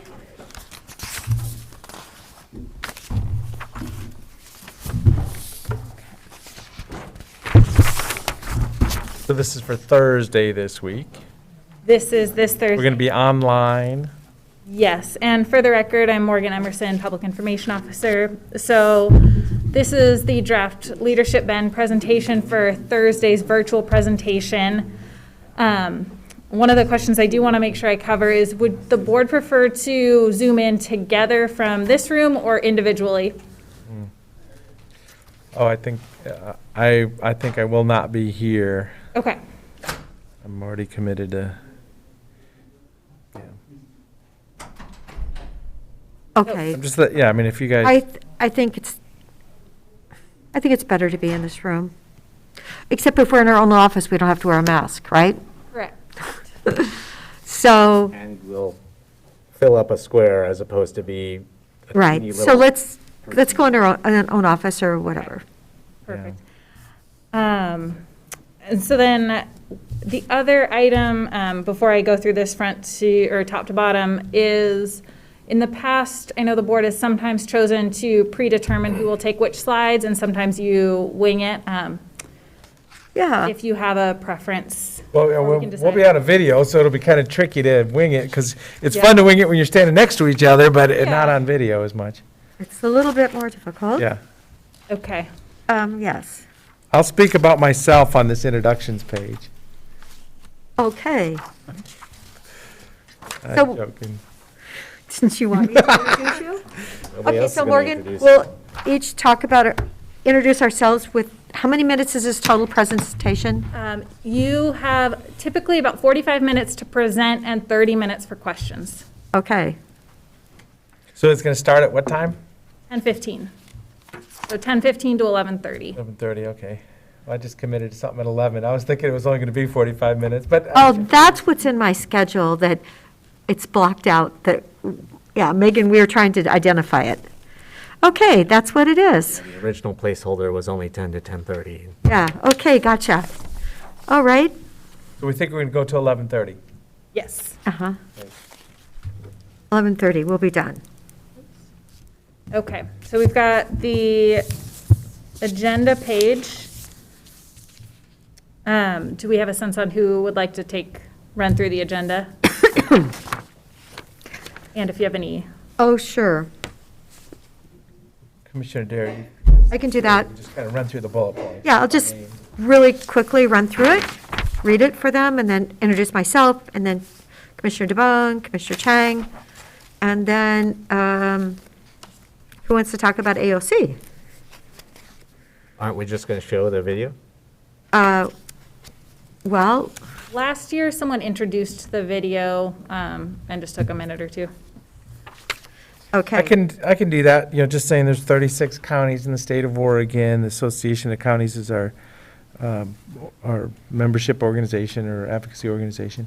And then here's a video put together. So it'll just be an introduction to the video. Right. If that's okay. So then, When we're introducing ourselves, what kind of time constraint should we try to keep to? 30 seconds? Well, if we got 45 minutes and only 10 slides, maybe a minute or two if you want. I think last year, the note said around 3 minutes per person. 3 minutes per person? We can certainly change that and go longer. I know there are some other. No, I mean, 3 minutes is fine. I think that's too much. Okay. 3 minutes or less, that's fine, I'd much rather answer questions than Yeah. listen to us talk about ourselves for 9 minutes, but. So I'll do the introduction just as a, just a 36 counties generic intro. And then the next page. How long is the video? It's about 2.5 minutes. Oh, boy, okay. And I can do the next one,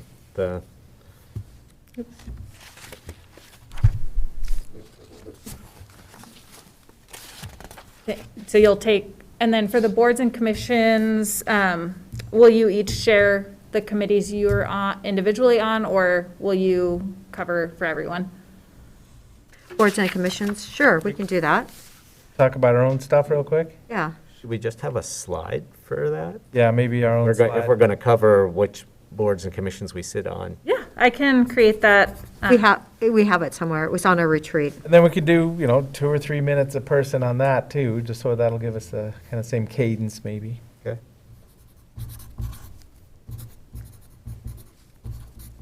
Okay. And then Nick let me know that there might be another picture that's similar but improved, that just also shows public lands. Is that correct, or is this what you were thinking? Oh, the map, yeah, well, generally the map we've used is kind of the jurisdiction map. It's got the big yellow that's farm and green that's forest and the cities, and it's just, there's a little legend in there that we can show that works well. Yeah. You can see how much land the county actually has jurisdiction over, all that stuff. What is this one saying by 42 by 48 inches or whatever this thing is, do you know? I don't know, It's just a weird map. Maps that somebody can buy or something like that? I pulled this off our website, but I thought it said, when I looked at it on the computer, I was thinking it was saying square miles, which also doesn't quite make sense. We'll get this repled with the map Nick was Better referring map. to. We could talk about it. It's very unusual. Yeah. It's like, well, what do you think of this map? The miniature Deschutes County. Will this slide have bullets, like just kind of with a few statistics about the county? I have historical notes for this slide that I can share. Who plans to take this slide? So Commissioner Chang, you're going to kind of do the Board of Commissioners, and then each one of us are going to do our boards and commissions, and then we'll be Yes. jumping into this. I guess the There, you wanna map do is this going one? to, how it looks is going to depend what we say for that map, right? Yes. Since that one is kind of unusual. We'll get that cleared out. Well, this one could be, how about we have a primary commissioner and the other two can make comments or something real quick too, just the fact that, when I look at, if somebody didn't say something about the lakes or I don't know, going out to Brothers or, there's, whatever's said, I bet there's one more little thing that we could share personally about it, you know?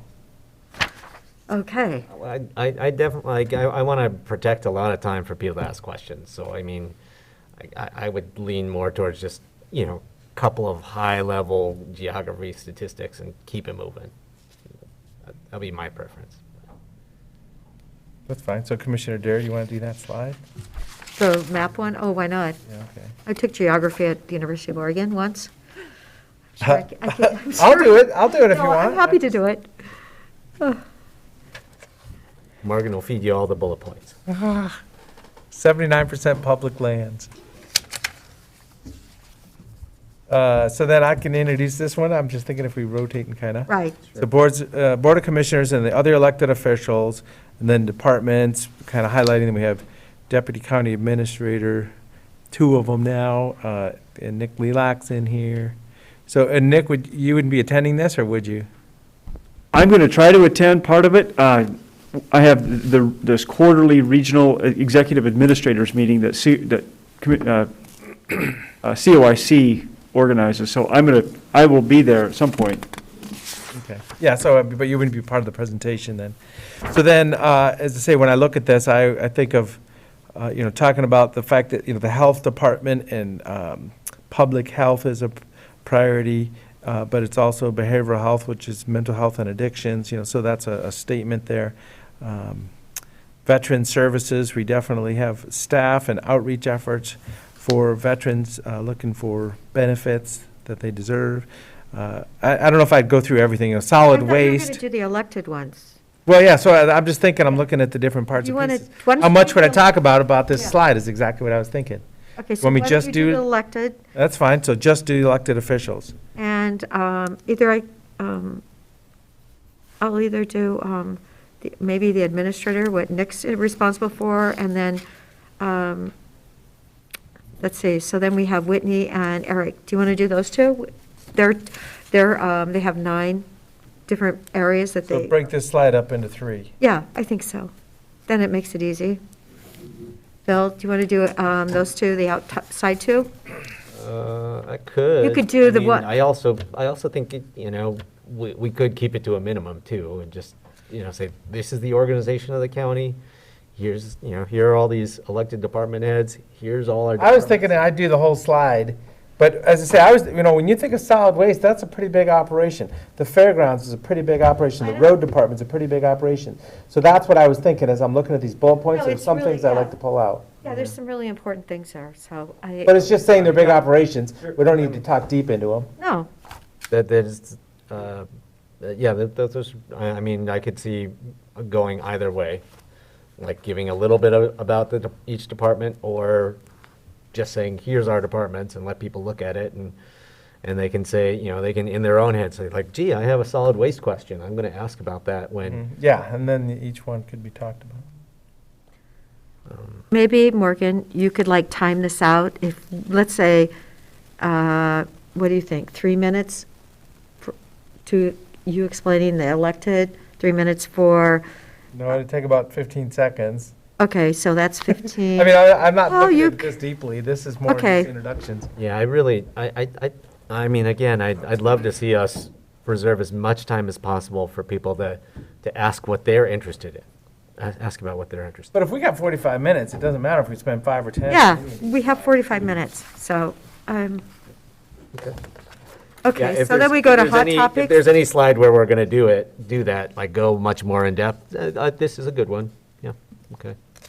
So now we have hot topics. Just to clarify Yeah. for my notes, I have Commissioner DeBonne doing elected officials, Commissioner Dare doing county administrator responsibilities, and then Commissioner Chang doing the deputy county administrator.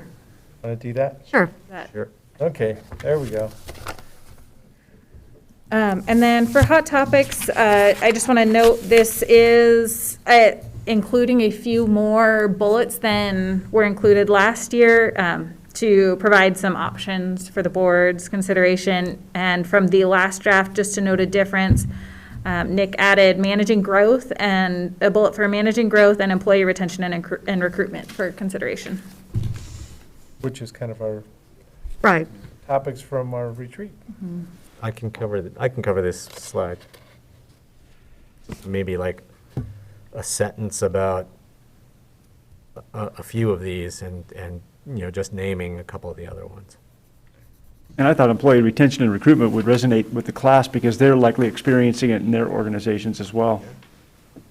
I don't know. Well, I was thinking that maybe each one of us should do 3, because there's 9.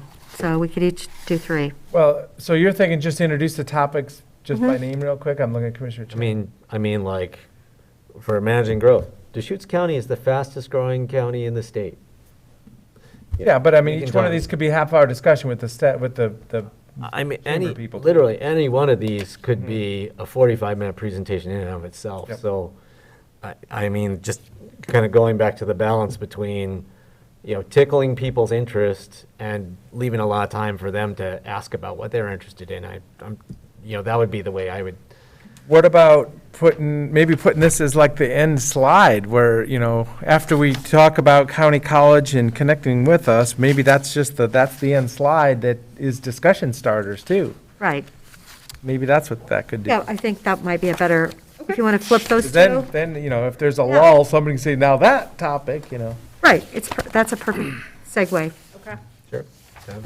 So okay, and then, are there any other changes you would like me to make, or any other topic additions you would like to this slide, aside from moving it to the last slide in the page? It's a great list. So you're going to add managing growth and employee retention. Those are in there as. Oh, was yep, 5 okay, in and the 6. middle, got it, okay. Okay, so this will be the last slide. And I still think, because it is the hot topics, I do think we should divide it up. And we can I mean, say, if there's one other slide that I think would be worth spending more time on, this one is good. Is what? This one is good, yeah. Oh, yeah. I mean, okay, so 2 minutes for each topic, or 2 minutes for 3? Does that work out? So it's like 6 minutes total? That sounds great. Would you like them to remain in this order and break them up? Sure, why not? Who would like to do the first set of 3? Or do we want to go 1, 2, 3, 1, 2, 3, 1, 2, 3? Well, that problem is if we're on Zoom, there's always that time factor, it's always so, it seems like it's a little bit awkward when you're on Zoom, whereas if you're in person. Well, and I'm thinking that this could be the whole last hour of the presentation. Right, Once we exactly. get started on any of these, we'll figure out how are we going to get off of one of them. Exactly. Yeah, I mean, I think we just want to give people enough information so that they have a sense of the scope and, severity of the issue, and then, not try to tell them what we're doing about it, just, help them understand it's a big issue, very briefly, and then let them ask about the ones that they want to ask about. I'll take the middle 3 if we keep them in that same order. Okay. I can do the first 3. 3, 4, 5, 6, 7, 8, 9. That's fine. Okay, so Tony, you can take the last ones. Yep. All right, great. Great. And then just a brief introduction to what County College is and how to apply. Who would like to take this slide? So this will be before that last. It's going to be slide. before That'll and, be moved into the slide 9. Oh, hot topic. I don't know, Commissioner DeBonne, do you want to do that one?